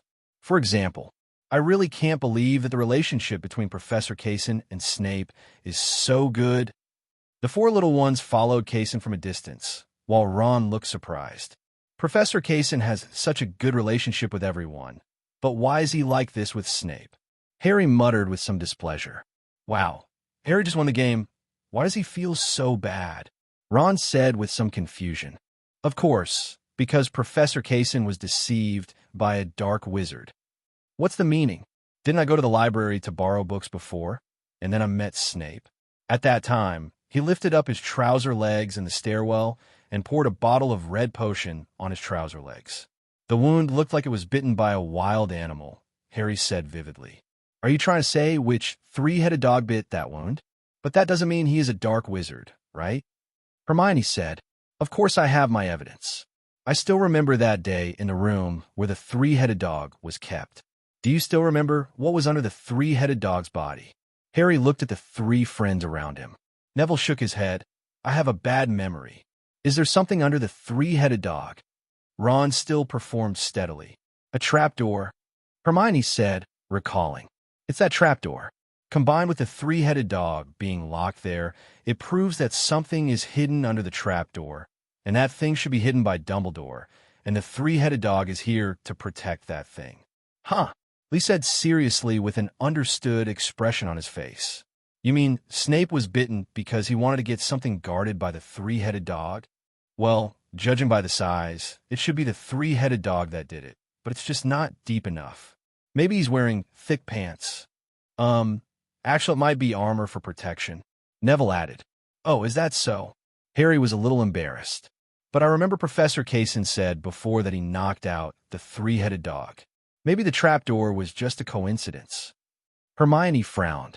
Perhaps Professor Kase was also one of the people guarding that thing. And he went to check it out?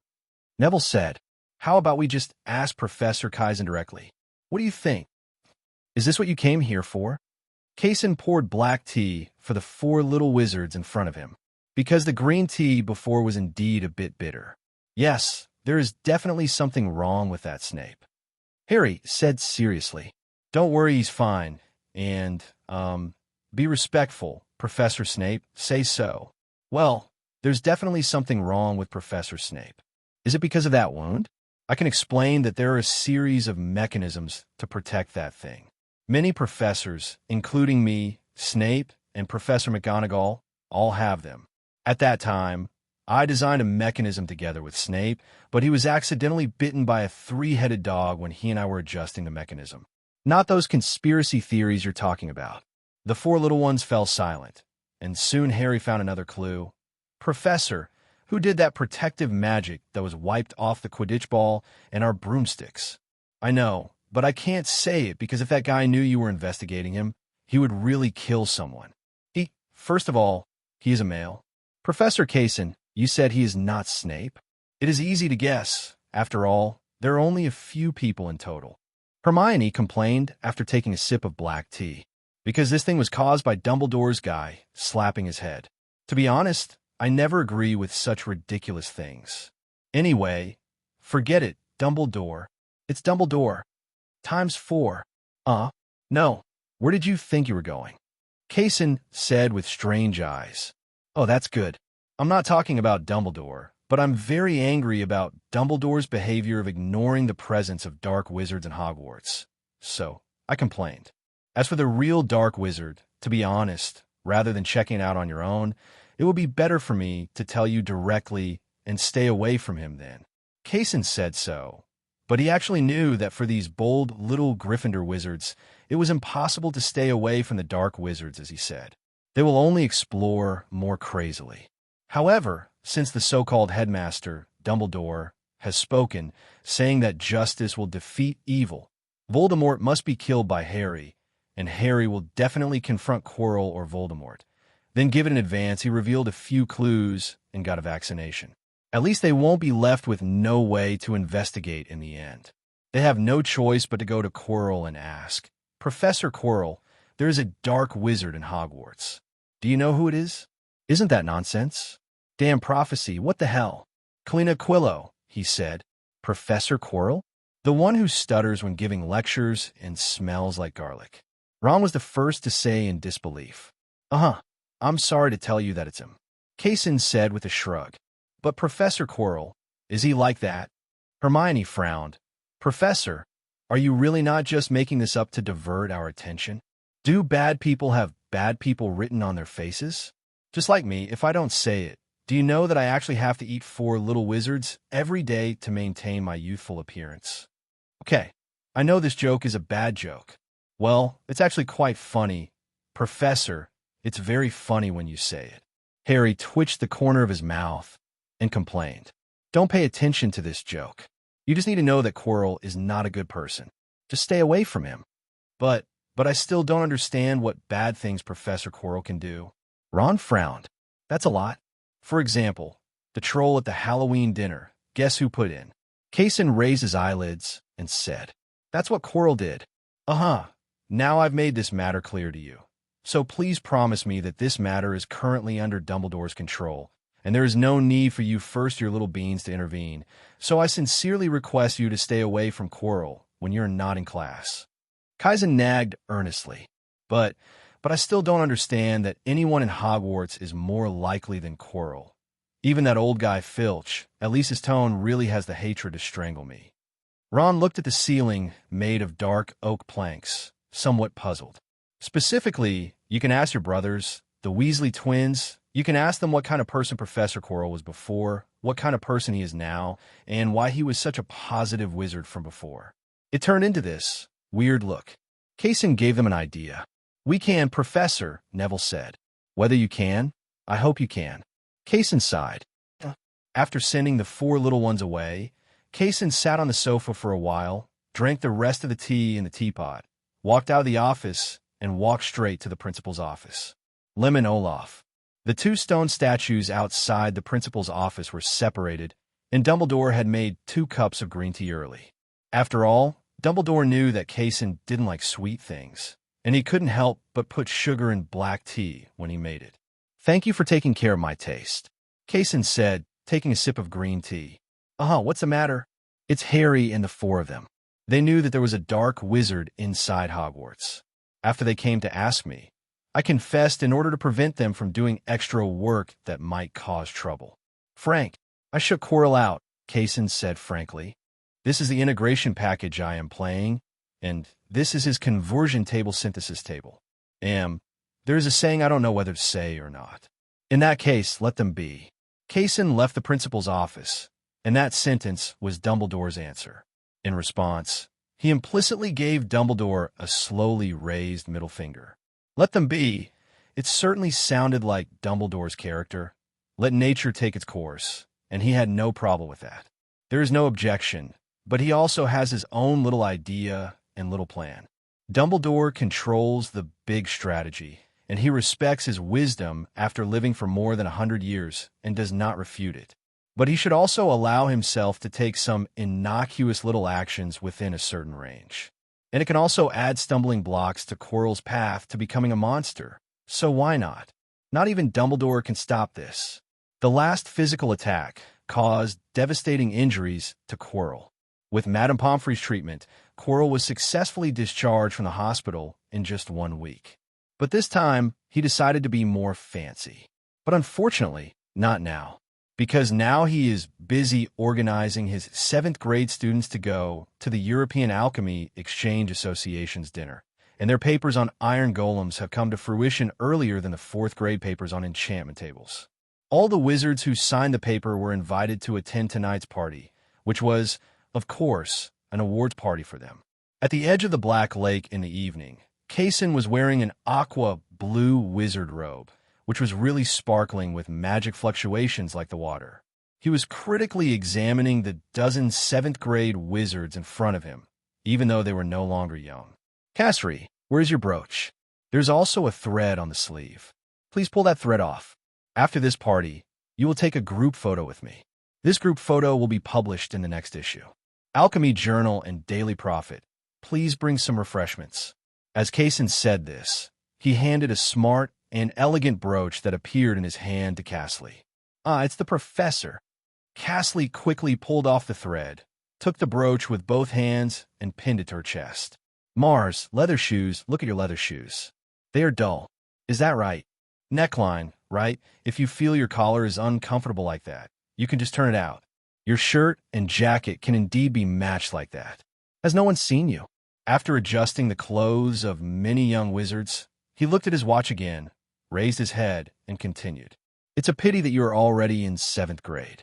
If you were not so pressed for time, I would have asked you to study some more valuable propositions, but you don't have enough time. I can only offer a crude alchemy creation like the Iron Golem as a gift for your 7th grade. And your name signed by your hands on this paper may make your future more open. Because I can only teach you for 1 year, I can only make up for you from this place. Now, take a deep breath. In 1 minute, you will go to the banquet hall of the Ministry of Magic, where the top scholars of alchemy will Reporters from the Daily Prophet and senior officials from the Ministry of Magic will be waiting for you there. Cheer up, ladies and gentlemen, for the sake of your own future. Kase said in a deep voice. Professor, we know. I don't know which wizard was sentimental.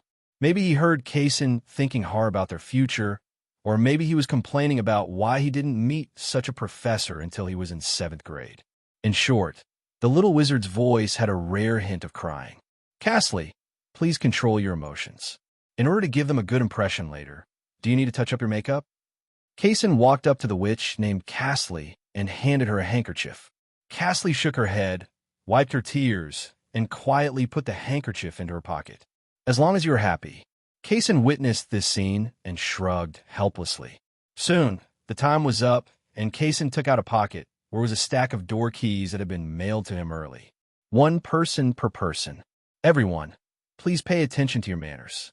This semester is about to pass. I can't give you anything more, but fortunately, I can still help you at this party. Protect me. Maybe I can say so.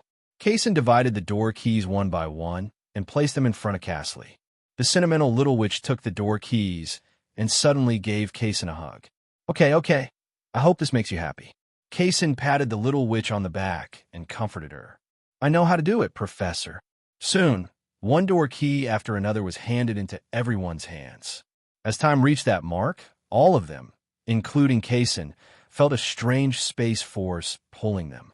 It was brought to a huge and luxurious venue. Kase had previously enchanted the power of the Ender Pearl into his body.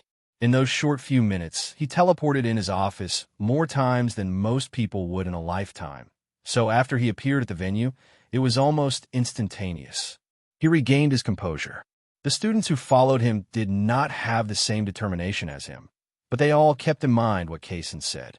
Keep the tone, keep the elegance. Fortunately, none of them made a fool of themselves. They were all good people. Soon, Kase noticed several reporters approaching with magic cameras hanging on their chests. He naturally waved to the students standing behind him. Soon, a neat group photo appeared in one of the reporters' cameras. Excellent photography skills. Kase looked at the dynamic photos taken by the reporter and made sure that everyone in them maintained their posture and there were no small movements like not opening their eyes, yawning, or being drowsy. He said sincerely stretched out his hand and shook the reporter's hand. Professor, what should we do next? A student appeared calmly behind Kase and asked in a low voice. Be still and watch what happens, and then consider yourself as a teacher to subdue them. The next day, Kase looked at the headlines in the new issue of the Daily Prophet, and his photos with his students were clearly hanging on them. The words on the headlines used neat and elegant language to praise himself and the students among them. The words of praise were not stingy at all, which made Kase blush. I'm a little embarrassed. It had been some time since the last alchemy party, and almost the entire Hogwarts expressed envy of the 7th-year alchemy party that was so popular. But behind the excitement, there are always people who can notice something else, such as Harry. He noticed that since that day, they went to Professor Kase's office and learned that the real dark wizard hidden in Hogwarts was actually the timid Professor Quirrell. As long as Professor Kase and Professor Quirrell are within the same space, the weird smell of gunpowder will always fill the nasal cavity. I don't know why. Maybe it was his misunderstanding. I always feel that Professor Kase is looking for trouble with Quirrell all the time, as long as they are together. In the library, Harry whispered to the 4 friends around him. Of course, a powerful and hateful wizard like Professor Kase naturally doesn't have a good attitude towards dark wizards. This is perfectly normal. Neville echoed. Everyone knows this truth. I just think that if Professor Kase, an alchemist, targets Quirrell, a dark wizard, one day, if Quirrell is forced to lose control, what should he do if he assassinates Professor Kase? Hermione responded while writing her paper. Professor Kase is very powerful. He can blow up that giant monster with just one move. Didn't you see it that day? It exploded all over the wall. Neville heard that Kase's combat power was underestimated. Immediately retorted. Of course, I'm not saying that Professor Kase is not powerful enough, but what if Professor Quirrell has a more sinister curse, black magic, or the like? Hermione retorted. Well, Professor Kase actually knows black magic. He saved Hagrid, who was entangled by dark wizards in Noctturn Alley. At that time, he used a skull magic to kill the 3 dark wizards. Harry added, "That's not black magic. How could Professor Kase use black magic? But that's a skeleton. That's not black magic either." Harry watched the stubborn Neville lose his temper, and he didn't know how to retort. I remember that the first thing we talked about wasn't Professor Kase picking on Quirrell. How did it end up with black magic? Ron suddenly joined the group chat at this time and asked, a little confused. Kase, one of the parties involved, had no idea about the quiet argument in the library, but he was able to answer their questions quickly. Because during a lunch in the auditorium, when Professor Quirrell was about to leave after finishing his meal, Kase stood up at the same time. The two of them bumped into each other. Kase was fine, but Quirrell was knocked over and squatted on his butt. At that moment, he finally broke through. It was obvious that not long ago, the well-dressed Professor Kase in front of him was quite friendly to him in the professor's lounge. Why, since that Halloween, this Kase seemed to have suddenly changed. It can't be said that he has changed. He was so friendly to other professors and wizards, even Hagrid and Filch. Only to myself. Quirrell angrily took out a handkerchief from his pocket so fast that even Voldemort behind his head didn't react. "I want to duel with you." Kase tilted his head and reached out to take the handkerchief that was flying slowly. "Tell me the time." "Tonight, in the auditorium, under the witness of everyone, I will defeat you." Quirrell roared, and Voldemort behind his head rarely stopped him. He seemed to be happy to see it happen and wanted to take advantage of Quirrell. Luo came to test the skills of this suddenly rising alchemy professor. "Don't you stutter at this time? It's up to you. When the time comes, you can set up the arena, and remember to ask someone to come to me." Kase put the handkerchief into his pocket and said casually, "Dumbledore, I want to invite you to come and do this dual notary." Quirrell reacted, quickly recovered from his stuttering, and looked longingly at the man who was drinking a glass of lemonade. "Dumbledore.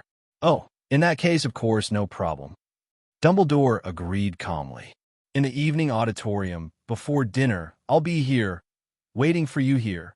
Quirrell looked at Kase with red eyes and said fiercely, "Uh-huh." Kase shrugged, as if he had completely ignored Quirrell's strange screams. He was thinking about whether he should give Quirrell a small quality shock. But in the end, he didn't speak. After all, there were so many young wizards here, and it would be bad if they taught them bad things. However, if you don't scold, you don't scold. You still have to take the appropriate actions. I saw Kase moving with lightning speed. His momentum from bottom to top was like Mount Everest suddenly appearing between the worlds.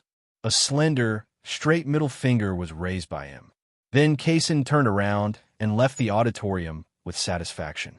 The episode in the auditorium ended quickly, and Quirrell rushed back to his defense against the dark arts office, still angry. "I may have thought that such a day would come, but I never thought that such a day would come so quickly. Really," Neville murmured inarticulately, still holding half a piece of bread in his mouth.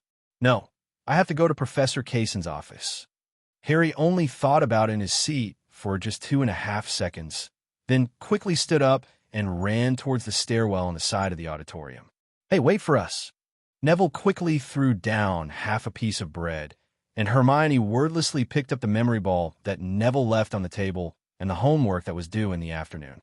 Finally, there was Ron, who was holding 2 fried chicken drumsticks, which he called a small stove for Professor Kase because he was afraid that Professor Kase would not have enough to eat. If it weren't for the 2 chicken drumsticks that he had already taken 2 bites of. After the 4 little wizards came to Kase's office, they were embarrassed to find that the office was already overcrowded, and there were even people standing outside. The entire corridor was filled with little wizards in 3rd grade and above. The little wizards from the 4 major colleges have never worked hard in the same direction like they did here. Ron also spotted his 2 twin brothers at the door. "Professor Kase, Professor, as long as you open your mouth, we guarantee that Quirrell will not be able to leave the office," one of the twins shouted loudly. "Professor, Gemini, look at me, I know black magic." "Professor Kase, I use my alchemy hand to rub a big baby. I'm sure to give Quirrell an awesome alchemy shock. Kase cult. Professor Kase. Can we still squeeze in? Ron wiped his oily mouth and said with the corners of his eyes twitching uncontrollably. Are we still going in? Hermione asked as she looked at the huge crowd that could frighten a sociophobic patient to death. Go, why don't you go? Harry said and rushed in, using his small body to squeeze in. And Neville was not to be outdone. He was stronger than Harry, but unfortunately, he couldn't squeeze through the third-year wizards. Professor Kase in the office had no choice but to stand on top of his desk in order to maintain order. To be honest, if this incident hadn't happened, he wouldn't have known that he was so popular among the students. Everyone, listen to me. I'm very pleased with your arrival. But please believe me, I don't need dueling assistants or dueling agents, nor do I need you to help me assassinate Professor Quirrell in his office. Trust me. Can you use my own power? The little wizards in the office and the little wizards in the corridor slowly regained their composure, and finally left his poor office with Kase pleading like he begged his grandfather to sue his grandma. After another period of time, only Kase and 4 little wizards were left in the entire office. I hope you are not here to help me assassinate Quirrell. Of course we are not, Professor. Hermione explained quickly. Yeah, even if we have this idea, we don't have the strength. Harry said with a somewhat embarrassed smile. I sincerely hope you don't even have this idea, Kase said. Oh, we will. By the way, are you confident in the duel? That's right. In fact, this is what I want. Even if Quirrell doesn't take the initiative to challenge me for a duel today, I will still challenge him. After all, if you allow him to move around in the castle, there is no chance of any other dangers. And if you can rely on this duel to reduce the scope of his activities to 1/3 of an acre in the hospital wing, it will be considered a benefit to Hogwarts. Safety made a small contribution. So, Professor, are you very confident? So be it. The duel time set by Quirrell was very fast.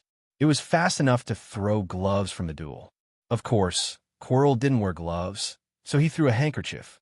From the time of throwing the handkerchief to the time when the two stood on the duel stage, it was only a short time, just 6 hours.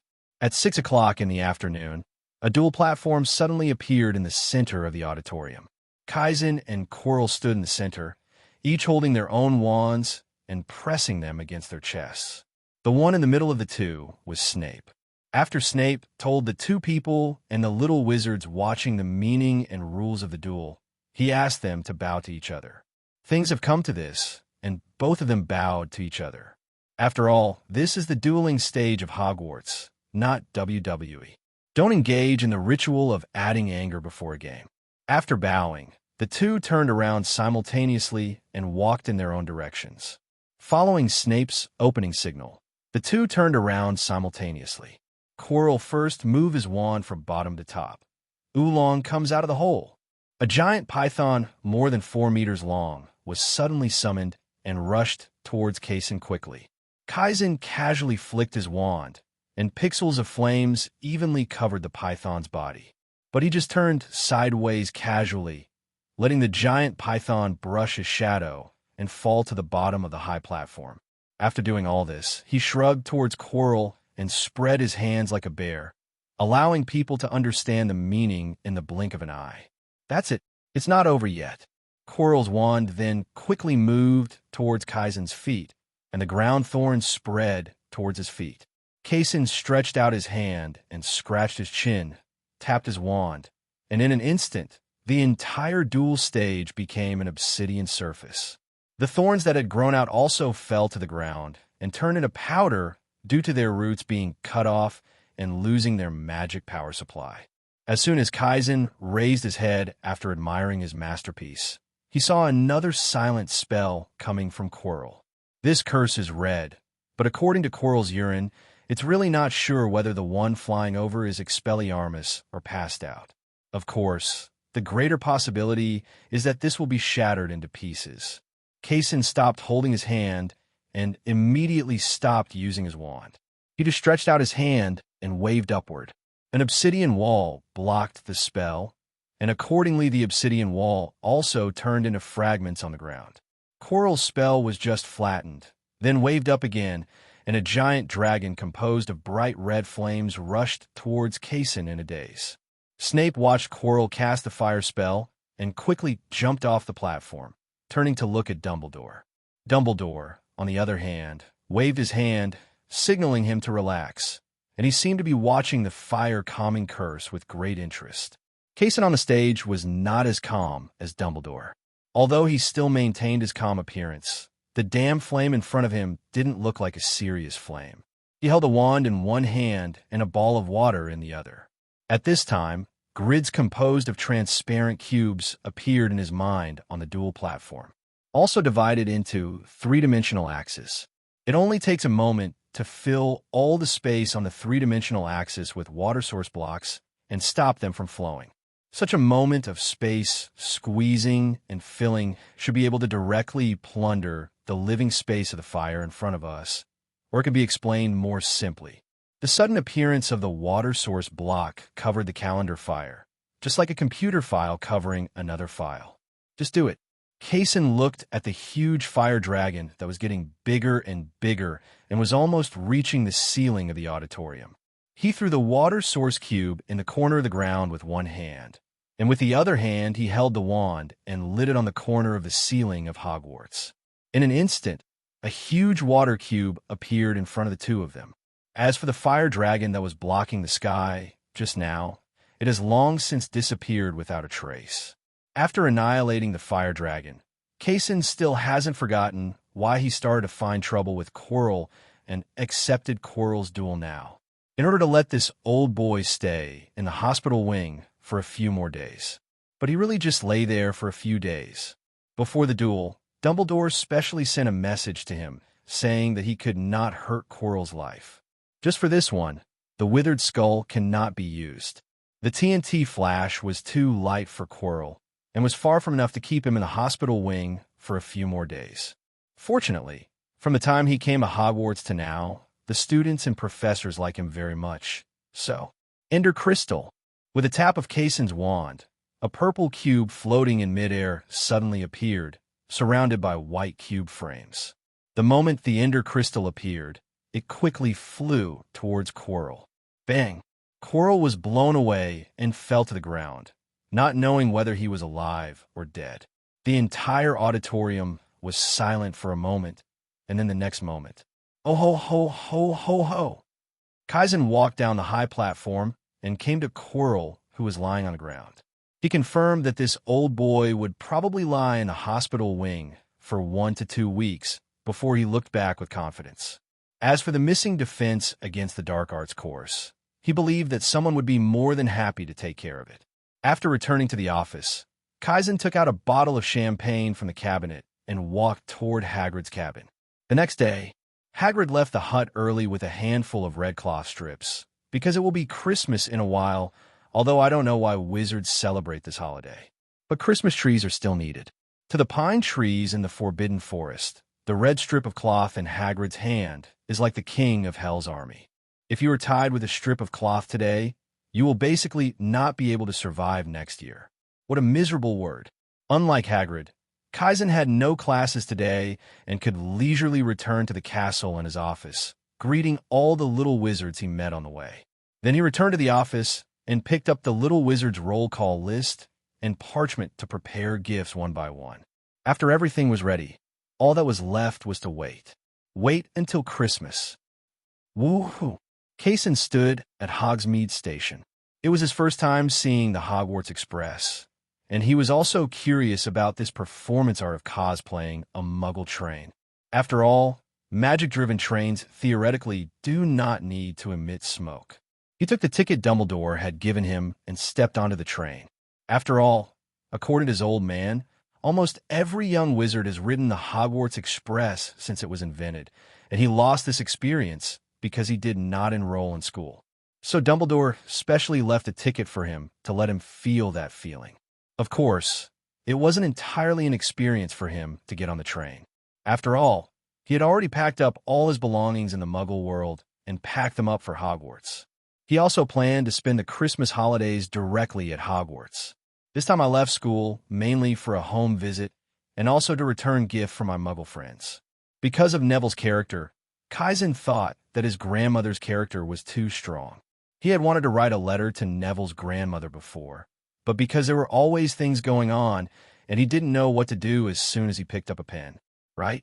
In contrast, he prefers to sit face to face with a cup of hot tea and snacks that are not sweet but fragrant and demonstrate the charm of language crazily. Based on this, the home visit to the Longbottom family came into being. However, he did not sit in the same carriage with Neville, even if there were free seats in the carriage because Harry and Ron were staying at school for Christmas. After all, he was a professor, and sitting with Neville always made him feel uncomfortable. After all, a home visit is already very presumptuous. Time passed until the train stopped at the Muggle station, platform 9 3/4 of King's Cross Station. After getting off the train, Kase quickly saw the highly recognizable witch that Professor McGonagall talked about. An old woman with a stern expression, wearing an extremely complicated wizard robe and a large brown-green wizard hat, seemed to have a good relationship with Professor McGonagall. After all, apart from her dressing style, this old woman is more sophisticated, while Professor McGonagall is more low-key. But their temperaments are so similar. Professor Heath, I'm Augusta Longbottom, Neville's grandmother. He wrote me a box full of letters, all about you, thanking you for taking care of this poor child. Augusta also noticed Kase, who stood out among the little wizards, and walked over and said, Kase Heath, just call me whatever you want, Mrs. Longbottom. I'm here mainly because of Neville's character. Did that kid get you into trouble? No. Kase waved his hand quickly. No trouble, absolutely not. In fact, that child is too obedient and too honest. He doesn't even look like a Gryffindor. I see. This child's character has always been like this, too cowardly. I always thought he was a Hufflepuff. Augusta said in agreement. Kase nodded and was about to say something when he heard a thump of footsteps, and Neville trotted over from a distance. Grandma, Professor Kase, would you mind coming to Longbottom's for a potluck? Augusta asked. Of course, just a casual meal. Augusta held Neville's little hand with his left hand and put his right hand on Kaizen's shoulder. The next moment, the three of them appeared on a small island. Kase looked at the quaint and magnificent manor not far away. If I were to decorate this, in an instant, Kase quickly expelled this inappropriate thought from his head. There are only 2 people in Longbottom Manor, plus an outsider like Kase. Of course, Kase didn't know exactly how many members of the Longbottom family there were now, and there was no need to ask. He came for a home visit, not to check the household registration. At least today, there are really only the 3 of them in the huge manor, if you ignore the house elves hiding in every corner. This also allowed Kase to have a more accurate judgment on Mrs. Longbottom's strength. How can we not be strong when we have such a huge manor? If we were not strong, we would have been wiped out by relatives who appeared out of nowhere. After all, the wizarding world says there is a ministry of magic, but how efficient there is actually just like that. They catch those who perform magic, cook, and decorate in the Muggle world. But in the wizarding world, those who committed murder and arson were acting like dead people and began to pretend to be corpses. The 3 of them sat down in the living room first, and they were not counted as 3, because when Neville wanted to listen in, Augusta just gave him a look, and he obediently returned to his bedroom. Please, Professor Heath, what you just did is what I want to say, Mrs. Longbottom. This child has been out of breath under such strong pressure from you. There will also be some other problems. As a Gryffindor, man, he lost his courage because of your pressure. Kase showed the mentality and eloquence he had when negotiating with those F*** ed parties when he first debuted in the decoration industry, and he had already decided to spit out the last bit of his saliva with his tongue. Unexpectedly, Augusta National did not rush to refute how good its education policy was like those wise parties, but nodded helplessly. Of course I know this, but to be honest, it's not that I belittle Neville, but that he really can't do anything well. Then Kase was forced to listen for nearly an hour about all the embarrassing things that happened to Neville from the time he was born to before he started school. In a sense, this is also complimentary. Why do they complement each other? Neville's talent is a little dull, so he caused dissatisfaction among the Longbottom family. In order to make Neville show his magical talent, the Longbottom family used various high-pressure plans. This high-pressure plan hurt Neville's heart, which was also a great harm to the wizard who performed magic against his will. In this way, Neville and the Longbottom family complemented each other, and in a sense, they hurt each other, making both groups suffer. And this still can't find any errors. The Longbottom family wanted the heir to show magical talent. That's right. Neville is just a little boy, so it's not his fault that he is dull. In fact, Neville can't be said to be dull, he just lacks confidence. And this is the point of his lack of confidence. Kase reviewed the entire incident in detail and finally found the person mainly responsible. Voldemort and his minions. That's right, this is the person who is mainly responsible for Neville's problems at this moment. After figuring this out, Kase suddenly became enlightened and escaped the trap of self-consumption. Soon dinner was prepared by the house elves and served on the table. Kase took a look and was once again surprised at the strength of these old pure-blood families. In the past, these foods were enjoyed by all faculty and staff at Hogwarts, but today, only the three of them had food that was almost as much as the Hogwarts dinner. The meal was a great success, but Kase still noticed that whenever Neville saw his grandmother, he would unconsciously shrink and show cowardice on his face. At the dinner table, he emphasized to Augusta how Neville had done at Hogwarts, how Neville, who was not suppressed by the old woman in front of him, had almost killed the heir of the Malfoy family with a wand. Of course, this has a little bit of artistic processing attributes, but this also let Mrs. Longbottom know that as long as she didn't suppress Neville, Neville could also be very good, at least in combat and herbology. I will do as you say, Professor Kase, encourage education. Mrs. Longbottom sent Kase to the gate of the manor, and of course Neville followed behind her. The two of them obviously wanted to continue sending it out to a place where the apparition restriction could not reach. It's fine here. In fact, we don't have to encourage education. Normal education is fine as long as it is not suppressed. As for normal education, to be honest, I think you can learn from the Weasley family, of course, the one at the Burrow. Weasley, Kase explained. I'll find time to go at the Burrow. Well, not this Christmas. They seem to be going to look for their eldest or second son. Professor, are you really not going to stay here? Even for one day is fine. Neville said behind Mrs. Longbottom. I'm sorry, but to be honest, I'm still very busy this Christmas. I have a lot of work to do when I return to Hogwarts. The fourth-year enchantment table papers have also passed the review, and I have to find time to take them to pick up the papers. They deserve the credit. There are also plans for the renovation and expansion of my office, and Christmas gifts for all of you, which are ready but not yet packed with cards and mailed. Have you prepared a lot? Of course, besides yours and the professor's gifts, there are also my Muggle friends. After leaving school, I have to go back to my previous residence to receive their gifts. I'm really busy, Kase explained. Oh well, Kase and the two nodded, and then with a roaring sound, he disappeared directly, leaving only traces of purple light spots disappearing in place. Professor Kase can get rid of the restriction of apparition, and that's not the magic of the portkey. Mrs. Longbottom murmured in surprise. I'm not surprised by what Professor Kase does. He even sent Quirrell into the hospital wing with one move before. Quirrell, that expert in black magic, Mrs. Longbottom said in a rare move. Is he very powerful? Quirrell, very good. Among the younger generation, at least he is better than those Aurors. Mrs. Longbottom hugged Neville and returned to the manor. Returning to his house at 222 Baker Street, London, he looked at the stack of greeting cards in the mailbox and smiled helplessly. Soon, he got back a lot of Christmas gifts from the post office. I also gave them gifts one by one. Let me see, Mrs. Martha's, why did she give it to me? Well, it's so pink. Peanuts gave him a bag of peanuts. Fortunately, I gave him peanuts as well. Sherlock's signature windbreaker. This guy is still so narcissistic. Kase found the sewing box from the room and used a small piece of cloth to cover Sherlock's letters. Then he embroidered his name on the left neckline. Well, he is still so clever. Kase, who put on a new windbreaker, looked left and right in front of the dressing mirror and also looked at his neighbor's house, and there was no one there. Those two guys are always so busy. After replacing the gifts from his muggle friends, Kase returned to the Alchemy office in Hogwarts in the blink of an eye.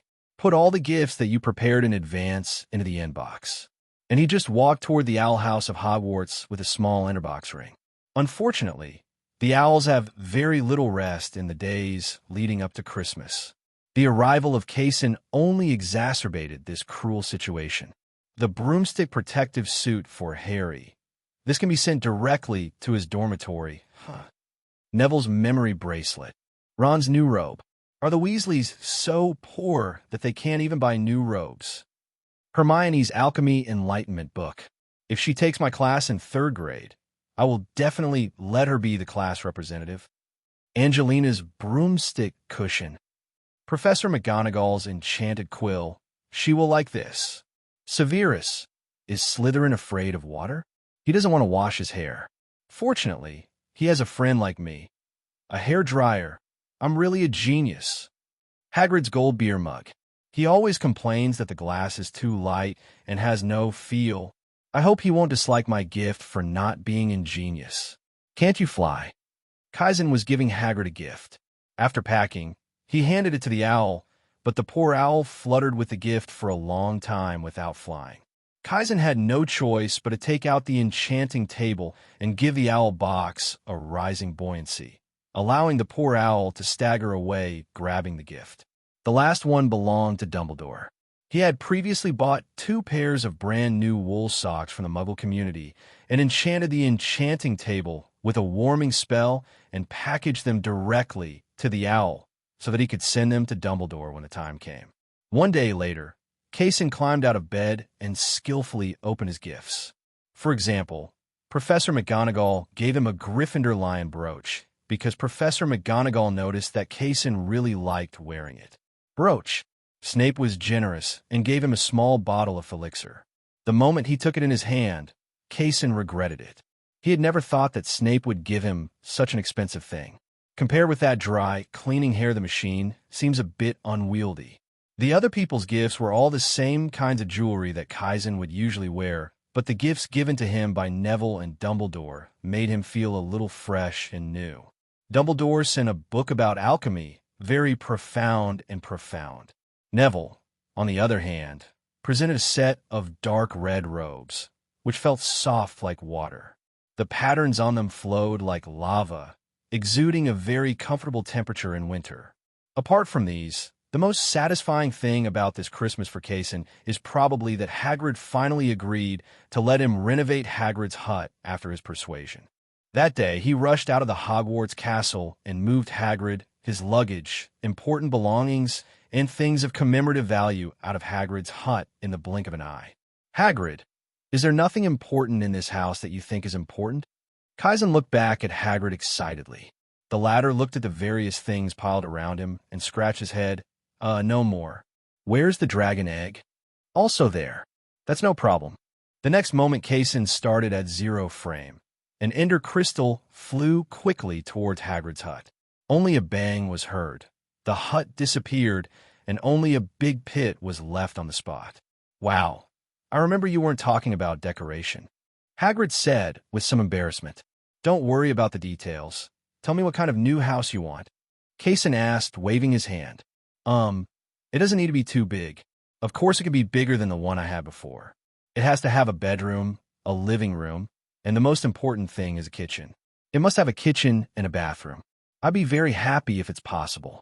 Of course, the most important thing is to be cute. No problem. Kase took out his wand and began to exit.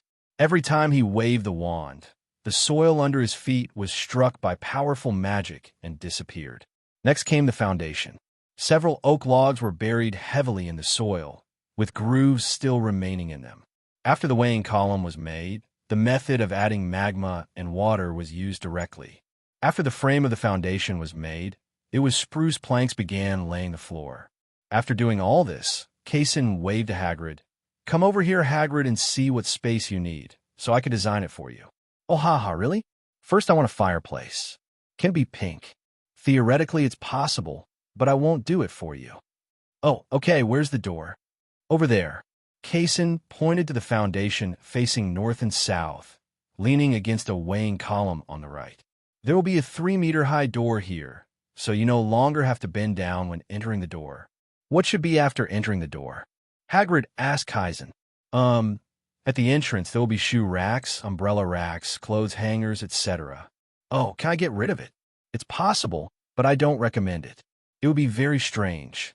Kase explained. Okay, what about after the entrance?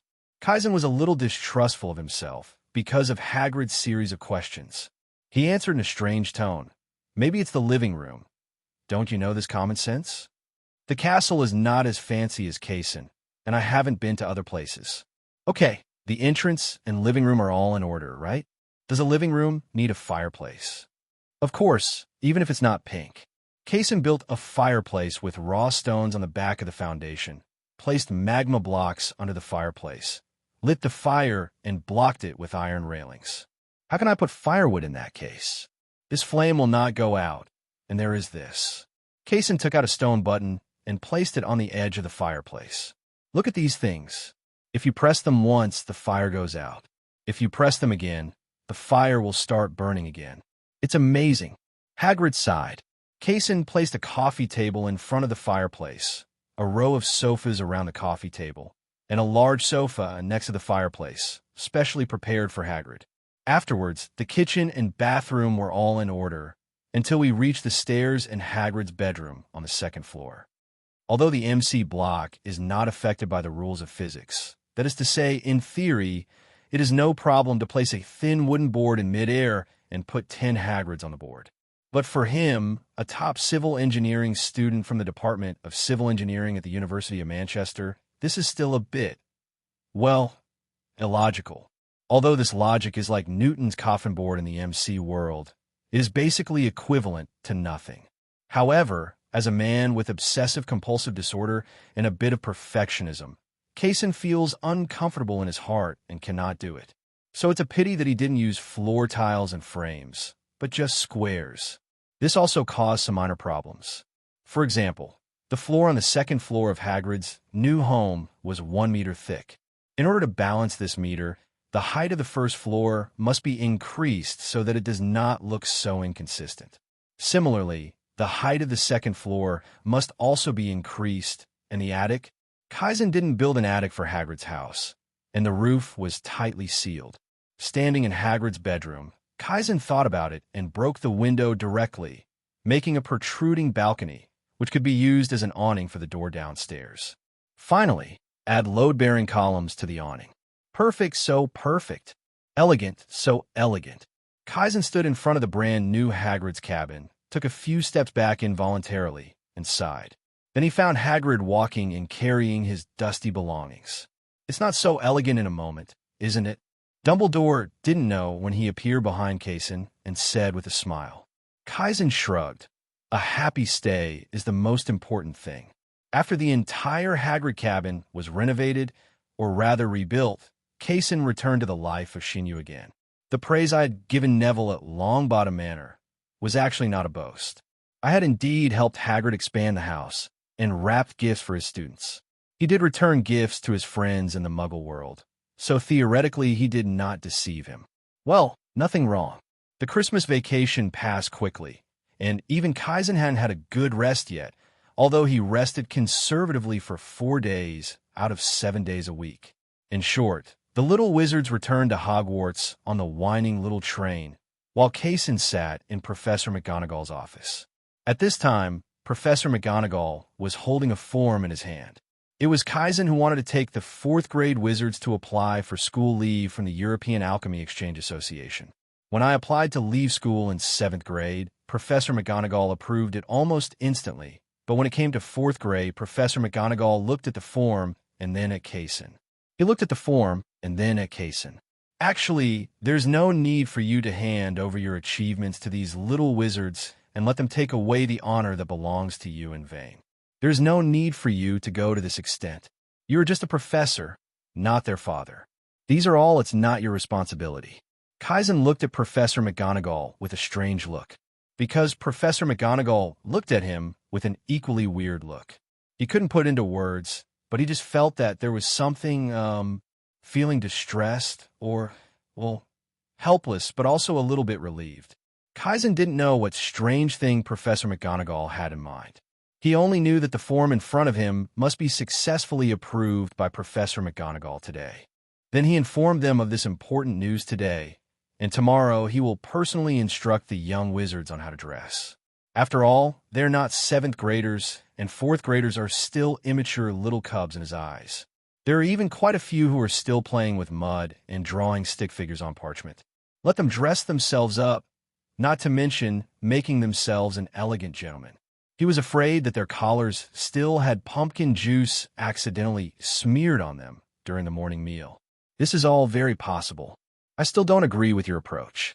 I know you want to add a highlight to their resume, but after all, it is forcing you to take advantage of it. It is not their own achievement. In other words, it is unfair to you. That's not fair, Professor McGonagall said at last. I think it's okay. I handed the finished product to them and asked them to write it into a paper based on the analysis principles of the finished product. This can be regarded as doing me a favor, not taking advantage of me. After all, I'm really too lazy to write those papers. Kase shrugged his shoulders and said indifferently. Professor McGonagall nodded. I really hope you were taught by me, and signed his name on the form handed over by Kase. I will take this sentence as your compliment to me. Kase picked up the form and left Professor McGonagall's office very excitedly, walking nonstop towards his alchemy classroom. After arriving in the classroom, he walked onto the podium and saw the lifeless little wizards under the podium. It's a weird atmosphere. Can anyone tell me what happened? Cedric, the 4th-year alchemy class representative he appointed, took out a copy of the Daily Prophet from his pocket. He then placed it on the podium in full view of the class of little wizards. What's the matter? Kase picked up the newspaper and read it, but he was suddenly disappointed. I thought they could give me some new work, but this is it. Kase pointed at the news in the newspaper and complained. The information in it was easy to understand. It simply said that the old and foolish Dumbledore forced the new alchemy professor to gain face for his Hogwarts students. His results were divided and given to the little wizards. Normally, this kind of thing would involve an unscrupulous professor turning into an academic thief and stealing the students' achievements. But this time it was really reversed. The unscrupulous principal and the students stole the poor professor's achievements together. Kase looked at the little wizards in the audience. Seriously, what do you think this newspaper is? What is its use? Anyone with a discerning eye can see that it is not about me, not you, but the criticism of Dumbledore by someone with a heart. I can understand that Gryffindor and Hufflepuff can't see it, but Ravenclaw and St. Leetland, why do you look like you agree with the bullshit in this newspaper? When the little Slytherin wizards and Ravenclaw wizards in the audience heard what Kase said about them, out of some strange mood, they puffed up their chests proudly at the same time. Kase looked at the podium and was stunned for a while. Why did the students he taught have a strange, uneducated sense of beauty?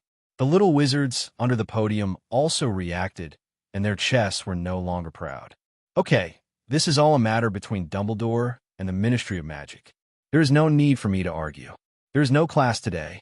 The main purpose of calling you here is to send notice. Your previous paper on the enchantment table has passed the review of the European link.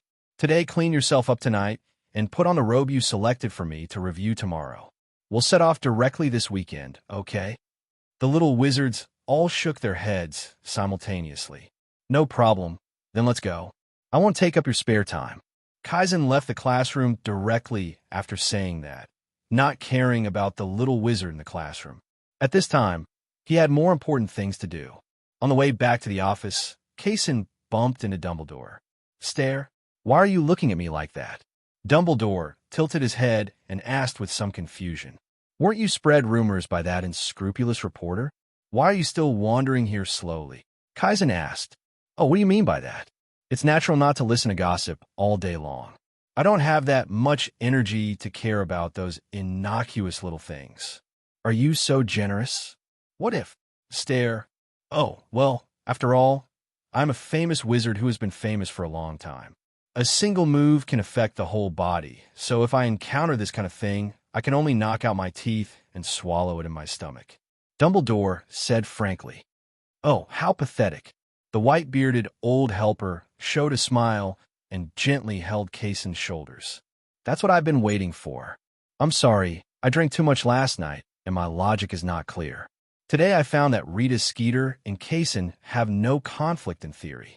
Kasen just went up and turned into a real brother. That reason is too far-fetched, so I changed it. For this reason, I changed about 300 words in Chapter 41. You can go back and continue the story. Kasen's mouth twitched. I shouldn't have asked you that question.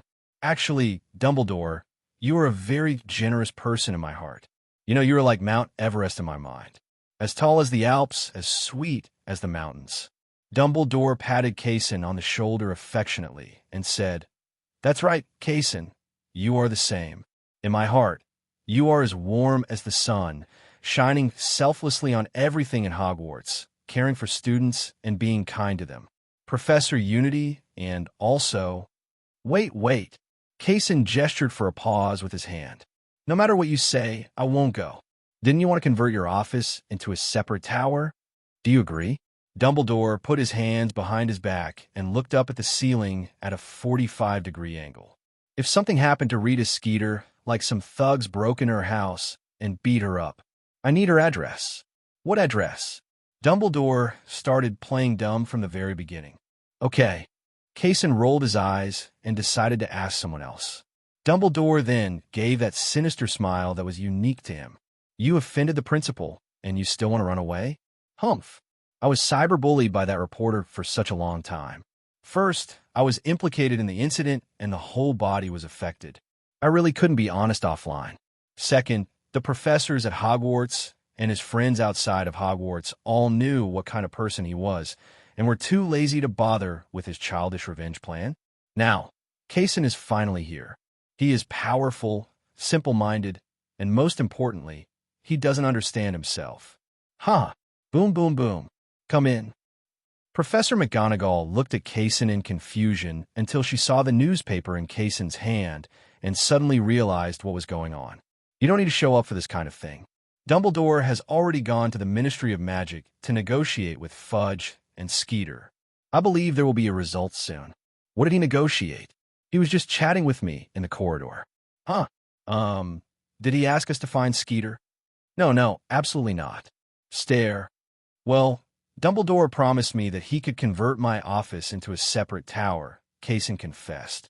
Well, there really is no one who can refuse. How do you want to solve it? Beat her up offline? I knew it. Professor McGonagall was speechless. I need her home address. After Kasen finished speaking, he looked at Professor McGonagall expectantly, which made her feel butterflies in her heart. But she soon adjusted her mood and pursed her lips. Theoretically, I shouldn't do this, and I really don't know where she lives. What about actually? You can actually write a letter to Rita Skeeter. These owls have been cast with name magic. When the recipient's address cannot be found, the owls will follow the instructions of the name magic to find her home. Also, this kind of name magic is only available to public owls in the owl shed. Oh, I understand. Kasen returned to the office and took out a piece of parchment.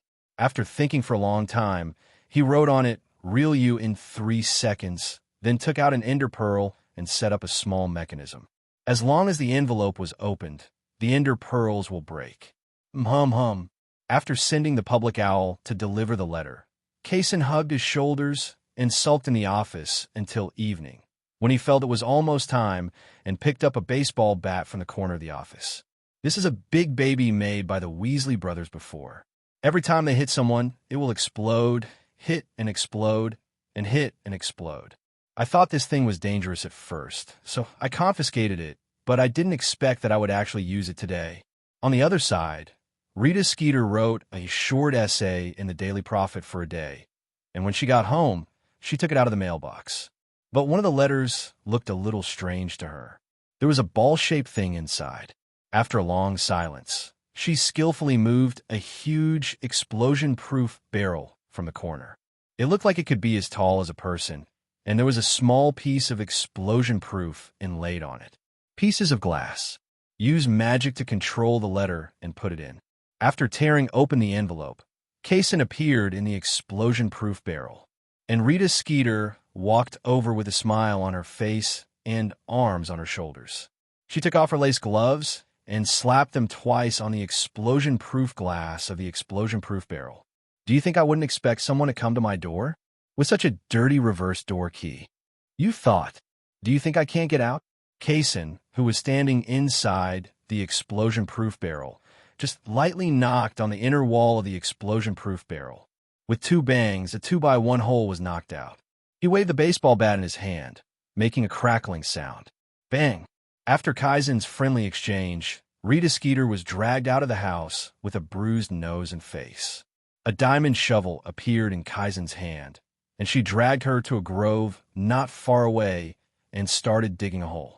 Not long after, a 2x1x2 deep pit was dug by Kaysen.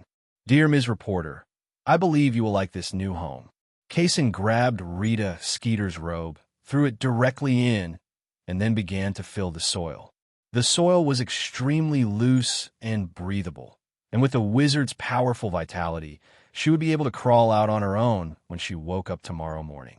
Of course, as long as it doesn't rain, it's fine, but Christmas is over. How can we make it rain for her? That's a joke. He patted the dust on his hands and was about to leave Shiran until he returned to Hogwarts and just arrived at Dumbledore's principal's office, intending to tell him that he had successfully made Rita Skeeter real. Then he saw it suddenly pouring rain outside the window. It's the end of December. Where does the rain come from in England? Kaizen suddenly let out a sharp blast, and a roar disappeared along with purple spots of light. After all, that Rita Skeeter could only say a few words of praise in the newspaper. Although she was not a good person, she was really not worthy of death. Wow, I was wrong. I'll never get high in a newspaper again, seriously. Rita Skeeter, who was almost suffocated by the mud and the rain, lay in the mud and cried and howled, while Kaysen put away the shovel and left the quiet woods in the blink of an eye. Anyway, Skeeter didn't see his face clearly when his head was blown off with a baseball bat, so he probably wouldn't report it to the Ministry of Magic. Probably. Back at Hogwarts, Kaysen shook out his raincoat, came to Dumbledore's office, and placed the office expansion application form he had prepared on Dumbledore's desk. That Rita Skeeter?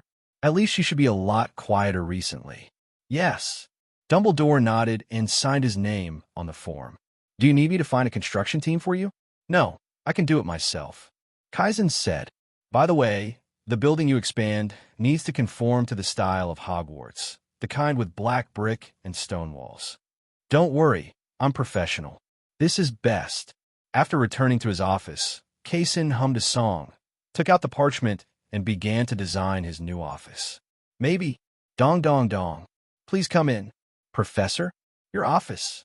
Neville walked in first, followed by Harry and the others. Kaysen put away the parchment on which he had just drawn a sketch and took out the teapot. Neville was wearing the memory bracelet he had given him, and Ron, who had been sitting on the sofa early and showing off snacks in his mouth, also put on his new robe. But Neville on the other side looked at Kaysen with a feeling of aggrievedness. First of all, the wizard robe he gave away was not worn by Professor Kaysen, and he said at Longbottom Manor that he wanted to expand his office. Well, at least he didn't see the office expand even 1 square meter. An emotion called grievance suddenly choked his throat. Neville, what are you thinking about? Your little face is wrinkled together.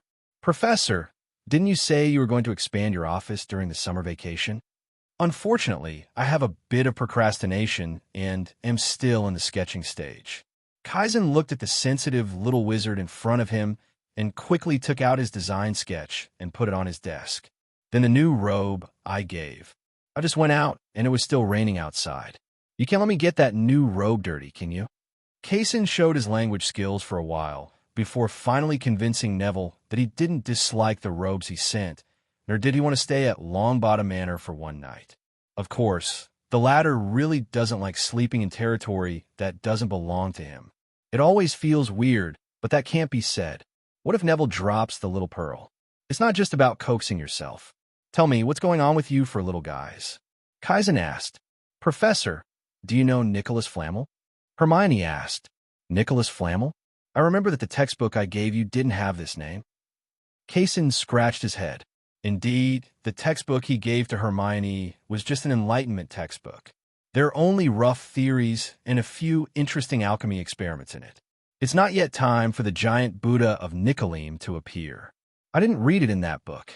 Hermione shook her head. I should finish the question in one breath next time. Where did you see this name? Kaysen sighed. The four little ones just looked at each other and said, How did you find out about this from Hagrid? Hagrid? Oh, by the way, you went to Hagrid's new home? How was it? Do you know who built that house for him? Never mind, you probably can't guess. It's me. I didn't build Hogwarts. The professor used to be a very good whole house customization practitioner. That is, decoration. Professor, please don't change the subject. Hermione sighed. She looked at the professor in front of her, who was very unfamiliar with changing the subject. She didn't know why, but she suddenly felt like he was an 11-year-old first-year wizard. And in her opinion, Professor Kaysen's ability to change the topic and lie was not as good as Harry's ability to deceive Professor McGonagall. I really finished the paper. I just forgot to bring it with me. Well, Nicolim is a very powerful alchemist. He made the only magic stone in the world. He also used this magic stone to make the elixir of immortality. It is said that he has lived for more than 600 years. Nearly 700 years. Don't you all collect chocolate frog hearts? Kaysen leaned on the chair and crossed his hands on his stomach, saying a little awkwardly, In that case, the one hidden under the trap door should be the so-called Philosopher's Stone. Hermione said seriously, making Kaysen want to laugh. How should he politely tell them that the so-called magic stone is actually a red stone, and he also gave them one as a gift? But there are more important things than this small idea. For example, are you still after the trapdoor? Or are you still after Quirrell? Forehead. Then what? Professor, do you have black tea here? Okay. Where did you find it?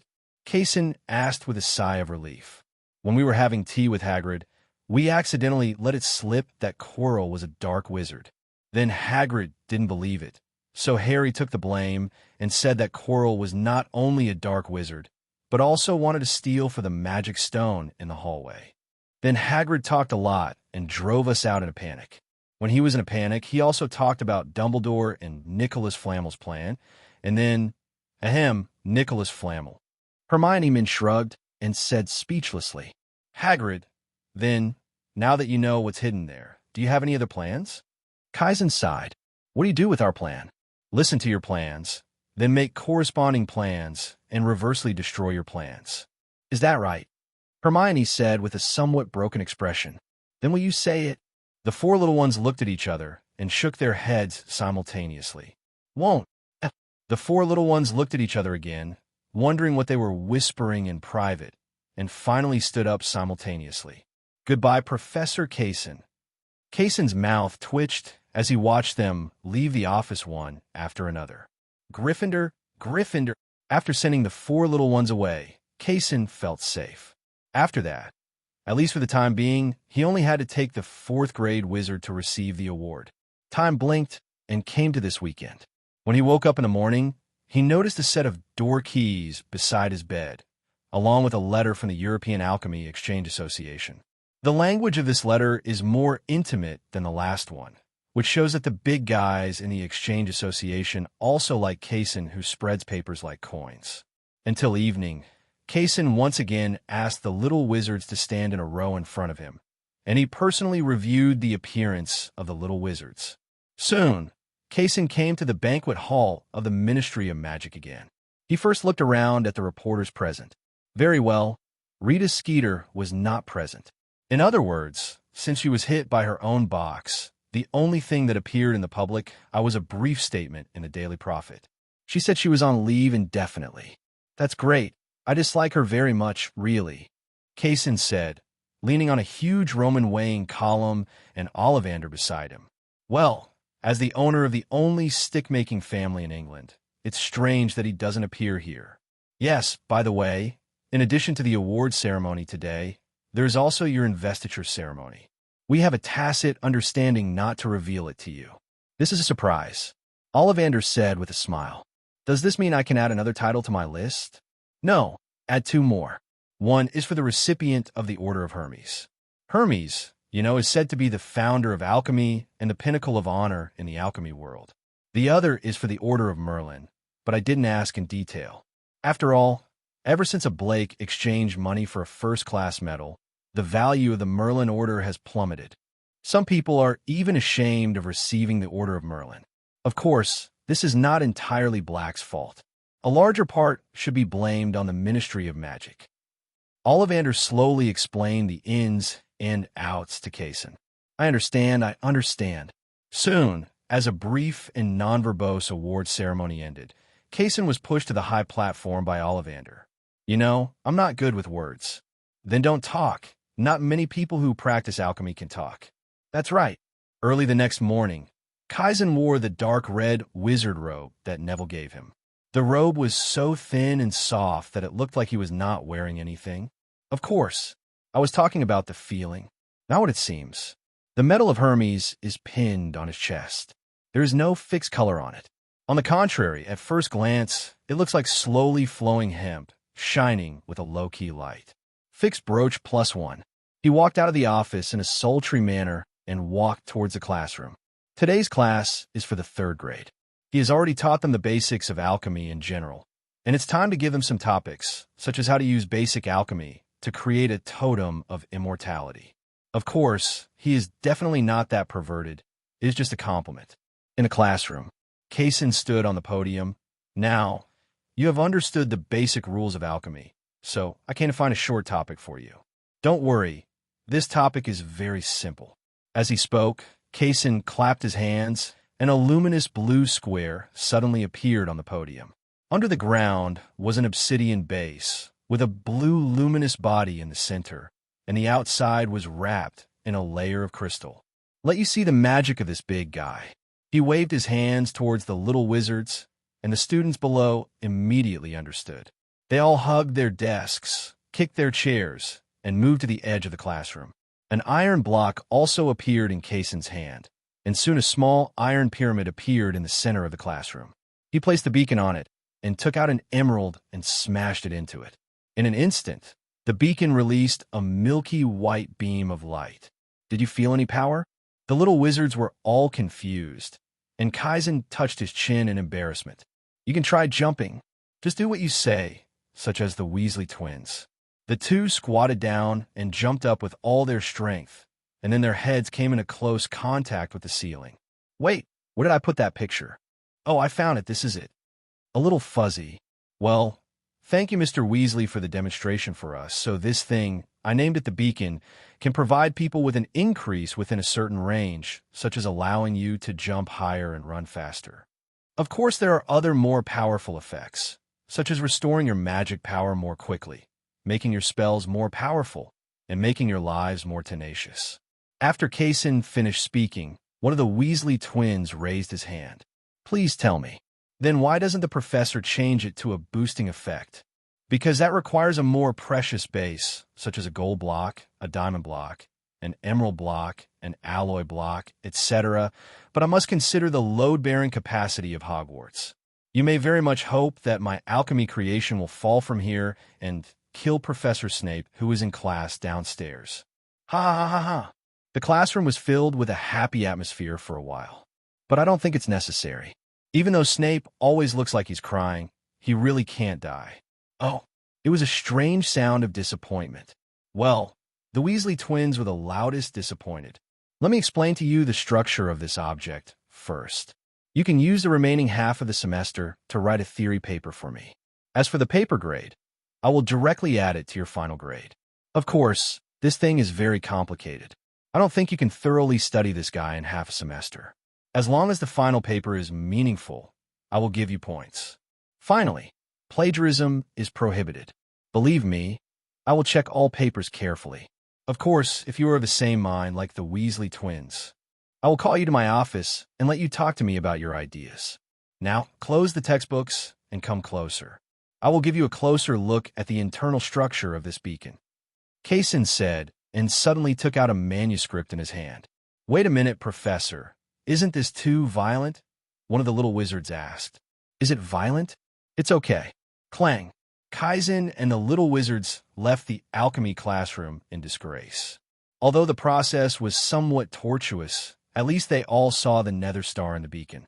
Before leaving the classroom, he gave each of the little wizards a small beacon and cast a spell on it. It would only be effective if they used it themselves. If given to others, the beacon would petrify and become useless. Stone. This can be regarded as a small gift for them. It can be used as a small pendant to increase one's own strength. In the evening, Kase, who had been cleansed again, came to the auditorium. Seeing that Quirrell's seat was still empty, he made a comfortable nasal noise. Villager voice. After finishing the meal, Kase did not return to the office immediately. Instead, he followed Hagrid decisively under Hagrid's leering gaze and what he thought was cautiousness. But in reality, he was opening and closing widely. "I guess you found some good wine," Kase said. "It's not good wine, but it's better than fine wine. You'll know when you get there." Arriving at the brand new Hagrid's hut, it has become very rich and full of life under Hagrid's re-dash decoration. Although it doesn't quite match the original style of the cabin. As the saying goes, happiness is the most important thing. After the two entered the hut, they sat down on the sofa next to the fireplace. Only then did Kase know what Hagrid had called him to do. "Is your dragon egg almost out of its shell? Forgive me for not knowing anything about magical animals. Almost this is the first time I have witnessed the birth of such a wonderful little life." Hagrid wanted to say something else, but was interrupted by an untimely knock on the door. After opening the door, there were 4 familiar people as Hagrid expected. "Hello, Hagrid." "Well, hello, but I want to say something in advance. I hope you're not here today to convince me that Quirrell is a dark wizard," Hagrid said while welcoming the little wizards in. No, we are here to apologize because I yelled last time," Harry said with some embarrassment. "You don't have to be like this. Really, I would have forgotten it if you didn't remind me. It's not a big deal." Hagrid waved his hand. After a few people came to the living room and sat on the small sofa surrounding the fireplace, they saw another person sitting here. "Hello. I'm still guessing how long it will take you to notice someone sitting here, but it's not bad. Your reaction is very fast," Kase said with a smile. "It's probably because the contrast between the clothes you're wearing and the sofa is too obvious." Ron complained. "I can't help it. Hagrid loves pink sofas." "Poof. Don't laugh. It's nothing to be ashamed of." "Oh, yes, we didn't laugh. We just think of happy things." "What happy thing?" Hagrid asked. "Once upon a time, there was a giant, and then he—" "Ha ha ha ha." Kase and Hagrid looked at each other, both seeing helplessness in each other's eyes. After the 4 little ones had finished laughing, Hagrid also brought out a plate of rock cake from the kitchen. Kase picked up a piece, then picked up the milk that was heated on the edge of the fireplace, violently broke the rock cake into pieces, and tossed in hot milk. This is the way he discovered to eat it. The rock cake soaked in milk is, to be honest, surprisingly delicious. After all, Hagrid's biscuits have no other shortcomings except for the higher heat, and he is not willing to add ingredients. The 4 little ones saw Kase eating like this, picked up a glass of milk, and put it on the fireplace. And then, "Is this a dragon egg?" Ron asked with a dull look on his face. "Oh, yes, keep it secret for me. This is a secret among the 6 of us," Hagrid said with a smile. Of course, we will keep it a secret." Harry, Neville, and Ron all nodded. But Hermione still remained rational. "But Hagrid, where are you going to keep this giant dragon? I seem to have read in a book that a 3-month-old dragon can be sacrificed with an elephant's tusks." For a moment, the air in the entire cabin became quiet. Hermione looked at Professor Kase again. After all, in her eyes, Professor Kase was the most upright and reliable person in the room. Then Kase looked at everyone with a blank look on his face. "What are you looking at me for? I have never seen a fire dragon before. I thought the largest one would be as big as an elephant, or like a 3-headed dog." Hermione rolled her eyes helplessly. "Oh my God, perhaps it could be kept in the Forbidden Forest?" Mr. Hagrid muttered. "Of course, if you are not afraid that this giant dragon will eat all life in the Forbidden Forest to extinction, it will soon extend its claws to Hogwarts on the day it eats extinction." Hermione complained. "Isn't this okay? Kase, is there any spell that can make him smaller?"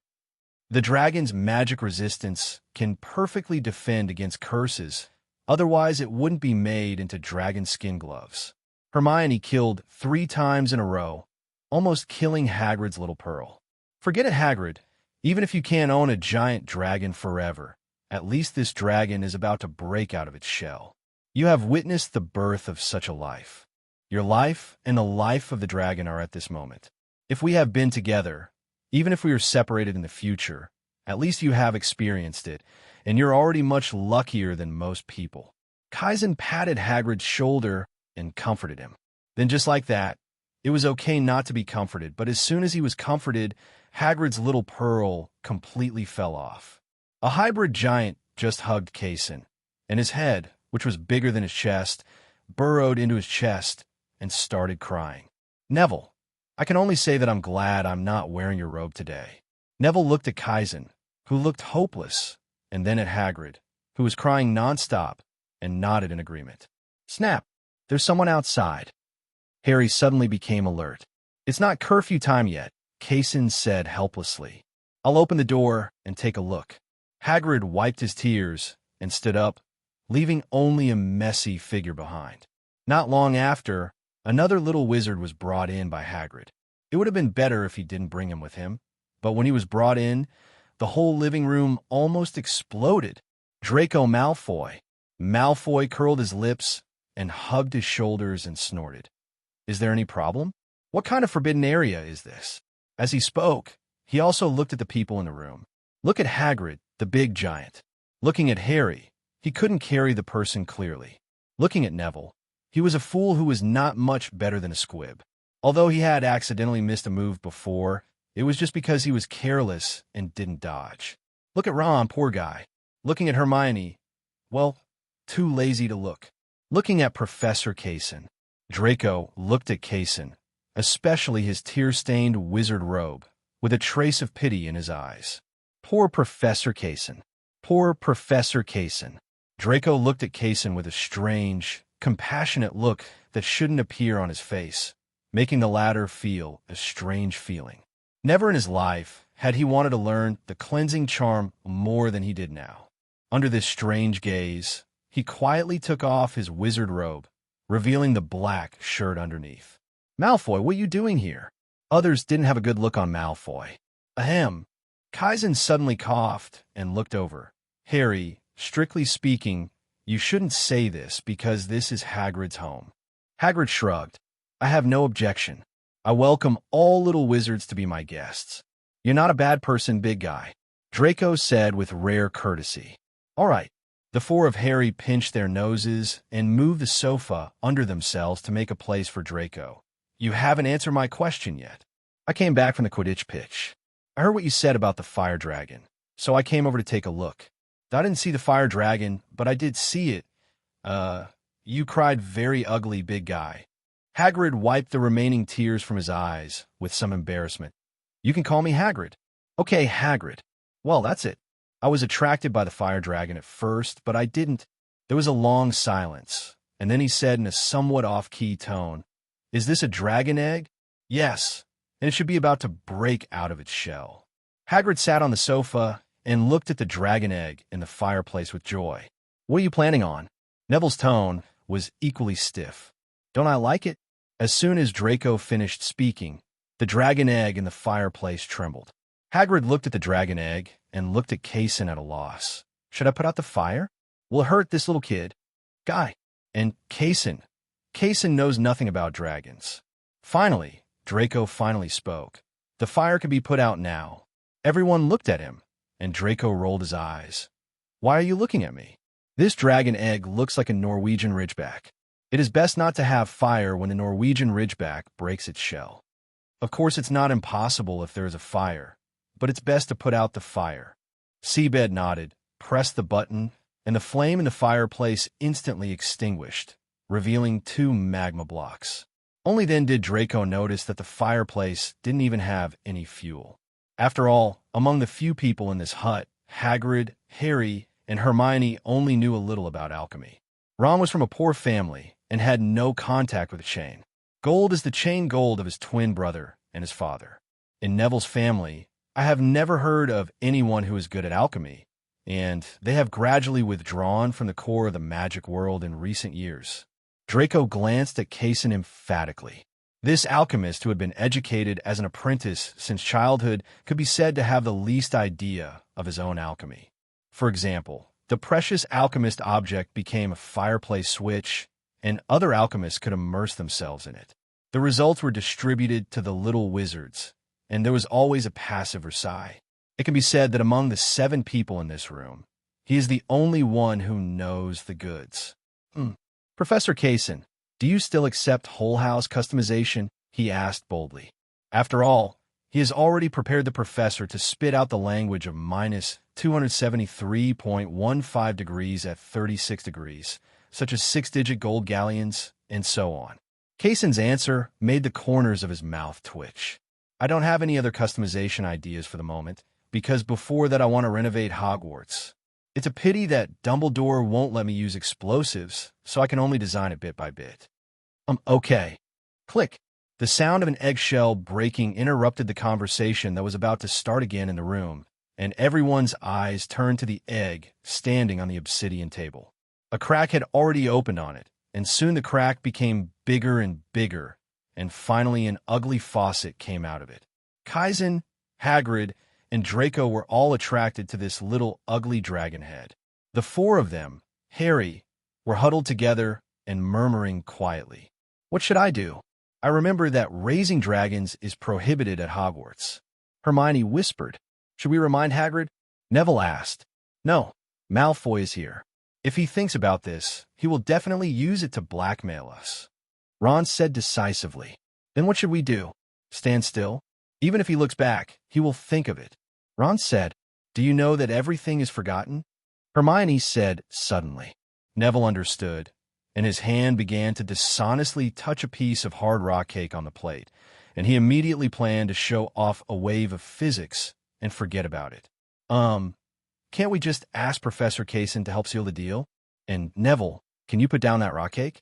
This isn't forgetfulness, it's Avada's Kedavra. Huh, Lee whispered. Is this okay? Neville put down the rock cake. It should be okay. I think Professor Kase and Dumbledore have a good relationship. A few people were about to continue their plan, but were interrupted by Draco. What are you mumbling about? Nothing. Draco curled his lips and looked at Hagrid again. Big guy, how are you going to place it? As far as I know, the Norwegian Ridgeback can destroy this house in less than a month. I'll ask Dumbledore to help me find a dragon breeding farm and send him there. That's it. My family is quite big. I'm talking about the dragon breeding farm. I can contact Charlie. He works at the dragon breeding farm. The two said simultaneously. The air was filled with the invisible smell of gunpowder. Hagrid also felt this strange atmosphere. Just when he was about to look at Kase, the latter looked at the watch on his wrist first. Okay, little wizards, it's already the curfew time before you know it. If you don't want to be caught by Filch, leave now. I'll see you off. The 2 men stopped looking at each other, and each of them snorted and stood up. After leaving Hagrid's hut, Kaizen released 3 fluorescent stones around himself and returned to the castle with the 5 young wizards. It was not until the 6 of them were almost at the door of the Slytherin lounge that he heard a sudden voice behind him. There was a commotion. Neville and Ron took out their wands and were ready to give Draco a real beating and get points deducted, while Harry and Hermione were still confused and didn't know what was going on. And Kase, he didn't know what happened either. Neville noticed Kasen's doubts and quickly explained, Malfoy said Hermione is a mudblood. Kase didn't say anything, just silent, and the air in the corridor became quiet. Draco somehow felt a strange pressure and swallowed hard. What does mudblood mean? Harry and Hermione looked at each other. Although both of them knew that this was not a good word, they still couldn't understand the black language that belonged only to wizards. In short, these are very, very vicious words aimed at muggle-born wizards. Ron explained.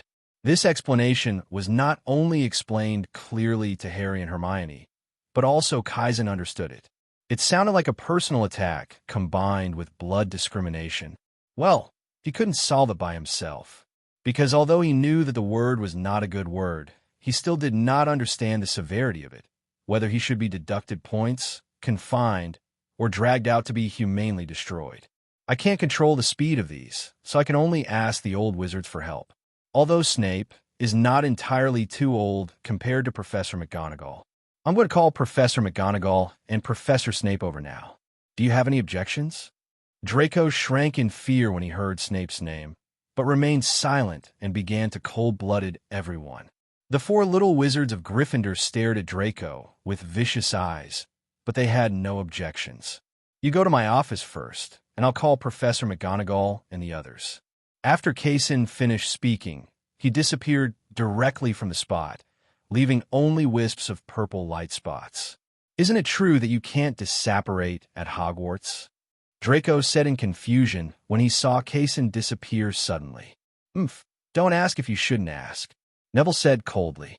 Soon, the sleepy Professor McGonagall and Snape, who was brewing a potion in the office, were called over from their respective offices by Kase, and the three of them walked into the alchemy office. 5 little wizards stood in 2 waves on both sides of the coffee table. Can you tell me what happened now? Snape asked. Now that the deans of your college are here, let's talk about the process. Ron was the first to look at Professor McGonagall. In the evening, when we came back from Hagrid's hut with Professor Kase, Malfoy and Hermione kept quarreling, and then Malfoy suddenly called Hermione a mudblood. The moment the words mudblood came out of Ron's mouth, Kase felt that the office was somehow colder. He had to move slowly to the edge of the fireplace and pressed a skull on it. A blazing flame burst into flames in an instant. Before the livid-faced Professor McGonagall could retaliate, Snape looked at Draco with a gloomy look. Draco Malfoy! Is that so? Draco swallowed and avoided looking into Snape's eyes.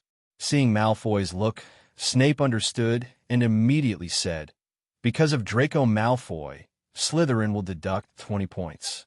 He needs another confinement to develop his memory, Professor McGonagall added. I don't have time during this period, do you? Snape said. The two looked at each other, and suddenly looked at Kase, who was sitting on the sofa playing with Quill. I'm fine. How long will he be confined for? 1 week, plus after-school work. Snape said calmly. Okay, let's start from tomorrow. Kase nodded. Soon after sending the last person out of the office, Kase did not lock the door and go back to bed. Instead, he visited the library late at night. Because of Snape's extra points, it can be said that the scores of the 4 major colleges are a bit inflationary. So, 20 points, to be honest, it is hard to tell whether it is serious or not. Poor Professor Kase had no choice but to go to the library in the middle of the night to look up information to see what kind of method Draco's confinement would be used for tomorrow, such as harsh or not. An hour later, Kase returned to the office and put down a cubic meter of redstone in the corner and took out a small file. He had already thought that Draco would not go back tomorrow unless he carefully kneaded the entire redstone into redstone powder. The next day, evening. Professor Kase, are you kidding? Draco held a small file in his hand that was not much thicker than his finger, looked at the redstone in front of him that seemed heavier than him, and looked at Kay in confusion. Son. Yes, Mr. Malfoy. Why else would you come to confinement? You must know that confinement cannot be comfortable. Draco knelt down resignedly and started rubbing the file. Professor, is this the red stone? Do you still know about Hongshire? You are only in the 1st grade. This thing is very famous in the castle, and those 5th graders show it off everywhere. Draco complained. Professor, do you usually use this red stone to make alchemy creations? And its powder can be used as a magic circuit in 2 different ways than the magic pattern circuit. What's the difference? Kase knocked on the table. You are here for confinement, not for class. Okay. Draco lowered his head. After a minute or 2, Kasen's voice came over again. Normally speaking, the magic contained in the magic pattern circuit will become magic after the magic pattern runs, but this can be done by using the enchanting table. You should know the enchanting table. Yeah, I know. The redstone circuit is the benchmark of the magic circuit, like a switch used to activate the magic pattern circuit. Draco nodded. Then what is the difference between this thing and the magic circuit? Faster, stronger, and tougher. Keep grinding. Kase was sitting on his seat reading a book, and he did not forget to say, Please hurry up, Mr. Malfoy. Your confinement is based on red stones. If you only grind this one red stone in 7 days, do you know what this means? Draco didn't know why, but suddenly felt a chill on his back. This means you still have 6 red stone blocks of the same size to grind. Kase said without waiting for Draco to answer. Oh my god. Professor, you can't be so cruel, right? The texture of red stone is soft, and the sound of grinding it with a file is not that harsh. When the door is closed, it can barely be used as white noise for sleeping at night. In this way, until the middle of the night, Kase sat up from the bed because of thirst. He picked up a glass of water and drank it in one gulp. After thinking about it, he walked out of the bedroom. Draco was sitting on his knees in the corner of the office, holding a file in his hand and leaning against the wall, already asleep. Upon seeing this, he returned to the bedroom, took out a blanket, and carefully covered Draco, but still had no intention of preparing a bed for him and letting him go back to the dormitory. People should pay some price for what they do. Draco doesn't know how hurtful a vicious word can be, so as a professor, Kase kindly helped Draco understand that he did this how heavy the price is. Just like that, the next day, Draco felt the sunlight shining on his face and opened his eyes in confusion. He expressed deep respect for the nightmare last night. There was no blood, no darkness, no protruding faces, just a huge red stone and a file to make him feel the deep fear. Fortunately, I woke up from the dream. He subconsciously wanted to stretch, and then he felt his body stiffen for a while. He lowered his head and saw that the red stone had been worn by him for half a night, and only 2/3 of it was left. There's still the small file in his hand. He stood up, the blanket he was wearing fell to the ground, and he kicked the red stone in front of him a little, but unfortunately, although the red stone was soft, it was still compared to stone. Compared to Draco's feet. He subconsciously stepped back, and just in time one foot stepped on the blanket, and the other foot was caught by the blanket. The forces in the two directions interacted, and then he leaned forward straight from behind. The back of my head hit the ground hard, but fortunately there was a thick wool carpet. The combination of a series of unlucky things and the grievances of grinding the red stone all night yesterday made Draco burst into tears. Kase, who was holding a stack of refreshing potions, stopped outside the office door. He put his ear against the door and listened. When the noise inside became quieter, he opened the door and walked in. Drink this bottle of refreshing potion, otherwise you will probably catch a cold here all night. Kase placed the refreshing potion on the coffee table, along with a sandwich and a bottle of pumpkin juice. By the way, there's also breakfast.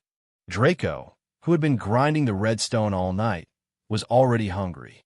He picked up the sandwich and took a bite. When he tried to swallow it, he found that his throat hurt. He has caught a cold. It depends on your progress. It will take about 21 days to get out of confinement. Kase looked at the wear and tear of the red stone, touched his chin, and sat on the sofa, opposite Draco. He looked at the little wizard in front of him with fearful and resentful eyes, shrugged his shoulders, and had no other thoughts. It was just like a prisoner hating his jailer. It was human nature. However, explanation still needs to be explained. Did you regret it later? What? Draco, who was eating in pain, raised his head and asked, "Do you regret using such foul language to insult Miss Granger?" Draco didn't answer, but continued eating with his head down. "Do you know what mud blood means?" Draco shook his head. "That's right. Your father and mother might say such words occasionally, but they would never teach them to you. In short, this word is very dirty. It is definitely not an ordinary derogatory term for Muggle-born wizards.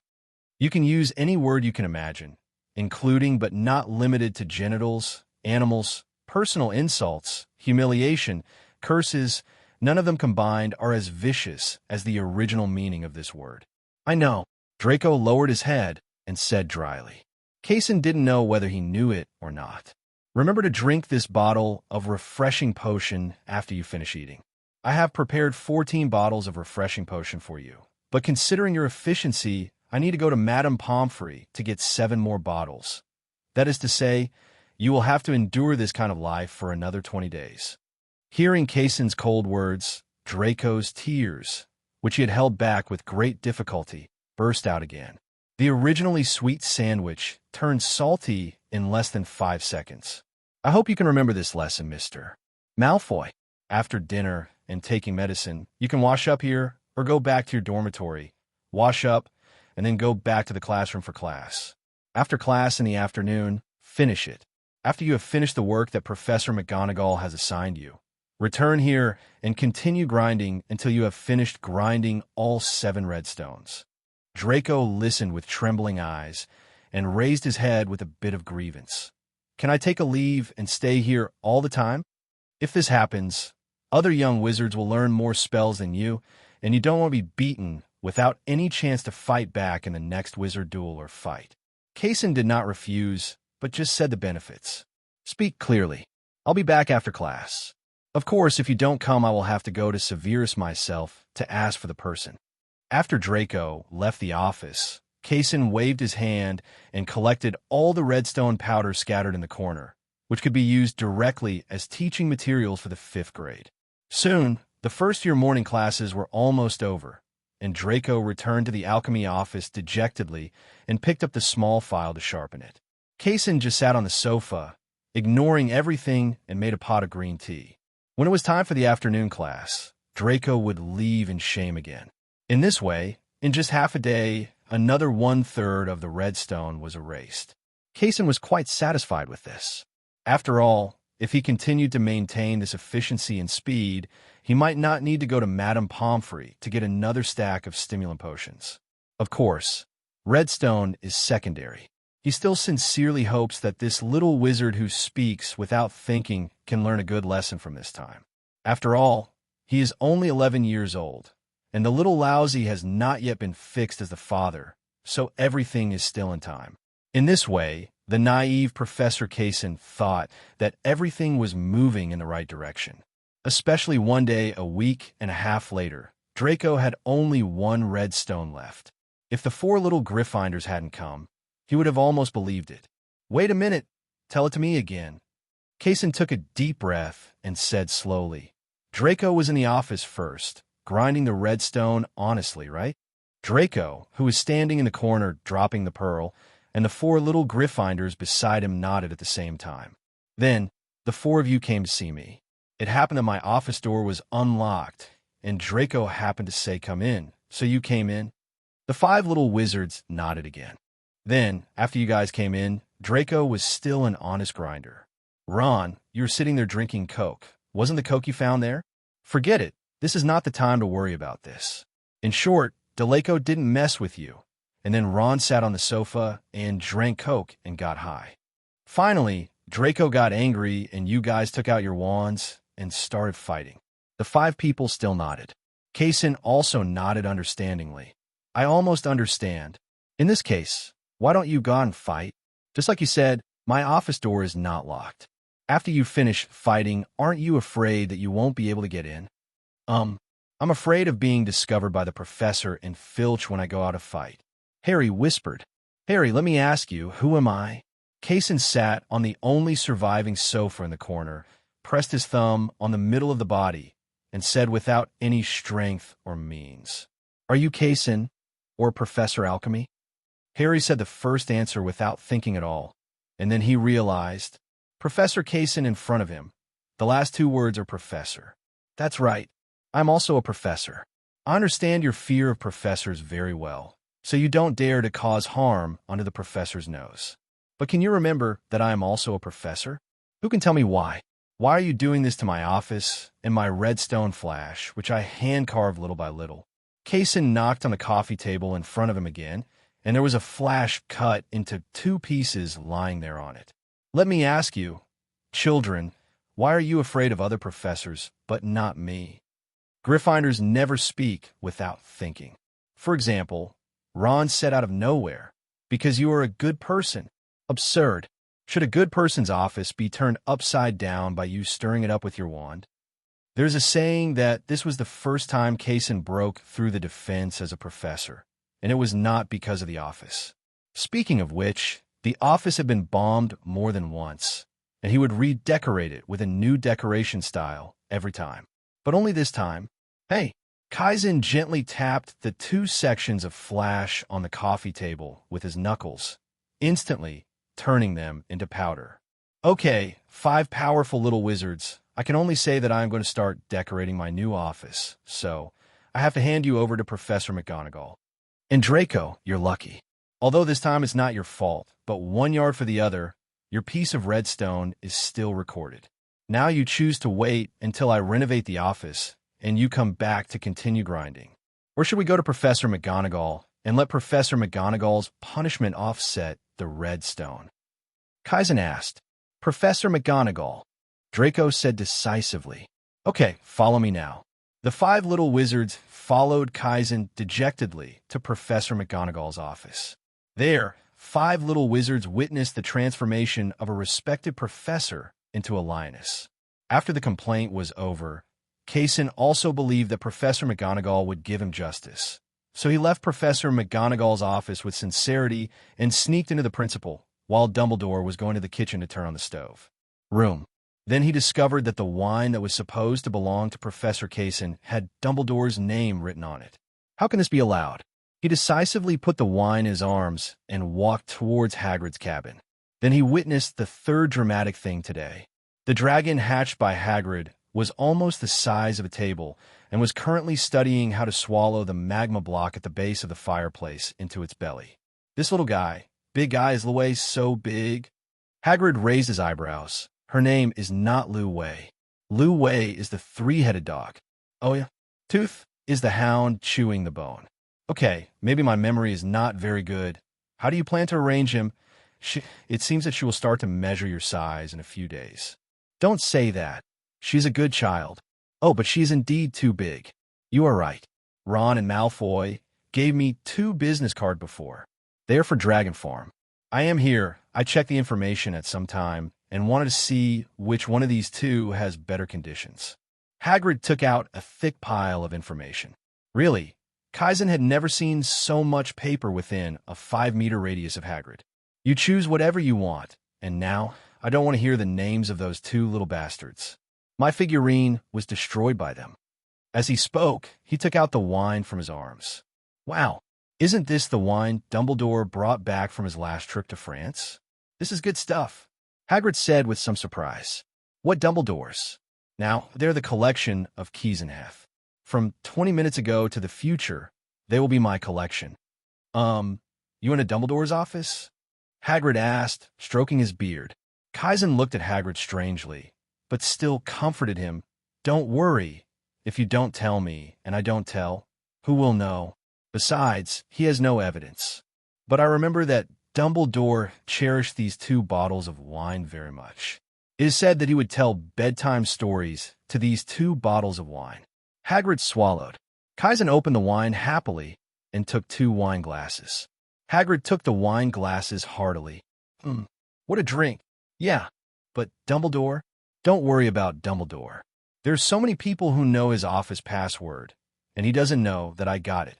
Kase waved his hand and took another sip of wine. Hagrid took a deep breath and took a sip of wine. Late at night, Kase, who was already dizzy, pushed open the door of Hagrid's hut. The cold winter wind, mixed with snowflakes, did not make him sober. On the contrary, it had the urge to make him fall headlong into the snow. Oh, by the way, the 2 gatekeeper statues in Principal Dumbledore's office are self-aware. Did you know that? Kase was mostly awake in an instant, and the smell of alcohol making his whole body seemed to be emitting steam.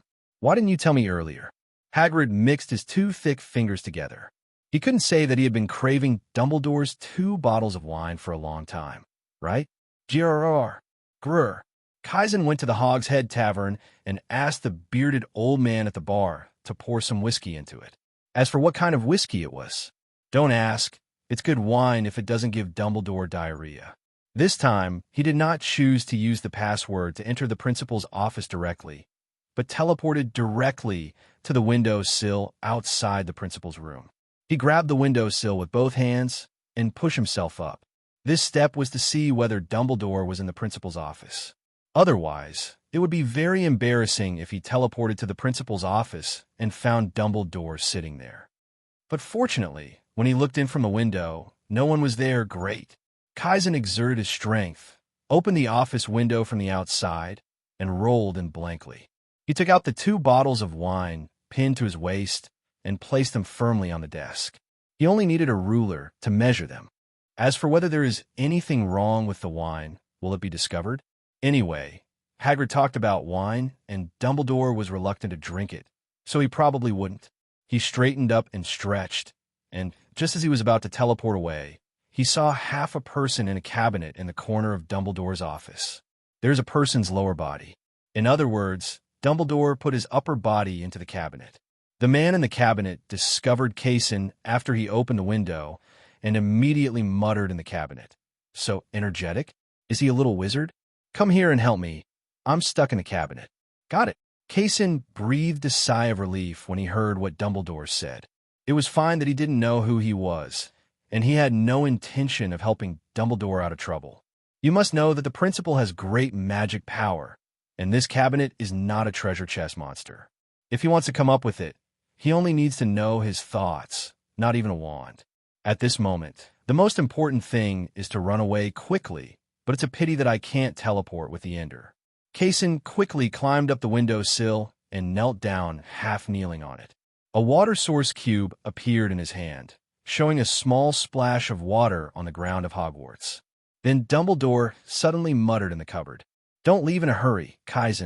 Is there anyone else in Hogwarts besides you who would come to the principal's office and steal the poor principal's collection? Kase, who was doing some mental construction for himself, suddenly changed his face.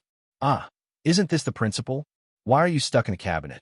As he spoke, he quickly jumped down from the windowsill, hugged Dumbledore with the same vigor as Lugician pulling out a weeping willow, and pulled Dumbledore out desperately. It seems that Dumbledore is going to cosplay 2.5 Shangyang directly in this poor cabinet, as if no one will know that he stole the wine. Of course, in fact, while pulling out, Kase controlled each small block to carefully separate the cabinet from the place where Dumbledore was stuck. After all, Dumbledore was over 100 years old, so he couldn't really let others pull him to death. Soon, as if 2 plastic stools were pulled out together, there seemed to be a bang in the void, and Dumbledore saw the light of day.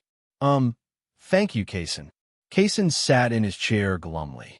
Speaking of which, I'm still curious. How did you know it was me who came here and not that naughty little wizard riding a broomstick?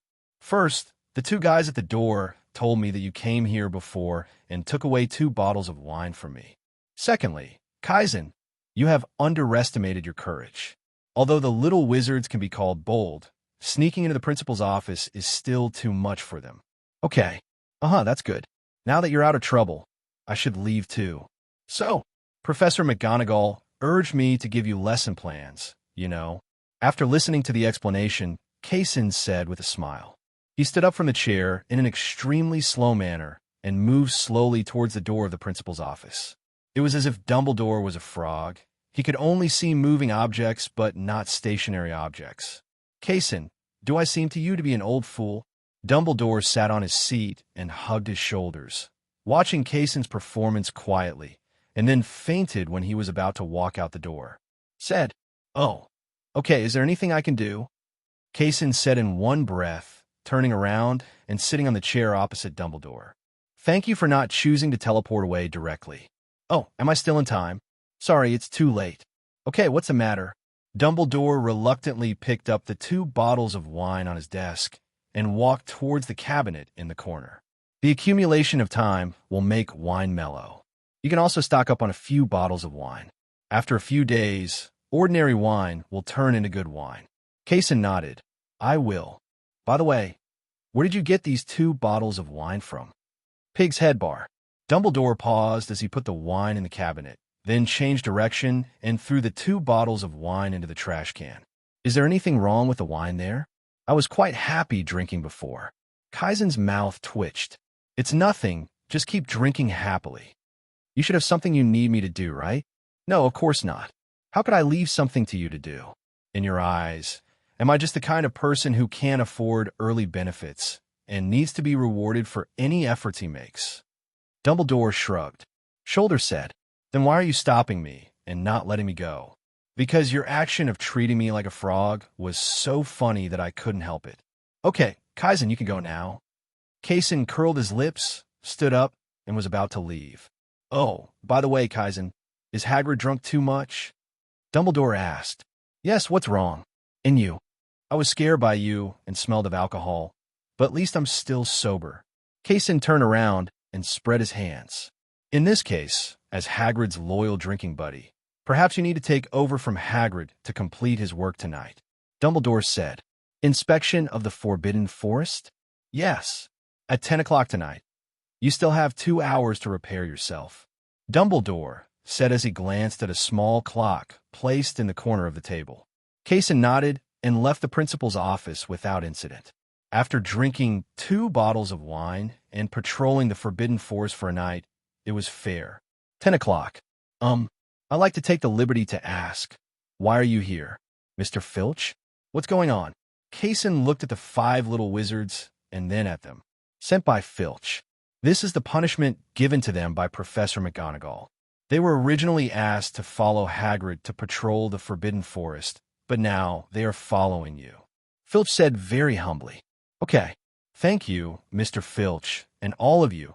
Please follow me and don't fall behind. Since you are here today, we can just take a walk around the outside of the Forbidden Forest.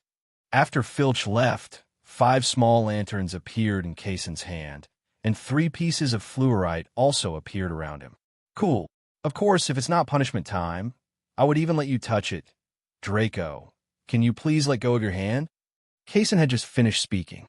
If it was not punishment time, he would wanted to let the little wizards touch the fluorite. Draco quickly put his hand on it. All in all, it's very disrespectful. Kaizen held the wand in one hand, with fluorite flying around him, ensuring that they could turn into hard obsidian in an instant, physically knocking any magical animal that suddenly attacked him into a coma.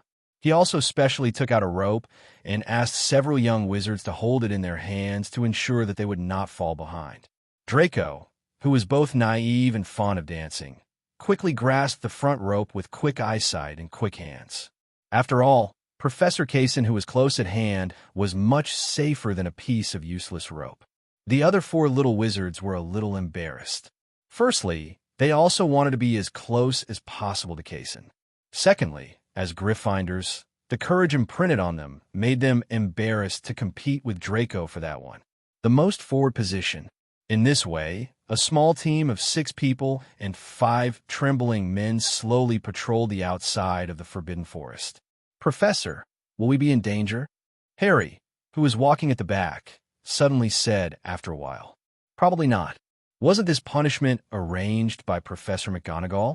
Although Dumbledore has always been unreliable, Professor McGonagall is still very reassuring. Kaizen explained. Draco, who was walking behind him, breathed a sigh of relief. Professor McGonagall really didn't look like the kind of person who could kill a little wizard with a slap on the forehead. After all, such a serious person. Okay, let's patrol as quickly as possible, and then get through your punishment today as quickly as possible. You can sleep happily in your bed again, and you won't have to grind the redstone anymore. Of course, this is not necessarily the case. Draco, you'd better not make the same mistake you did before. Kaizen added as he remembered something. Never again, Professor. Draco couldn't help but shudder as he experienced the grinding stone like a nightmare. The 6 of them just chatted together. Most of the time, Kaizen was worried that the little wizards would be scared, so he kept looking for topics to chat with them, hoping that this would make them relax a little. Most of the magical animals in the Forbidden Forest are intelligent. Although their intelligence is not high, they can still tell that 5 young wizards and an adult wizard with high magic power cannot become their prey. The simple brains of magical animals can complete such simple conversions. If you give it a try, you're almost guaranteed to die. Until Kaizen felt that he was almost gone, he took out his pocket watch from his arms and said, "It's already 12 o'clock. We still need 2 hours to get out of the Forbidden Forest. I hope you don't have class tomorrow morning." That's not the case. We have an early breakfast tomorrow morning, Harry said with a grimace. Perhaps you can ask Madame Pomfrey for some refreshing potion. It's very suitable for people who get up early and feel sluggish, if you're not afraid of the white smoke coming out of your ears. Maybe, Neville murmured softly. Then he raised his head and looked past Ron, Hermione, Draco, and finally Professor Kase. At this time, Kase was raising his head and controlling the fluorite to drift towards one of the places. It seemed that there was a figure somewhere, and the figure, aware that he had been discovered, also walked out of the bushes. It was a strong body, with the upper body of a human and the lower body of a horseman. I'm a professor at Hogwarts. Kase Heath, you are. Kase still held the wand tightly in his hand. He had already thought about it. As long as the centaur in front of him made the slightest move, the 3 hairs would wither. The skull will blow it to pieces in an instant. My name is Ronan, and I'm a centaur. We have been living in the depths of the Forbidden Forest, and we, the wizards, are the same as each other. Kase nodded. It's best this way. So, Mr. Ronan, why don't you stay deep in the Forbidden Forest instead of coming here? I remember that this should be considered the outer circle, close to the middle circle at best. Mars is extremely bright tonight. Correspondingly, this means that the nearest Forbidden Forest will not be peaceful. Ronan said, Mars, disaster and accident. Ronan nodded. The centaur's astrology is different from the wizard's divination, but their views on Mars are similar. Many unicorns have been killed in the Forbidden Forest recently. Maybe they are some powerful and evil magical animals. It's some people with ulterior motives. Kase nodded, his eyes still staring at the centaur in front of him, while he relaxedly joked with the 5 little wizards behind him. It's a pity if we heard the news an hour ago, you can get back to the castle an hour early. But it's not too late now. Anyway, thank you for the reminder, Mr. Ronan. Kase protected the little wizards behind him and retreated silently. When Ronan saw this, he understood clearly. The centaurs have no intention of attacking you. Kase nodded. He didn't put down his wand until he saw Ronan turn around and start to fly his horse's hooves upside down. The horse's shadow was soon lost in sight. Let's leave quickly. Although I don't know if what the centaur named Ronan said is true, I can't afford to take the risk. This time, the group of 6 people did not follow the original route. Instead, they followed the Big Dipper in the sky and walked straight towards Hogwarts Castle. Along the way, we met rivers, bridges, and slopes. Until this moment, Kase took a deep breath. He regretted it, really regretted it. If he had known that such an unfortunate thing would happen, why would he have walked in a straight line? He could have just followed the original route. Forward, this chapter contains magical modifications to the enchantment attribute, Disappearance Curse, which is a second creation. A man in black robes, whose face could not be seen clearly, was kneeling on the ground. In front of him was a seriously injured unicorn lying on the ground. Silver-white blood flowed from its neck and was sucked by the man in black. Look it all up. Originally, the people on both sides should not have interacted with each other. One side originally planned to take the main road and simply patrol. One side deliberately chose this inaccessible place, and both parties had a tacit understanding not to cause any complications. Until Kase finally decided to walk in a straight line, the 2 sides just met head-to-head. The man in black also turned around and found Kase and several young wizards. Everyone spread out and find a bunker to hide. Kase didn't hesitate after finishing speaking. This time, the black-robed man was different from Ronan. Ronan is a native creature of the Forbidden Forest. There is no problem at all for him to appear there. Not to mention, there is no malicious intent. The guy in front of him who came to the Forbidden Forest in the middle of the night to kill unicorns and drink their blood was a naked dark wizard. And the dark wizard had to kill him as quickly as possible and with the most thunderous means. The 3 withered skulls exuded dilapidation and death as they howled and charged towards the man in black robes. When a man in black robes saw this, he waved his wand and quickly knocked one of them away. However, the other 2 were about to show their faces, so he had no choice but to roll away to the side in embarrassment. 2 withered skulls exploded on the ground, and one was blown up into a towering tree. At the same time, the places where the 2 exploded quickly produced visible withering. The soil was okay, but the poor tree turned into a structure similar to charcoal almost instantly. Does the famous Professor Kase in Hogwarts actually know this kind of black magic? The man in black said hoarsely, "If it's to kill a dark wizard like you, I only regret that I don't know the life-killing curse." In the corner of the battlefield, the four little Gryffindors peeking at the screen looked at Professor Kase at this moment. He still looked gentle as usual, but at this time his eyes were as cold as Snape looking at Neville's huge P********. The strange test paper is 10,000 times more terrifying than that. Professor Kase, who is usually as warm as the little sun, disappeared, replaced by the cold winter north wind that wanted to kill the dark wizard in front of him all the time. Avada Kedavra! A green curse was shot out from the wand in the hand of the man in black. When Kase saw this, he raised his hand and used an obsidian wall to block the life-killing curse. He waved his hand again, and the wall instantly shattered into sharp obsidian fragments, shooting towards the man in black. The flames of the curse, the blood-red fierce fire rose up and swallowed up all the obsidian fragments that flew past. Kase snorted coldly when he saw this, waved his wand, and used several ender crystals to rush toward the blurry figure behind the flames.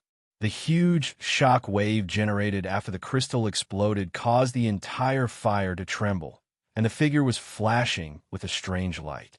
It was not blown into inorganic matter on the spot, but held on to its body and did not fall down. "Stay here and wait to die."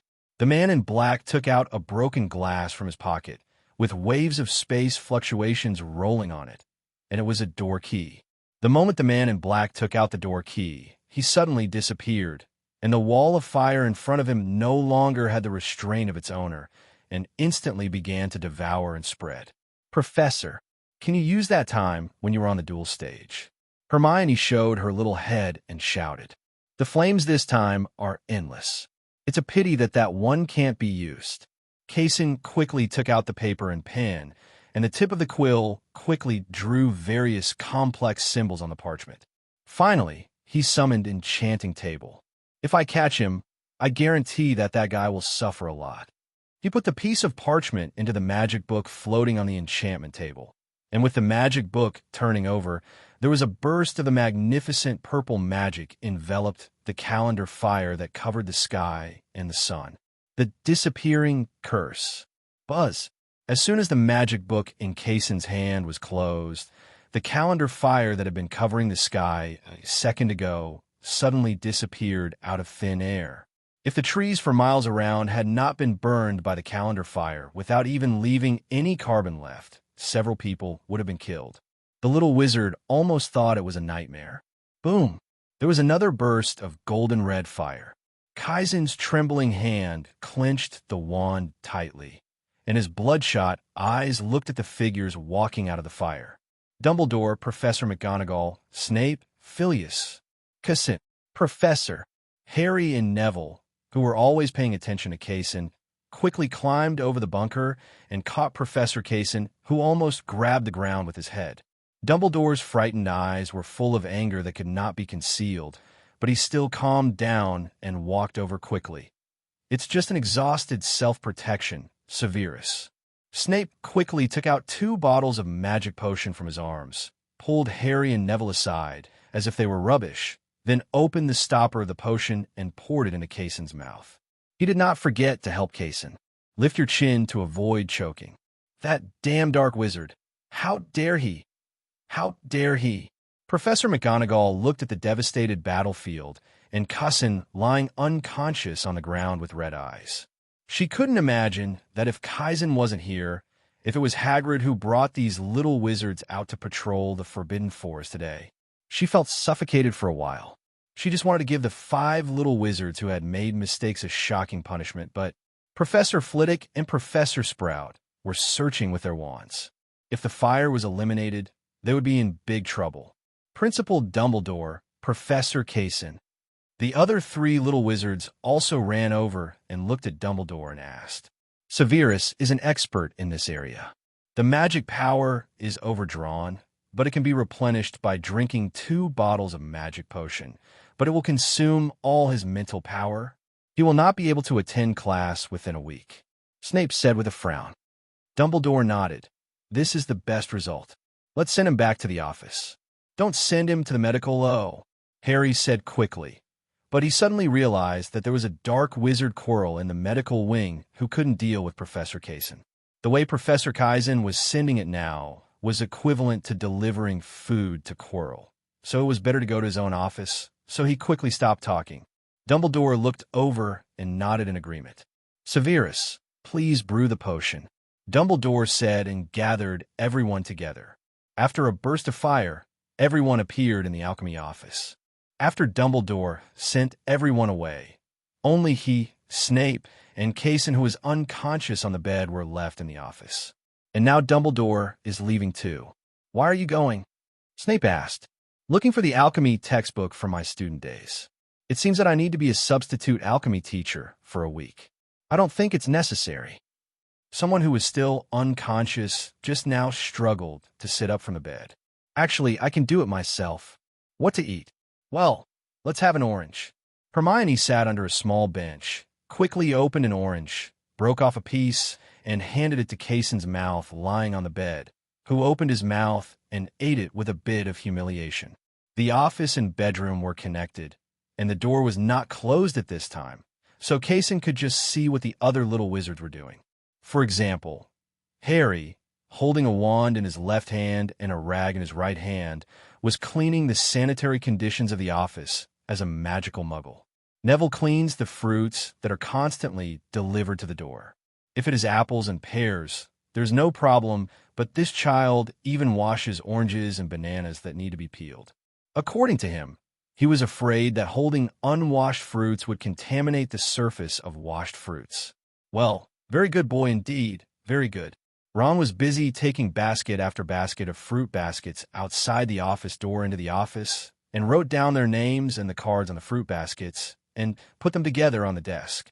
In the corner, there was a little wizard with platinum hair who was using hot water to heat the potion in the potion bottle through the potion bottle. He was using a mercury thermometer to constantly try to determine the temperature within the range of 37.5 degrees Celsius. To be honest, I wasn't even injured. You really can't be like this. Kase was imprisoned on the bed by a magic called Strong Gaze and said dryly. Professor Snape said, I suspect Severus is retaliating for the Christmas gift I gave him, but I can see that he did use it. Have you noticed his hair? Hermione nodded understandingly. I said that Professor Snape's hair has become much more normal since he came back from Christmas vacation. Well, that's my masterpiece. Do you want to learn it? I can teach you, as long as you let me stand up and go to the alchemy workbench in the office outside, one-on-one. No other little wizard has this kind of treatment. Kase said seductively like a big bad wolf lying on Grandma's bed. Well, although this offer is very tempting, I refuse. Hermione said with difficulty. Oh, don't you need to go to class? Don't tell me that you took leave to take care of me. I promise you in advance that I will never appreciate your behavior of not going to class. The next class is in half an hour. Then go quickly. Believe me, I can be safe here alone. I will never get thrown over my shoulder by my slippers when I get out of bed, and then my head will be hit on the floor, and I will go directly to meet the god of death. Kaizen raised a smile on his face. Guang Guang said, Our roommates will help us bring our books. Don't worry about that, Professor. Then you should go to the classroom after all, right? Yes, but that will be in 20 minutes. Okay. Although these 20 minutes were extremely long, it still gave Kasen a little comfort. It only takes 20 minutes, just 20 minutes. Kasen stared at the ceiling blankly. When he counted to 15 minutes and 26 seconds, Draco quickly moved his steps and brought over a bottle of 38°9 potion. This temperature was calculated by him, based on the heat conduction of the glass bottle, the specific heat capacity of the liquid, and his moving speed. When he walked over, almost reached a temperature of 37°5 degrees. Put it here, you can go out. Draco's expression fell instantly, but this time he surprisingly didn't say any unnecessary rubbish. He just put the potion on the bedside table and left. I'm really grateful to Severus for making the family tree with him as the center point. Although he put me in this sad situation, fortunately, the potion he brewed still. Why does it smell like garlic? Did he chop Quirrell into pieces?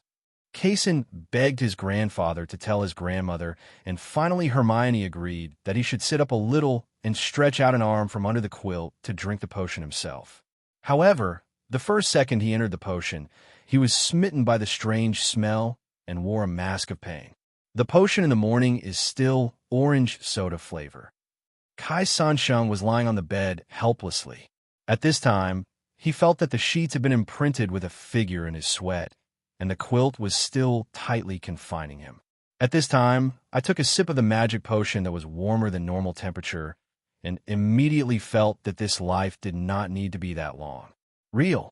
But fortunately, the time was almost up, and he still didn't believe it. Hermione and these first-year little dwarfs could figure out some magic to keep him in bed. Dumbledore couldn't make himself stay in bed. How could they? It must be impossible. Soon, in Kasen's time perception, the 20 minutes were finally calculated, but Hermione and the others did not leave. However, they opened the door of the office, and a group of people lined up in an orderly manner. "Come in. What's going on?"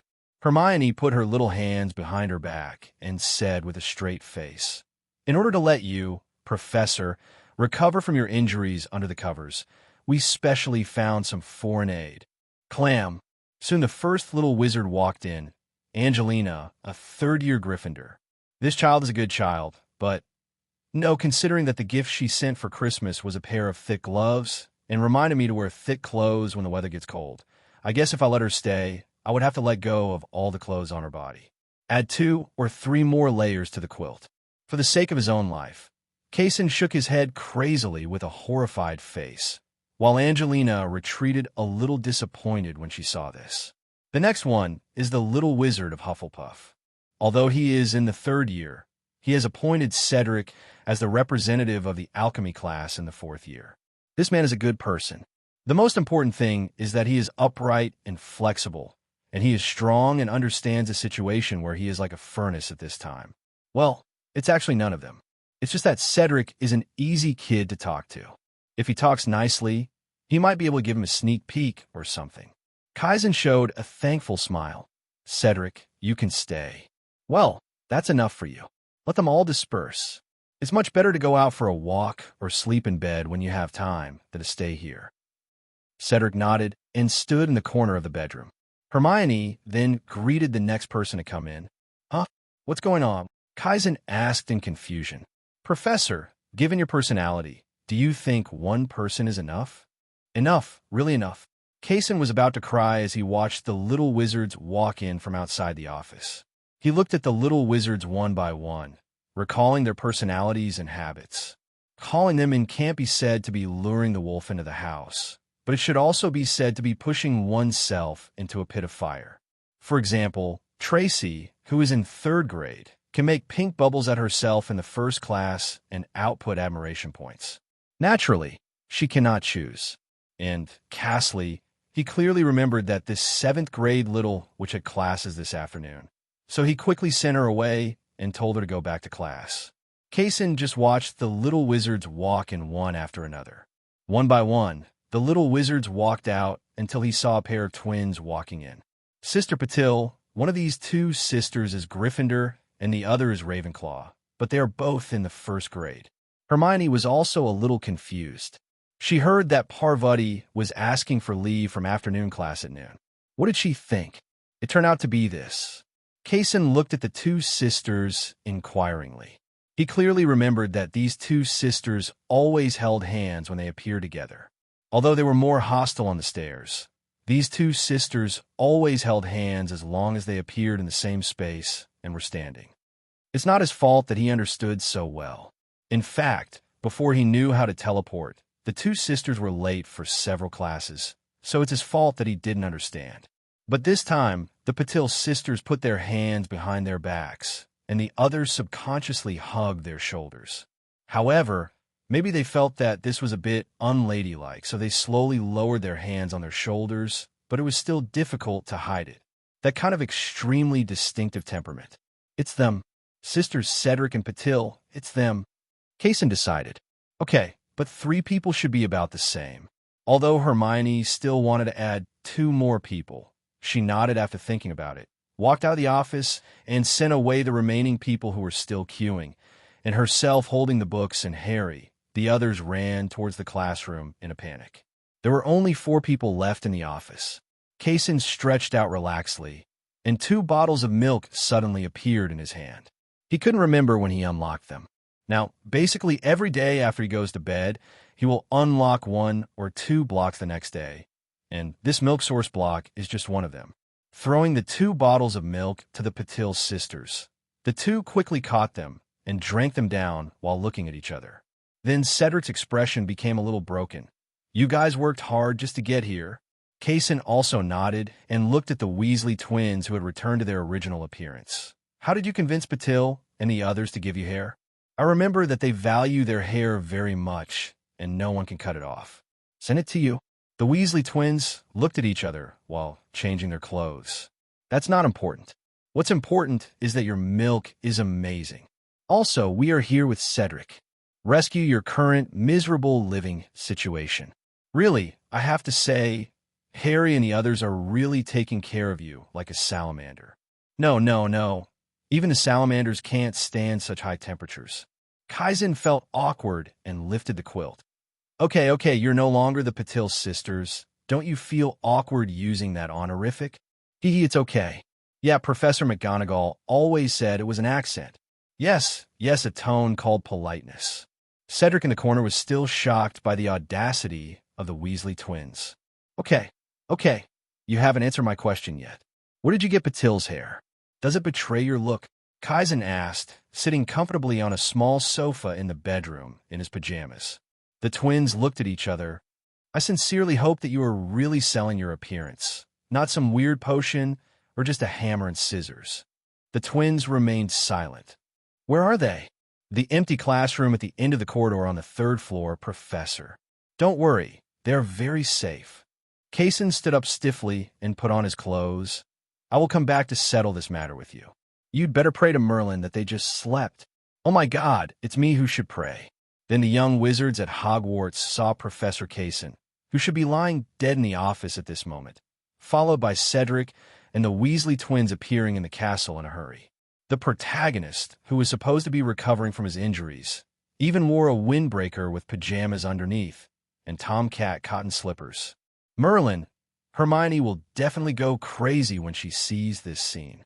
A young Gryffindor wizard who was fishing with his friends in the corridor sighed as he looked at this scene. "Then what are we going to tell Hermione?" "We're doing it for Professor Kaisen's health."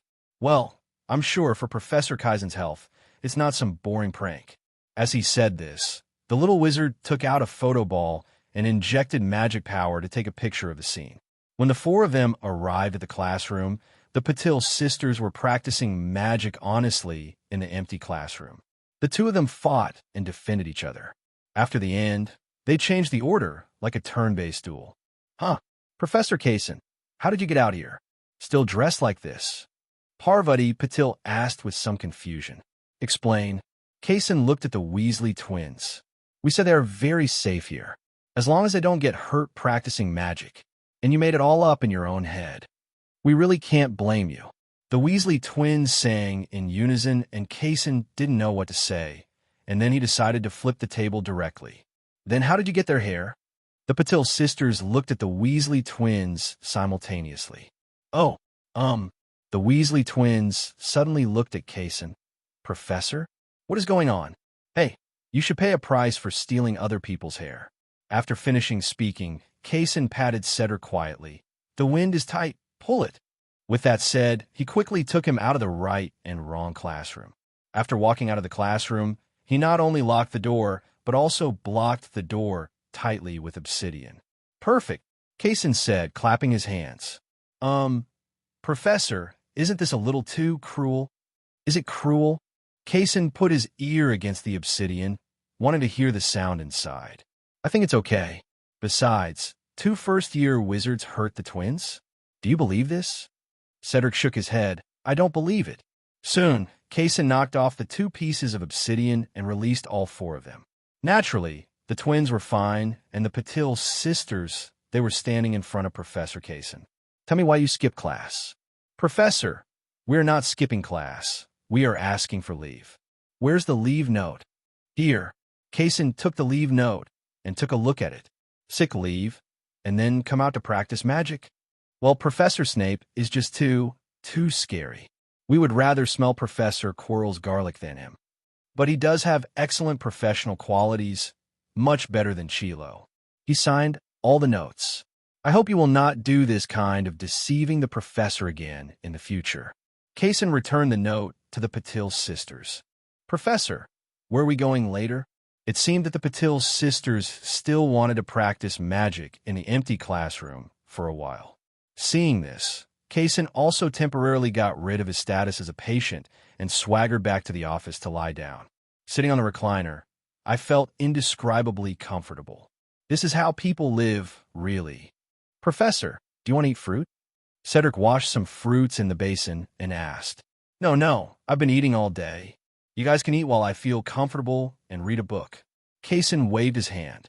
The originally wonderful time would continue like this until Hermione got out of class, and she and her friends rushed over at a speed that made Einstein's head big. Bang, bang, bang. Bang, bang, bang. Suddenly, there was a terrible knock on the door, and Kase sat up straight with a start. What's going on? Whoever the three of you are, go and investigate, he said. No need to probe. It should be Granger and the others. Where did our potion go? George Weasley dug into his pocket and quickly took out an empty bottle of polyjuice potion without the hair in it. Then Kase quickly threw a piece of his hair in. I'll give you a chance to enjoy Hermione feeding you fruit personally. You choose someone as soon as possible. I'll withdraw first. Kase put on his coat and disappeared into the office with a roar. The only 3 people left in the office instantly figured out the ownership of the potion, mainly because George's movements were so fast that before Cedric could react, the potion was poured into his mouth. Be brothers. In the heart. The Weasley twins each pressed poor Cedric on the bed with one word, while the other sighed. That's what happened. I shamelessly sold 3 of them and decided to read a book or something at your place for a while. Do you have any novels here? On the bookshelves in the second row, but I used magic on them. You can't see the covers. You can only take the books according to your feeling. It's like a lottery. Dumbledore smiled and stirred the books in the coffee cup with a spoon. Other people's magic is to facilitate life, but your magic is indeed always there, urging you to enjoy your true nature. Kase answered with a rare high emotional intelligence. Thank you for using such gentle words. The few people who knew what I did before all showed a kind of pitiful look in their eyes. I don't know why. Dumbledore said a little speechlessly. The Count of Monte Cristo? I haven't read this one before. Then I have to say that you are very lucky. Last time Phileas came here to look for books, he found an introduction to mathematics. It's a shame for him. Now I just want to kill time and let time pass quickly until the curfew. The little wizard is so enthusiastic that I can't stand it, you know. Kaizen said bitterly. Dumbledore shook his head and took a sip of coffee. You don't know how many people envy you. Well, what should I do if I suddenly feel a little proud? Maybe go back and accept the enthusiasm of the little wizards? Dumbledore suggested. Ahem. Here, 1 code equals 1 code.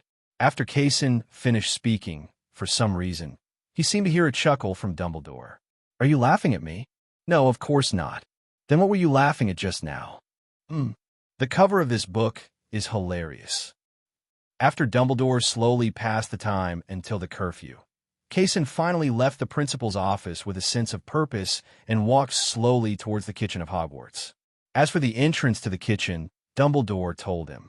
Anyway, under the supervision of Hermione, Kase, who had eaten so-called healthy food all day long, desperately needed some junk food, rich in oil, sugar, and salt at this moment. Food to soothe his dry taste buds. Seriously, after eating healthy food for a day, my taste buds are dry. Hello, Professor Kase. What do you need? Asked a house elf wearing clothing with the Hogwarts logo. Help me buy some junk food. Kase said bluntly. The elf in front of him shook his head in fear. No. It's impossible, Professor Kase. There can't be junk food in the Hogwarts kitchen. This is absolutely impossible. Okay, Do you have fried chicken steak or something like that? Please help me pack some. Thank you. Kaizen quickly changed the language. Oh, of course. Kind Professor Kaizen, you don't need to use honorifics at all. You just need to... This house elf was obviously a chatterbox. He took out ingredients and seasonings from various places in the kitchen and started cooking food, while chattering to him nonstop. Soon, Kaizen walked out of the kitchen with the full oil paper bag and walked toward his office. The experience of being confined in bed for most of the day made him deeply believe that people should not be too lazy. Sometimes walking is more comfortable than lying in bed. Until he returned to the office. Then he saw a mirror. No, not the mirror, but poor Cedric. Because if it was either George or Fred, then there should be a third person here at this moment. But now there are really only two Kaizen. Kaizen patted Cedric on the shoulder and picked up a glass, in which a full glass of milk suddenly appeared. It's hard on you. Cedric shook his head. No problem, Professor. Kaizen's eyes lit up. Do you think this is good? This is great. Stop drinking the milk. Please pretend to be another day tomorrow. Professor, I was just being polite, Cedric said with a somewhat broken expression. Can't hear. Clam. Well, yes, the best one today is Hufflepuff, especially Cedric. He added 47 points for Hufflepuff, which is very good. A week later, during the first class after Kaizen recovered, he generously used various reasons to give Hufflepuff extra points, starting with Cedric. Until the end of class, Hufflepuff was dismissed. A full 47 points were added. It can be said that this is definitely a huge score.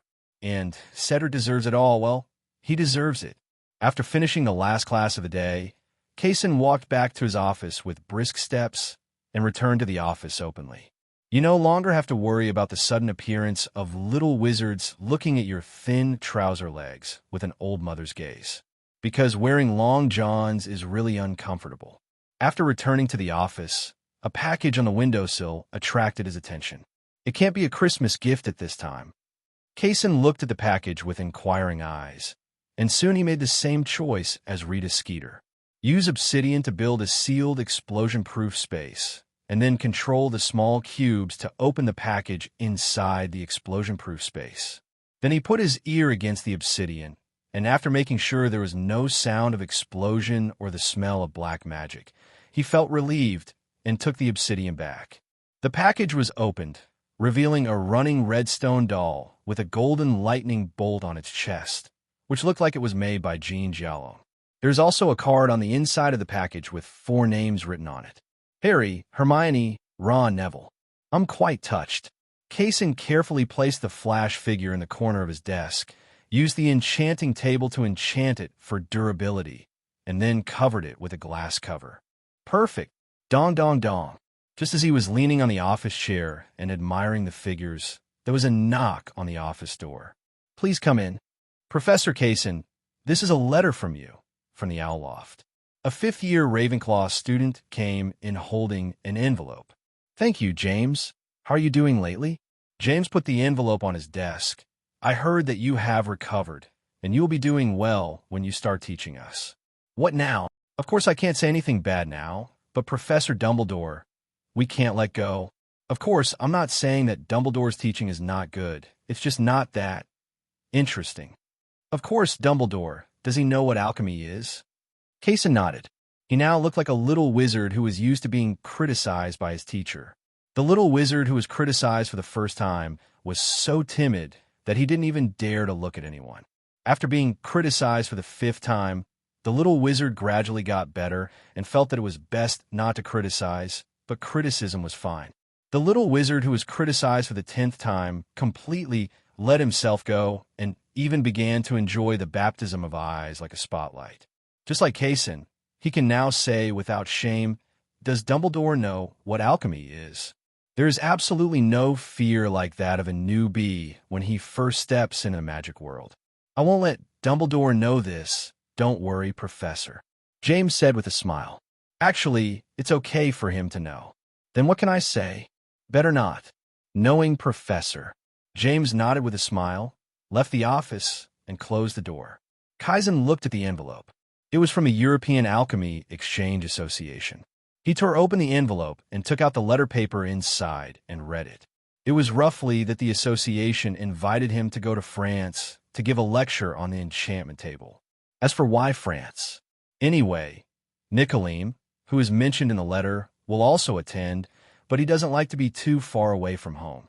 Time, this Saturday at 7 o'clock in the evening, the auditorium of the French Ministry of Magic.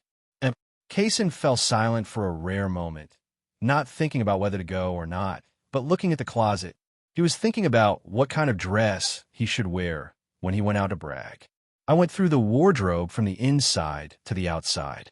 The clothes inside were either worn before or worn casually. Dumbledore, how tall are you? Kase pushed open Dumbledore's office door and asked. 5 feet and 11 inches, which is about 1.80 meters. What's wrong? Dumbledore asked doubtfully. Will you stand up and let me take a look? Dumbledore put down the coffee cup in his hand and stood up. What's wrong? The European Alchemy Exchange Association invited me to go to France to brag. Not to give a speech, but I need a new robe now. I have worn the previous ones, so I came to you to see if I can a ceremonial robe that can be borrowed, Kase said. Why don't you go find a serious tailor, or go to Severus? Not enough time. Well, not enough money. Let me warn you, Dumbledore. I asked Severus how much the last alchemy professor's salary was. I advise you to wait until I start school next semester. Give me back all those lovely galleons. Dumbledore changed the subject abruptly. I mean, asking Severus to borrow clothes, and can't you chain the gold yourself?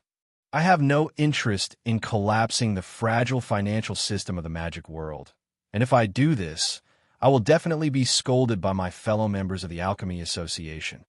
And Severus, I asked him, he is 6 centimeters taller than me. Damn 6 centimeters. He must have insoles. Kase complained softly and pulled Dumbledore up directly. Let him stand up straight, then stand behind Dumbledore, and the two of them straightened their backs back to back. I think it's about the same. What do you think? Forget it. Come with me. I remember I just ordered a set in the fall, and I haven't worn it yet. It's just ready to wear, not custom-made. You could try it on. Then, Dumbledore, why do your clothes glow? What Kase was talking about was not the magical light produced by enchantment, but the pure light emitted by the material. Various complicated patterns, inlaid gems, gold threads hidden in the embroidery. Are you shio? Don't you think it looks good? Kase said nothing and just walked out of the principal's office slowly. No more ceremonial robes? I think it's not unreasonable to practice gold occasionally. He noticed a small bag on Dumbledore's desk mid-sentence. He slowly opened the bag and took a look. Ahem, take it away. An urgent set of ceremonial robes costs 70 galleons. Isn't this a purely black shop? In the auditorium of the Ministry of Magic in France, Kase pointed to his ceremonial robe that shone with purple magic and complained to Ollivander on the side. Ollivander just smiled and said nothing. Madame Malkin's robe shop subsidizes sales to young wizards, so it is cheap, and if it is at the normal price, 70 galleons is a black mark, but Madame Malkin also worked overtime to get out. There is nothing wrong with charging some overtime pay. But with an old neighbor who has been with him for most of his life on one side and a rising star in alchemy on the other, there is nothing wrong with saying anything, so he simply doesn't say anything. As that sentence goes, sometimes shutting up is also a kind of wisdom. By the way, are you ready with your manuscript? This is not like the previous award ceremony. You can treat today as your class. Of course, you can also defend your thesis. Ollivander said again, I'm not prepared. To be honest, I didn't even write the paper. Otherwise, why do you think I was just the supervisor for the previous 2 papers? Kase shrugged. That's really not what you said about feelings before. I thought you were being modest.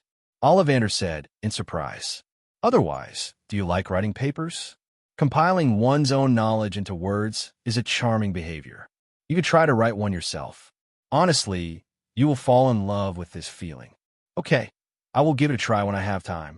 Kase nodded, and soon someone came over, apparently a staff member of the French Ministry of Magic. He took Kase to the high platform of the auditorium, where a podium was placed, and behind the high platform was a huge magic holographic projection device, which was said to be sponsored by Nicolo Flamel. Please start, Professor Kase. I noticed that your students like to call you that. A thin old man in the audience, with a white shawl and messy hair, said with a smile, "You are not a student, Mr. Flammel." Kase quickly waved his hand and stretched out his hand to summon a standard enchanting table that could no longer be standard. The basic structure of the enchanting table is very simple, and I received many letters at Hogwarts, all of which were successful imitations of the enchanting table, so we will not elaborate on the basic structure of the enchanting table here. Let's start directly with the enchanting principle of the enchantment table. As you all know, the enchantment principle of the enchantment table is to enchant runes. Of course, it is not just runes. We can also directly enchant the magic spells, such as enchanting blazing flames. The disadvantage is that you cannot cut butter with that knife because it will melt and eventually vaporize very quickly. And is it easy for him to go off topic when he keeps talking? Isn't he a professor? Professors all have this problem.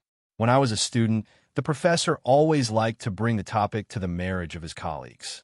Are all professors around the world like this? Maybe, when I was a professor. Kase walked off the podium and took a glass of wine from the self-service wine rack to moisten his throat. Giving lectures to these alchemy masters is much more troublesome than giving lectures to young wizards. Then he saw a thin figure walking towards him. It was Nicolim. To be honest, when Kase saw Nicolim's arrival, he didn't dare to express his anger immediately. It wasn't the alchemy novice's worship of the boss. It was purely because he was afraid that he would accidentally blow it up and blow it up. The old man was blown away. Seriously, you have no idea of building a magic wheelchair for yourself? Nicholas Flamel shook his head. Of course not. The secret for an old man to stay healthy is to exercise enough. Of course, the same goes for young people. Kase nodded in agreement and brought Nicolim a glass of vodka from the wine rack. Of course, not including unhealthy gastrointestinal movements. Okay, Kase poured the vodka directly into his whiskey glass. The two distilled spirits were mixed together, and there was a different kind. It doesn't taste very good, and he probably won't try it a second time in his life. Dumbledore also sent me a letter this morning. He recommended an outstanding young man like you to me. Nicholas Flamel said, still looking for the letter. Of course, that letter he may not necessarily have carried it with him, but a considerable part may have been left at home. You're just looking at it? What if, when other people see me like this, they will quickly tell me not to look for it? Maybe they are afraid of getting in my way, but they also believe that there is no need for me to lie to them about this matter. It's okay. You can look for it if you want. I mean, you should probably give me a step down, because I didn't have that letter with me today. You could have said it earlier. Kase looked at Nicolim speechlessly. He said, how could this old man play so well with Dumbledore? Their relationship was like that of an old naughty boy. But this is just a brief opening statement. You can think of it as a way for both of us to eliminate the embarrassment when I come to talk to you. I come to you with a question. Dumbledore said you don't need the Sorcerer's Stone, and there is no need for complicated alchemy rituals to convert anything into gold. Nicolim asked as he sat next to Kase. You can say that. Kase touched his pocket and took out a quill. I saw him holding the feather in his hand, and the entire feather slowly began to spread with gold from the position held by his hand. Nicolim took the golden quill, squeezed it, and broke it. Fortunately, I didn't see you until I was so old. If I had seen you when I was young, and before I made the Philosopher's Stone, I would have definitely given up on myself. I thought you would be able to move forward bravely and bravely. Nicolim waved his hand. Don't listen to the evaluation of me in the alchemy textbook. I'm not that tolerant. In fact, I can get to where I am today. Firstly, my talent is really good. Secondly, because my talent is really good, so I'm accompanied by flowers and compliments every day along the way. If it had been for mud and insults, Nicolim would have turned into a pile of lust long ago. Kase raised his eyebrows. I will write it down. Did Dumbledore show you the Philosopher's Stone? Nicholas Flamel asked again. I've seen it. He even asked me to forge it. Kase nodded and said, have you ever forged it? Is it that person? Yeah. Do you want to hear his name? If you don't want to hear it, I won't tell you. You don't need to tell me. I know who he is. How did you forge it? Nicolim was obviously more concerned about this issue. Kase reached out and took out a piece of red stone. Use this thing. Nicolim took the red stone, weighed it carefully in his hand, and finally breathed a sigh of relief. It's just an energy cube. If you could make the magic stone as easily as you can make gold, I should really find a rope to strangle myself to death. However, these things are quite similar. If you have made a magic stone, you can find the difference between the two, but others cannot. In short, it is very useful for fishing. Kase explained. Did Dumbledore tell you what he was going to do with the Philosopher's Stone? Nicolim asked again. He didn't tell me, and I didn't ask. When Dumbledore runs out of the real Philosopher's Stone, you can take it from him. That's a magic stone. Why does it sound like cabbage to you? Does Dumbledore know alchemy? The Philosopher's Stone cannot exert its true value in his hands, and he has never valued such external things. I saw in the letter that he is very concerned about you. Believe me, he will. Kase couldn't agree more with that first statement. Dumbledore knows nothing about alchemy, and the second sentence feels a bit strange. He did not doubt Dumbledore's neglect of so-called external things. But for him, his robes are more expensive than anyone else's, and his chairs are softer than anyone else's. Even his half-moon glasses are made of mithril and pure crystal. When the semester starts, Professor Ming's salary is deducted. According to this kind of urine, it is impossible for him to let himself get things for free, and maybe he will let himself do some work that exceeds the standard. The last time I secretly drank 2 bottles of wine from him, I had a fight with the Dark Wizard in the Forbidden Forest. This time, I didn't have to pay a price to get the magic stone out of his hand. Believe me, you will need a magic stone very much in your future. Even if it breaks into powder in your hands, it will still have the value it should have. It is better than just shelving it in a delicate box, or simply it's better to make some immortality potions and do some magic tricks to turn rocks into gold. Nicolim explained patiently. I will convince Dumbledore. After all, an alchemy master like you is so interested in me. I should strive for my own success no matter what. Kase nodded. How are you going to keep up the good work? If Dumbledore doesn't agree to give me the Philosopher's Stone for free, I will have to put a sack on him while he is sleeping. Kase said with a long breath. Well, to be honest, this is not necessary, really. Nicolim added. There was a long silence, and Kase nodded. I will keep your words in mind. That's the best, although I know you must have something going in one ear and out the other. All of you talented people are like this. Dumbledore was also like this when he was young. And that, I won't talk about it. In the middle of what he said, Nicolim might have forgotten it, or maybe he didn't want to say it, so he just walked away with his hands behind his back. I hope my temper won't be so weird in the future. I still learned alchemy. Kase watched the old man walk away and complained without any malice. The dinner ended quickly. After all, there were not many young people in the venue. Except for Kase, the youngest one was also 33. Of course, it couldn't be like a carnival party that lasted until midnight. Everyone simply drank some drinks at the venue. If they were hungry, they might have 2 small cakes or snacks, and then the whole venue dispersed. Kase followed the staff in front and arrived at the suite prepared for him by the French Ministry of Magic. At first glance, it looked really magnificent and had the feel of a Muggle star hotel. I took a simple shower in the room and then almost fell asleep in the bathtub. I stumbled back to bed and lost consciousness in the blink of an eye. He was really sleepy. The next day, he was woken up by breakfast. Originally, Kase was slightly a little angry about getting out of bed. Although he wouldn't say bad words, it was unlikely that he would show any good looks to the staff who came to deliver breakfast. Until the staff brought an authentic French breakfast. Seriously, in comparison, those dry breads in the morning at Hogwarts are most likely super hard bacon carved from redstone, and there are no fried eggs that taste like water. Does your French magic school lack alchemy professors? Kase looked seriously at the employee of the French Ministry of Magic in front of him. If you really have this intention, I believe Beauxbatons will greet you with a warm smile, even if they assign their current alchemy professor to take care of Pegasus. Do you need me to convey your message to them?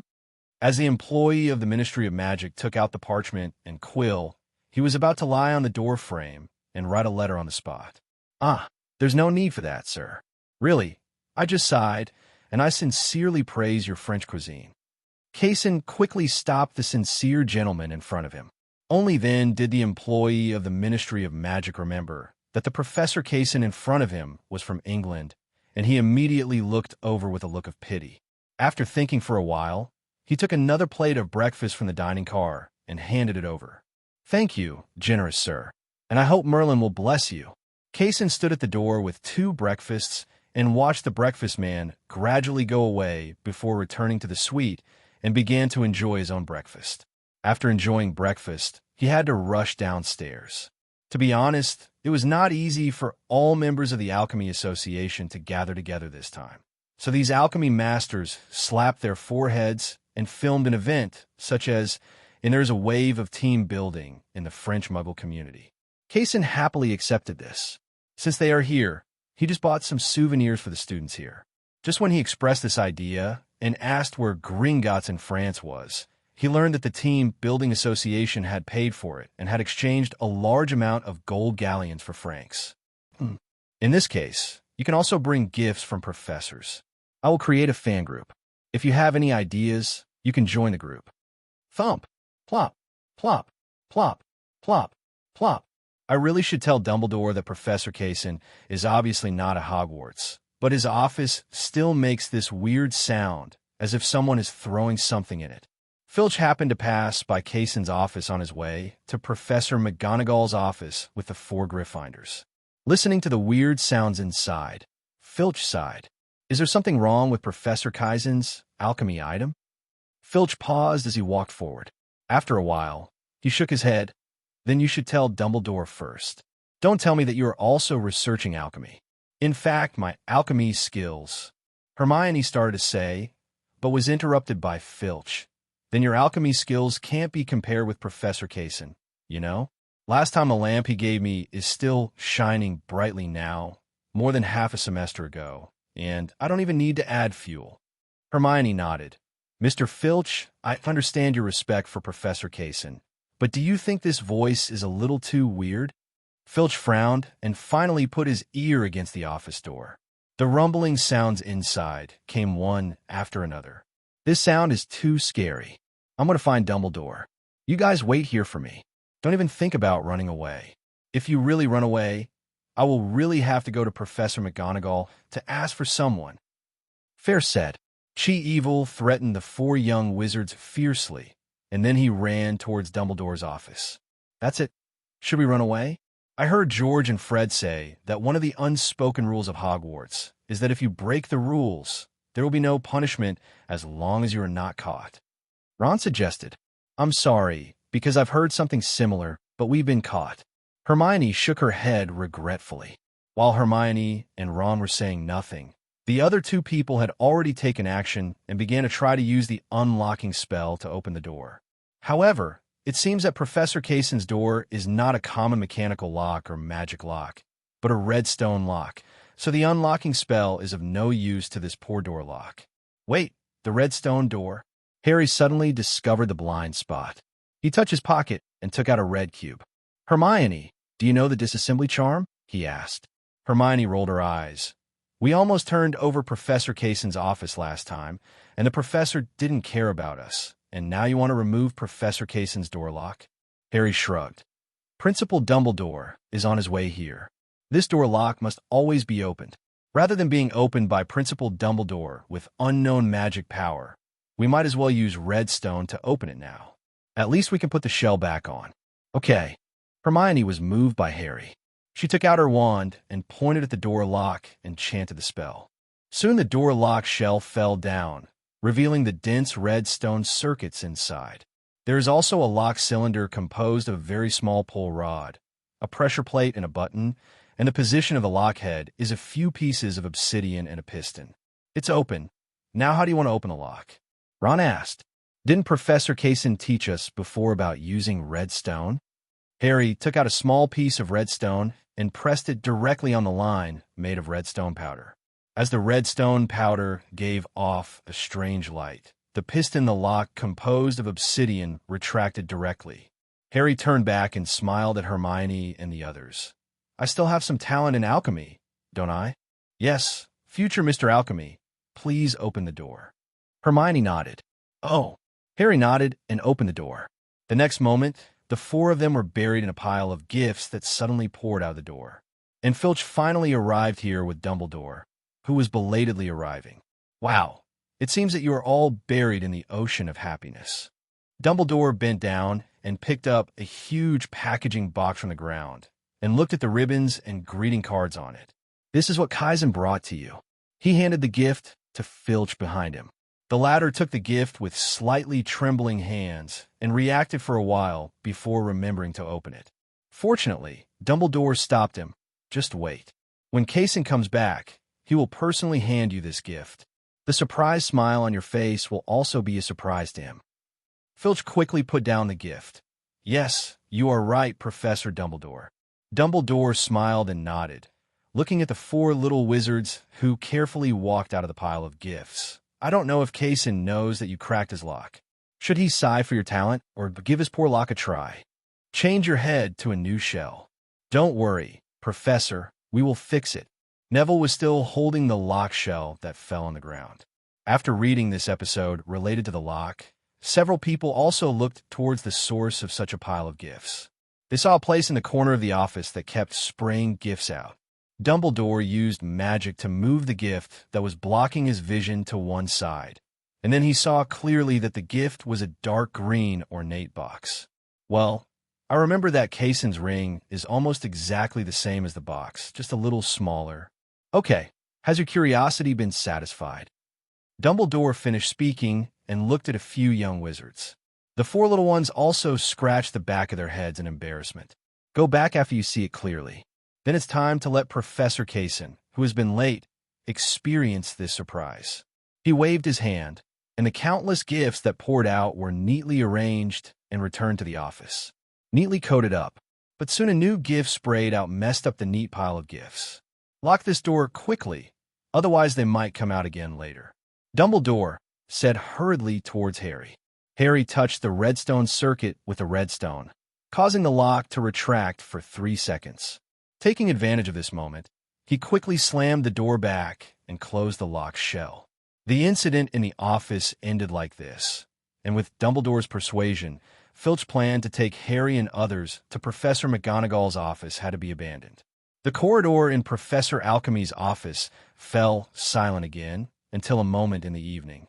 Buzz, Ender teleport sound. Thump, thump, thump. Wardfa. Kase stood in the corridor, looking at the office with almost no place to stay. "I still overestimated the Ender box. I should make it bigger next time." He sighed, waved his wand, and used magic power to sort out the pile of gifts. The next day, the team building content of the Alchemy Association this time is to go shopping in a Muggle city in France, so I didn't give you that magic gift. After all, it would be as boring as an English person going to France to find an English restaurant. Now Cedric could give out all these gifts. Kase immediately placed the gift he had coded on the podium, and he sat on the chair on the podium. He had decided that if Cedric moved slower, he could complete this entire section. The lesson is about fishing. But Cedric's speed was supermodel, and it took him about 2 minutes to distribute everyone's gifts to their hands, then sat back in his seat and began to wait for Kase to give a lecture. "Actually, you don't need to be so fast.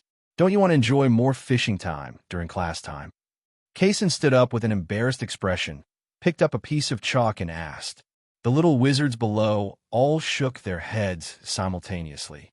"Okay, since you all like my class so much, let's take the exam." After class, he returned to the office contentedly with a stack of test papers. He had already given out all the gifts to the little wizards throughout the morning. Next, only the professors were left, and he began to walk from office to office holding a gift box as big as a wash basin.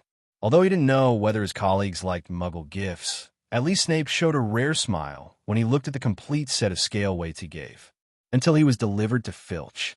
"I noticed that some little wizards in the castle easily make the walls of the castle dirty, so I made this thing for you. It has an infinite magic circuit built into it. There's a blue luminous strip in this gift. With this cleaning charm, you just need to press a red button on it and let the light from the light bar shine on the stain. Filch took the gift box, tremblingly. Thank you.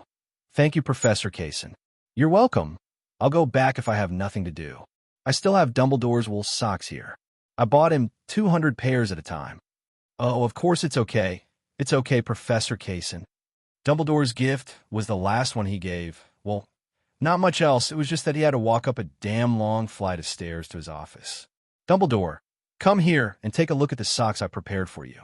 You can wear one pair every day for more than half a year. Where's Dumbledore? Kase stood in the empty principal's office in confusion.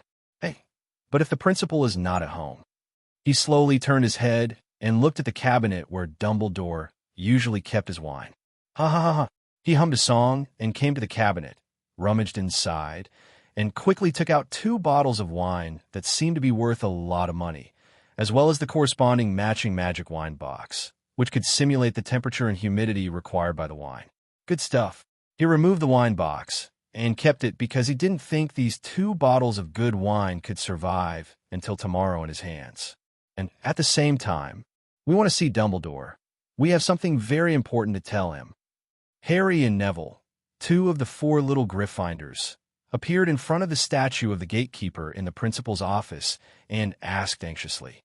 However, the 2 conscientious statues did not seem to answer their nature, or the statues could not speak using some conventional methods, who knows.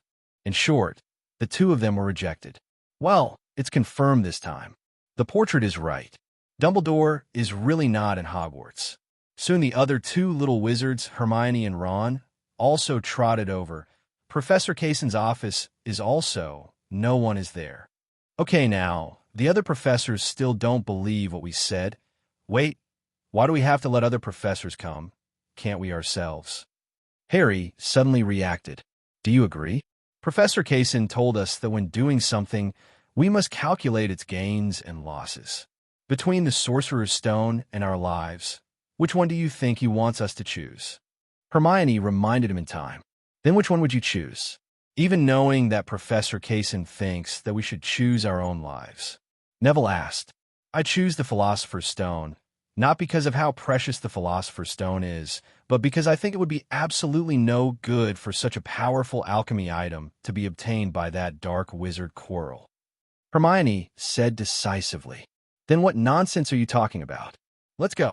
The 4 little dogs ran all the way to the corridor on the 4th floor. The classroom with the 3-headed dog was now wide open, and music was coming from inside. Harry stood at the door and looked inside and breathed a sigh of relief. The big dog is asleep. Let's go in quickly. On the other side, wine? Oh, wine is not the same as Kase. I never like to drink this kind. I think it is too bland, not even like wine, more like grape juice, you know. Hagrid, who was sitting on the sofa, politely declined Kasen's offer to share wine. You want to try something new? Kasen advised. Actually, I really can't taste this kind of wine, and this wine is worth a lot of money at first glance. To be honest, I drink it like grape juice. It's a waste for me to drink it. You should find someone who can appreciate it. People. No. Kaizen waved his hand quickly. The most important thing about this kind of thing is happiness. If you make any drink unhappy for the so-called value, that is the real blasphemy against wine. Oh, I'm a little touched after hearing what you said, the sentimental Hagrid said with a thick nasal voice. Kaizen's sharp eyes saw the big man in front of him. The waiter seemed to want to give him a big hug. He was so frightened that he quickly waved his hand and summoned 2 wine glasses from a distance. No need to hug. If you think the red wine is tasteless, you can go and bring 2 barrels of wine back. Oh, well, maybe I should find time to practice my strength control. I find that you all don't want me to hold you, Hagrid said as he walked out of the house. Because you can really hug someone to death, Hagrid.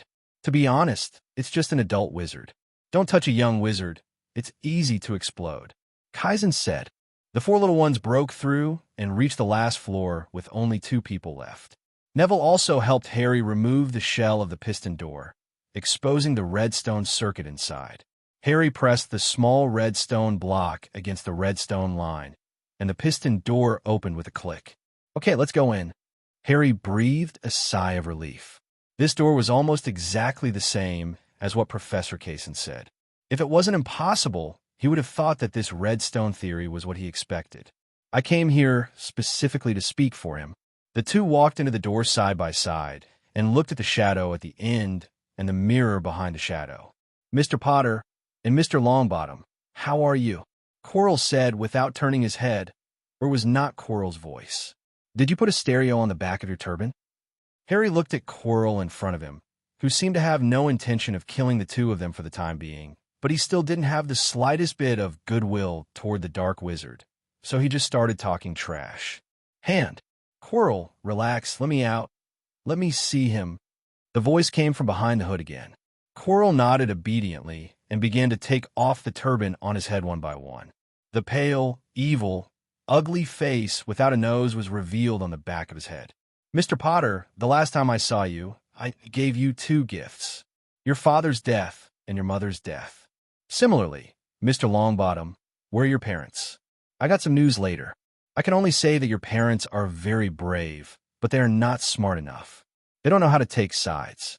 They are on the wrong side, and thus they met their fate. You fart, Neville growled. After hearing Voldemort's harsh words, Harry still maintained a little bit of his basic sanity, but Neville was different. Harry only knew that his parents were killed by the man in front of him, and he became an orphan. From then on, he stayed at his aunt's house. Only the mirror of Erised could allow him to see the true face of his parents in the mirror. But Neville was different. He actually saw his parents being tortured into St. Mungo's. In St. Mungo's, the two warriors who had been fighting the Death Eaters on the front line were defeated by some ne'er-do-wells based on their numbers. Advantages, tortured to the point of being ripped out. Oh, I understand very well that you, feel aggrieved for your parents, but before that, you need to help me find a Philosopher's Stone hidden here by Dumbledore. I will give it to you at that time. Your gift that is 11 years late. A merciful death and reunion with parents. We won't let you get the Philosopher's Stone. You're in a coma. Harry took the lead in pulling out his wand and shot out a magic spell like a fast shooter in the West. However, he was hit by the magic power belonging to Voldemort in front of Quirrell. It popped open easily. You are very similar to your father. He wanted to attack me with his fists. Neville on the other side also took out his wand at some point, and an upward force was instantly exerted on Voldemort. Of course, this was not the only spell he learned in one semester, but subconsciously, he used the magic he was best at. It's like Muggle-like magic. Your parents are much stronger than you. Voldemort said with disdain. Then, Master, do you need to kill him? Quirrell asked. Keep it. We still need our Mr. Potter to help us find a Philosopher's Stone in this mirror. If he is not willing, we need our Mr. Longbottom to help us make Mr. Potter willing. Praise for your wisdom, Master. Come on, dear little Harry, before that damn Kase picked on me, I remember you liked me quite a bit. Why are you looking at me like this now? Quirrell looked at Harry in a bad way and teased. You don't deserve to mention that name. Professor Kase should have killed you directly on the duel stage that day. Harry said word by word. You think he didn't do that? What kind of good person do you think your Professor Kase is? Quirrell's originally complacent expression suddenly collapsed, as if it was a grave sin for Harry to mention Kase in front of him, and he pulled up his sleeves like crazy. Look at this evil black magic. This was given to me by your Professor Kase that day in the Forbidden Forest. Do you think he's a great and upright good man? If I hadn't had my great black magic like this, Master, I have been dead a long time ago, and similarly, Kase, who invented this kind of black magic, is not a good bird either. Quirrell roared somewhat crazily, and then kicked Harry with his thick leather boots. After knocking Harry down, he kicked him one after another, as if to vent his anger. It seemed as if it was not kicking Harry, but Kase, and every kick was accompanied by excited sounds, as if it was using the behavior of torturing Harry to take revenge on Kase. Neville in the corner had his hands behind his back, and he was using his second weakest magic, Transfiguration, since any magic could be deflected by that damn Quirrell.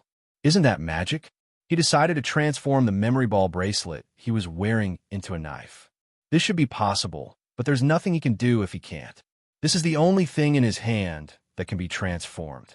Mr. Longbottom, you don't look as honest as you appear. Voldemort, who was on the back of Quirrell's head, noticed Neville's little movement and reminded him. Seeing this, Quirrell walked towards Neville again. Don't you like the so-called Professor Kase? Where is that Professor Kase now? Can he come to save you? Oh, the only thing he can do is cry like a weakling. If you want to ask why, I remember he likes you students very much. When he saw your bodies, he will be ugly to cry. I promise. Quirrell roared and walked towards Neville.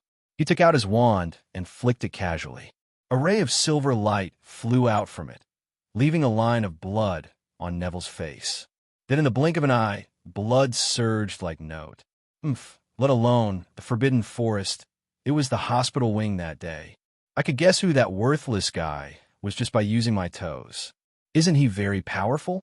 Let him suddenly appear here to save you. Quirrell kicked Neville's calf, causing him to suddenly lose his balance and fall directly to the ground. Then he used his boot to step heavily on Neville's wrist with the memory bracelet, as if to crush the bracelet. You don't deserve to mention him. Neville raised his head with difficulty and looked at Quirrell with hateful eyes. Quirrell was stimulated by this look and immediately wanted to take out his wand and let Neville taste the fate he had experienced. But Voldemort behind his head made a sound of dissatisfaction. Do you remember what we came here for? Don't waste any more time. Quirrell was so frightened that he quickly nodded humbly. Yes, master, he said and walked towards Harry. Harry, on the other hand, was clutching his painful stomach, but he finally reacted to Quirrell's taunt. Professor Kase can really appear here, suddenly. With difficulty, he took out a dark green pearl from the sandwich pocket of the wizard's robe and smashed it to the ground. Click! Buzz! What's going on, Harry? Where's this place? Kase, with a slightly red face and half a glass of wine in his hand, appeared in front of Harry, but his drunken head did not think of it. On what occasion did he give this ender pearl? Harry pointed in Quirrell's direction with difficulty. Kase turned around to look. Quirrell was holding the wand in his hand, tremblingly. He drank the remaining half of the wine and threw the cup on the ground casually. Click! Avada eats the big melon. The disappearing curse. Accompanied by the sound of broken wine glasses, no one had any unnecessary communication when the two met. Kase didn't even have time to look at Harry next to him and Neville in the corner. The enchantment table appeared in his hand, and a disappearing curse quickly offset the incoming curse. The death curse. Curse flame. Quirrell once again used the old trick. A calendar fire quickly turned into a giant snake and rushed over. Unfortunately, the effect of the calendar fire this time was not as good as last time in the Forbidden Forest. Kase clapped his hands suddenly, and instantly the entire secret room was filled with blue water cubes. Kase can move normally for 14 seconds if the water source block is fully filled, and he can remain alive for 27 seconds if it is longer. In these 20 seconds, it couldn't be easier to remove the limbs of Quirrell, who didn't even dare to open his mouth for fear of choking. As for Harry and Neville, who were also flooded, naturally, the enemy must not be timid at the moment. He must kill the enemy first. As long as he is fighting for some energy, he can do so within 20 seconds. Kasen's eyes sharpened, and 4 ender crystals flew towards Quirrell. Although it did not cause much damage in the water, the shockwave also made Quirrell drink a full bottle. At this time, Quirrell, who was internally injured by the shockwave, kept pouring out bright red blood from his mouth, floating in the water like smoke floating in the air. Come on, you're gonna like this guy. An emerald green creeper head was summoned by him, and it was directly placed on Quirrell's head without any explanation, and there was another long black sword. Swish, swish, swish.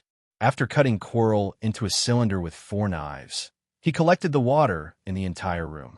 Ahem. Professor Kase, where is Quirrell? Harry stood up with difficulty, wiped his face, and asked with some fear. Over there, stay away. I'm going to see how Neville is doing. Kase looked at Neville, who had fainted. He quickly took out a sponge, squatted in front of Neville, and without any explanation, pushed the sponge towards Neville. Stuffed in mouth. Ha. After sucking out the water in his lungs, he sat up with a start, his eyes looking forward in horror.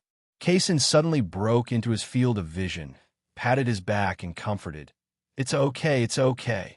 Without stopping, he took out a small bottle of white essence from his pocket and applied it to the wounds on Neville's face. "Where's Harry? Are you okay?" Harry rubbed his stomach. "I think it's nothing. Kase bent down and picked up Quirrell. "You guys go to Madame Pomfrey's quickly. I have to go to Dumbledore's." "Dumbledore is not at Hogwarts. Then I will accompany you to the hospital wing first," Kase said, waving his hand and letting Quirrell float behind him, and then picked up Harry, who could hardly walk safely, and placed it across his waist. The three of them and one of the creepers returned the same way, and when they reached Snape's logical thinking puzzle, Kase glanced at the potion bottle on the table. "I remember that the potion here is not enough for all 3 people to pass." Kase forced the flames out, walked to the small table where the potion was placed, and suddenly discovered Hua Dian. No, there should have been 3 bottles of fire-resistant potion at that time. 1 bottle should have been drunk by Quirrell, and the other 2 bottles were drank by Neville and me.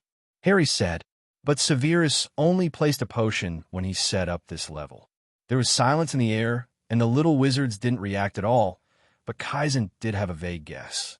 "Forget it, let's come out first." He ignored these 2 vague guesses and continued to walk outside, picking up the unconscious Ron from the giant chessboard. It was not until finally, when Kase used the block to pass through the trapdoor and returned to the classroom with the 3-headed dog, that he breathed a sigh of relief. Then they saw Hermione and an old man with a white beard looking at them with smiles on their faces. "Dumbledore, look at this guy. I'll send them to the hospital wing." Kase handed a Quirrell hanging behind him to Dumbledore, with Harry on his left, Ron on his right, and behind him he followed Neville and Hermione, who quickly followed him all the way towards the hospital wing. After coming to the medical wing and confirming that the 3 little wizards had suffered physical injuries, and after drinking the potion and sleeping for the night, Kase came to the principal's office with peace of mind. "Oh, Kase, you are finally back. What happened to them?" "It's all skin trauma." Kase looked at Dumbledore in the office and Quirrell lying in the corner. "What are you going to do with this guy?" "I have already sent a message to the Ministry of Magic. They will send someone here soon." "Okay, before that," Kase said and stepped on Quirrell's chest, then reached out to grab the creeper head on Quirrell's head and pulled it off with one force.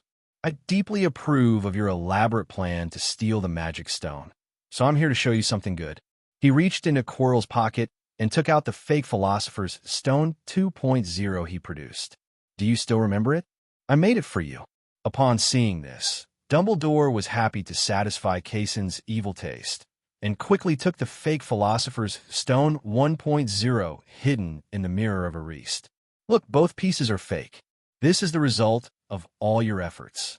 Kase, you have to die." Quirrell growled through gritted teeth. "The fact is that I will still be alive in the future, but you won't be able to live for a few days soon." Soon the Minister of Magic Fudge walked in from the school gate with 2 Aurors. After arriving at the principal's office, the 2 Aurors immediately acted like fools, while Fudge smiled and nodded at Dumbledore, and Kase in a friendly manner, completely unable to tell that he wanted to lock him up when he first met Kase. He was allowed to calm down for 2 months in Azkaban. Facial face. Kase curled his lips cautiously. Fudge still had a smile on his face, as if he hadn't heard anything at all. He nodded towards Dumbledore and pointed at Quirrell on the ground.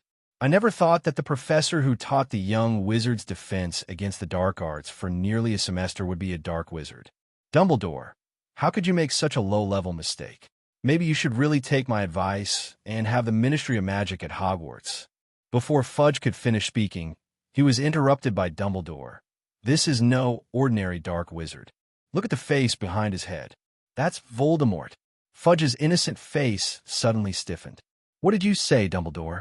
"That's Voldemort." "No, Dumbledore, you are really confused. The mysterious man is dead." Fudge shook his head crazily and said, Hello, everyone. As we wrap up this video, I want to share a quick note. I have a Patreon account. If you'd like to support me and enjoy on-demand audiobooks, you can become a Patreon member. Alternatively, you can check out my Google Drive link, which has 500-plus novel audiobooks available through my Ko-fi or Patreon shop. I appreciate your support.